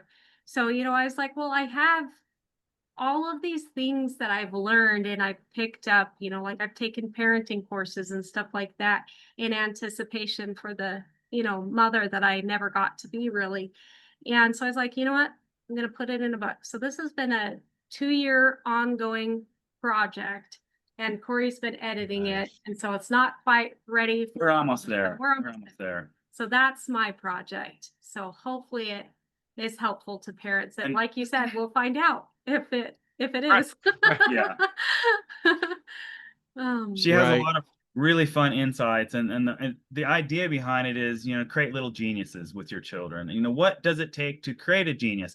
There are a lot of studies out that, are coming out now that are showing so many tips for parents on how to help their child learn at a different level. For me, my dad always bought me lots of books. So even 4 and 5, he was buying me all the books that I wanted to read. That helped so much. By the time I was 6, I was reading college level books and loving it. And I just see so many children now who are 6 or 7 or 8 who don't love reading. And that just breaks my heart because there's so much you can learn. You could just get a book on almost anything and it's just thrilling. You can learn about almost any subject and get to know all kinds of brilliant people's minds by having a book that you can read about them. Anyway, You know, you bring up something that's kind of important here, right? I just read a disturbing fact.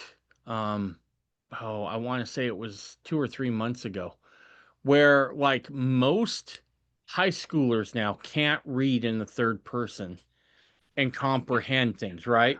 And that's a problem, especially when you consider that the scriptures are largely written from a third person point of view. yeah. And that's an issue, right? So this idea of learning a little bit better, I think, is a good thing. And look, full disclosure, I I th- I look at education, and it is one of the few places that is really lacking, right? We are doing it largely the same way we did it in the 1800s, right? Despite all the technological advances, it's the one profession that has stayed really kind of static in its model. And I think that needs to be challenged a little bit because I'm not sure that that is necessarily the healthiest thing for us to be doing for our kids. It would be like it'd be like trying to use a horse and buggy today to get around, right? You could do it, but it's not great Why and you're would going to be you? late. Why Yeah. would you, right? I mean, Yeah. there's some stuff there to consider Right. Do you want to for scroll sure. down and share the Cocoa Power project? Yeah, let's do that. I share some of my testimony here a little bit more too, and just some of the things, just little facts about me, um, and then how, I helped Probar become this multi-million dollar success story. And then kind of about this year's project is Cocoa Power for Athletes, that it's even better than what was done with Probar because it's organic, raw, and sprouted. And these are some of the things that we're kind of asking for assistance with from others in the community, because really I want everyone to be healthy. I just hate seeing people struggle with the kind of health challenges that they are. I know there's answers for almost everyone. I mean, in the DNC, it says that those who aren't appointed unto death and they have the faith to be healed can be healed. And part of what Joseph Smith says that's just so profound with our religion is Joseph Smith says, if whenever you have the Spirit, anyone who has the Spirit also of prophecy and revelation. So the Spirit comes to guide each of us in our choices and what we eat and what we do during our day and how we interact with others. If we are feeling the Spirit in our life, we'll be guided. So I felt the last little while, I've had this frustration in my heart about what happened with Probar that I that I didn't get these new products out with Probar. And I've just felt, okay, well, it's been quite a few years now. Probar has well over 100 employees working for them. Multi-million dollars have come in. It was my idea that I helped to get off the ground.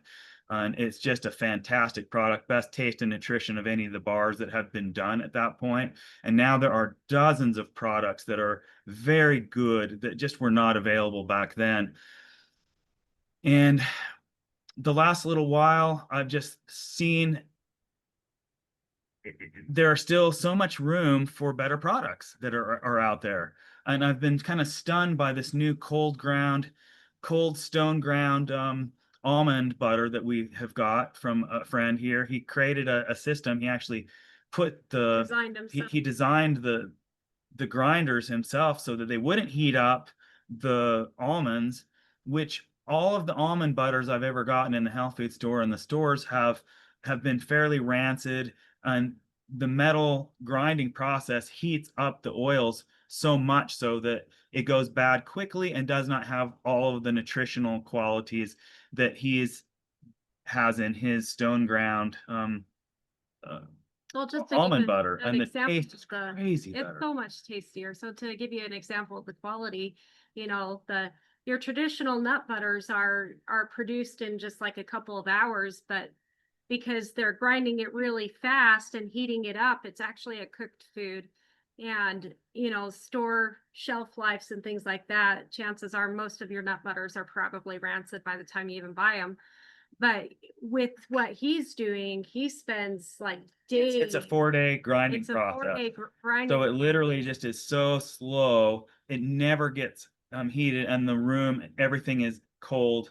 It's chilled so that it never gets very hot in there. Like sprouted food, and it is super tasty. I had no idea the difference. And when I had this product from him, I just was kind of speechless. I literally did not believe that this was even possible. And I just was like, kind of shaking my head, like, wow, what are the odds of me running into this guy here in a small town here in Arizona?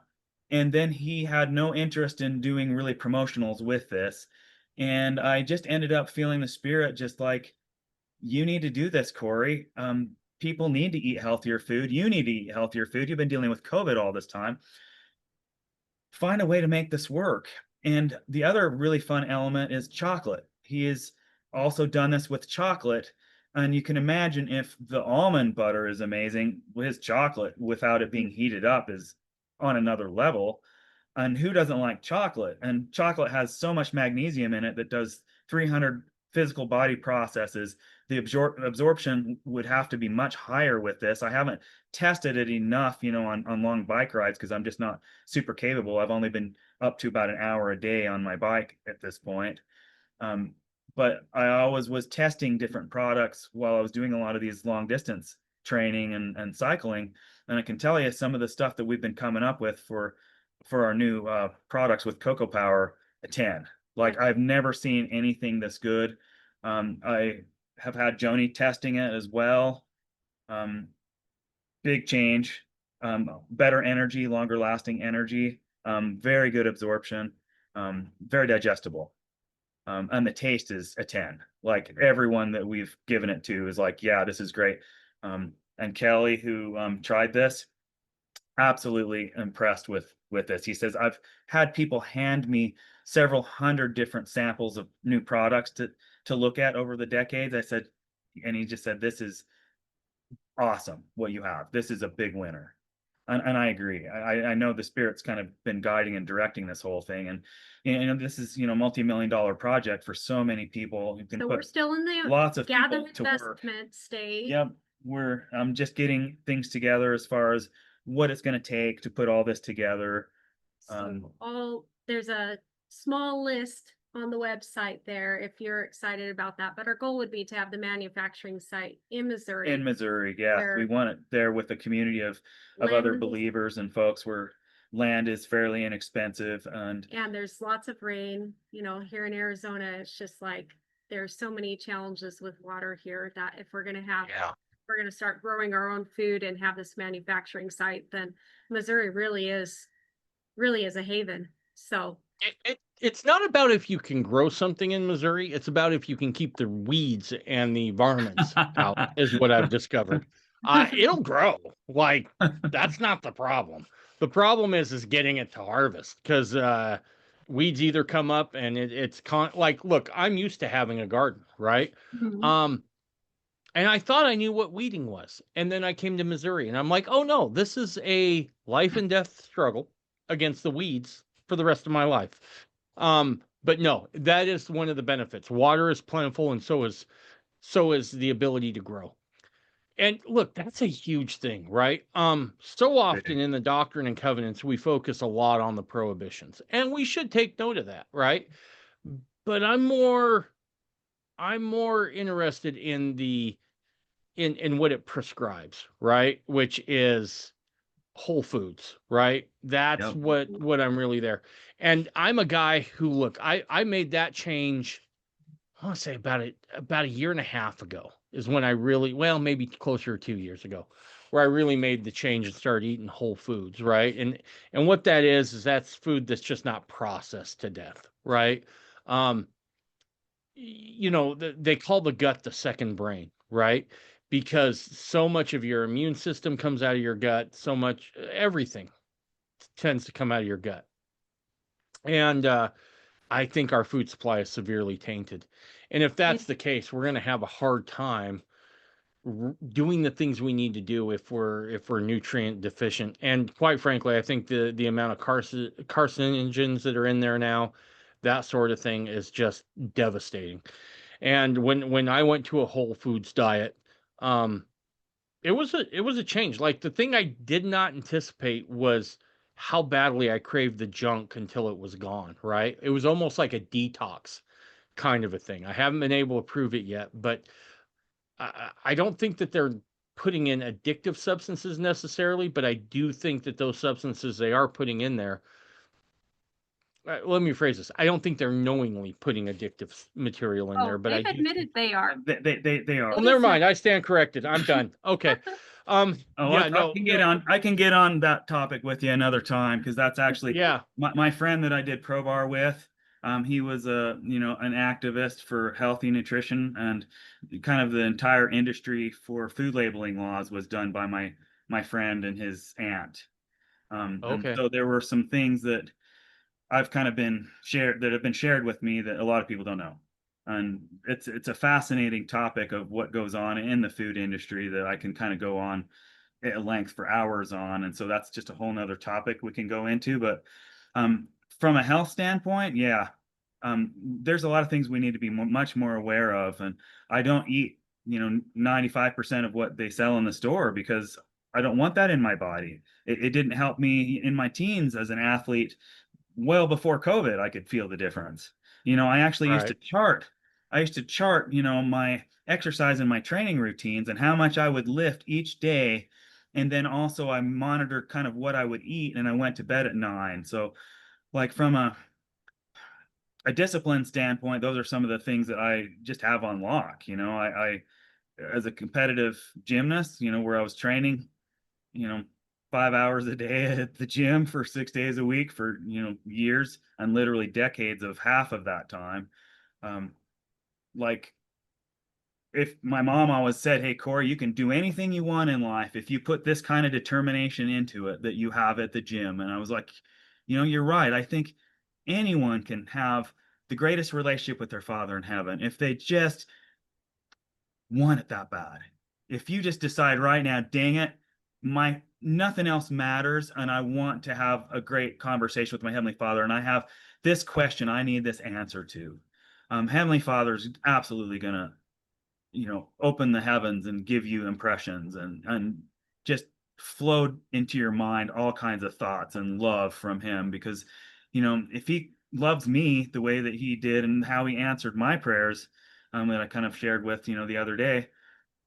Oh, I know He loves you. I was a brat teenager, and He came to visit me the way He did, changed my heart and my life. And, they say, oh, look at someone's fruits if you know what they're about. What are their fruits?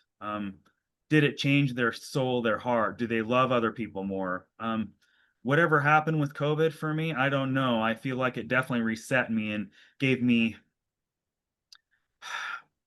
I would say, a stronger desire and a greater appreciation for each day that I'm in this earth. It's like, wow, I survived something that just is kind of beyond comprehension, really. Mentally, just kind of review the tapes in my mind as far as what happened and how that felt. Just grateful for that. And I'm so grateful for my wife, and to be married to someone who loves me so much that she would pray hours and hours every day for my welfare. And it touches my heart so much and just brings a lot of joy to me. And I read my patriarchal blessing, and, hey, you're going to have kids and all that. And those impressions of having little Megan and Nathan in our life, it's like, it just gives me a lot of joy. And then to have a home and to raise our children in that people feel the love just when they come in your home. I think that's what all of us should strive for, is to develop that kind of character in our life, to have that. And um, ever since I've had that experience at Hill Cumorah, I've been driven to do more with my life than I did, things I never would have imagined. I just sat there really one day after having that Hill Cumorah experience, and I just thought, what are the hardest things I could ever do in life? What are the biggest challenges? Because I wanted to have a challenge. I wanted to do something really extra hard, and I thought, martial arts, that's pretty hard. Plus, it's pretty, bad. Somebody's really tough. Ballet, that's really hard. And gymnastics, and I started training all of those three things. And it kept me out of trouble. I didn't go back to my friends who were troublemakers and who liked to drink and party and trash on the church and trash on themselves. They weren't happy with themselves. My best friend had killed himself, and a lot of my other friends felt the same way. They weren't touched in their hearts. But you see so many people who are in the LDS church, who go to church every Sunday, they haven't really had a change of heart either. And I'm sure there's plenty in the fundamentalist organizations that have grown up around the gospel that probably haven't had that mighty change of heart, or they have and they don't feel it today.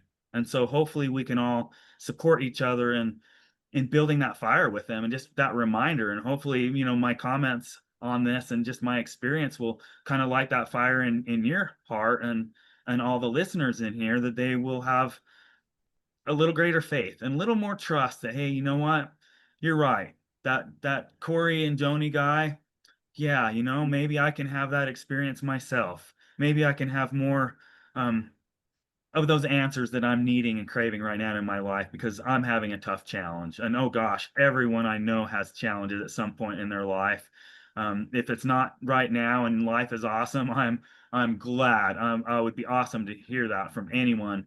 And yet, so many people are just in the midst of tragedy or challenges that they need to feel the Spirit so badly in their life, and so much more in their life because of the hurt that they have inside. And I'm hopeful that this website can be something that kind of inspires us all, gives us some more of the answers.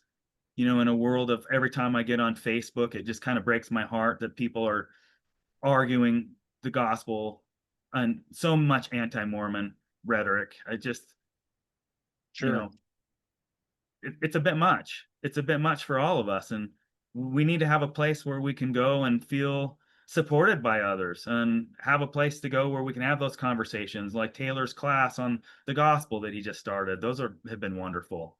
I know there's going to be so much more as other people kind of learn about this and kind of join the party here with us. Yep. Yep. Absolutely. No, that's good stuff. Um, Gosh, I feel like that was just a good wrap up of what we've talked about. Joni, is there anything else you want to talk about?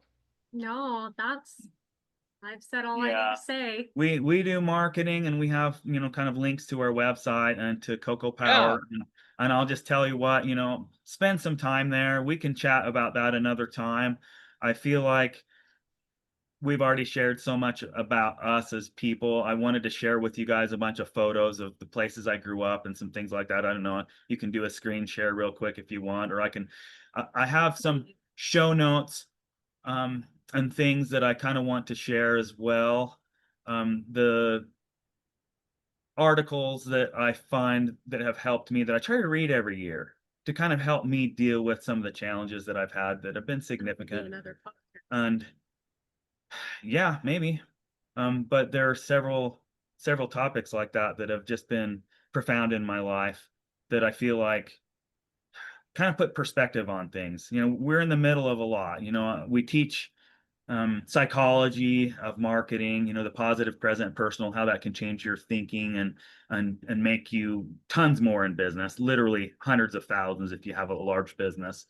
And Joni's sharing her book on, building better brains, and little genius children. We're promoting Cocoa Power, which, has energy bites and kind of a bar for athletes. And of course we do marketing and some things like that. And then we're just trying to promote, Ogden Crowd and Drew Briney's books, and so many others of you would have excellent books and skills and things that we can add to the website and promote you as well, which is really what I'm hopeful for, that we can all kind of work together to, create that Zion, and hopefully soon a community with hundreds and hundreds of thousands of people, of believers. That's what I see, moving forward. Absolutely. And we'll have to get you back on for the rest of that. I definitely am interested in doing that. So we'll have to jump back on. But there's a standing rule. You've been on once. You got a standing invitation to come back. So don't feel like you need you need me to call you first. You can just Yeah. pick up the phone and go, "Hey, I'm ready." We Got can your roll number. that. I know where to find So you. you know where to find me. We've worked close enough together now on this project that yeah, I'll answer my phone or shortly thereafter. I'd like to say always on time. When it rings, I'll pick up, but inevitably I'm always on the phone. Yeah. So, no, but dude, good stuff, guys. I appreciate you being on. I appreciate all the work you put into that website. So, Yeah. we'll put some links in there for your other project there, your your marketing company, and we'll put it up there in the show notes and people can Yeah. go check that out. All right. Our little bio has some of those links already on it. So if someone wants to find us, Perfect. we're really easy to find. And I've tried to do that with everybody as well, because um, Kevin Kraut, you need to go over to his little website and read the free versions that he's making available of all of Ogden Kraut's books. If you don't have the funds for it, go get them. And also others have made his audios available so for free. So you can go and listen to the audio if you're busy and you're driving in your car from YouTube. And Drew Briney is constantly writing new books, and he's getting a bunch of them up. And we'll have PDFs for everyone, as well as some better versions of the audios, because I absolutely love listening to audios at two times speed. And I know that I absorb so much more information sometimes when I do that. So I feel like this is just kind of the start of kind of getting the basic idea of just a few people up there, and kind of the basic idea of the bios. I did try to write Nate several emails so he could send me more of a bio for him, and I absolutely want that for everyone else, so we can just make this professional and kind of send links to your business and just what it is that you're doing. Just, highlight everybody here, because we all have gifts that are just fantastic, and we can support each other that way. Absolutely. Thanks for having us on, Dave. No, thank you guys. I appreciate everything you've done. I really do. So let's yeah, keep talking. Well, I'm sure we'll get you back on. Yep. And All hopefully right. I'll be healed up even more so, and have, sharper Absolutely. mentally. So Absolutely. looking forward to some updates on that and my lifting. I want 400 or 500 pounds up this year on my squat. So that's the goal. Nice. Nice. That a kid. Awesome. Hang out for 5 minutes, all right? All right. All right. Bye, everybody.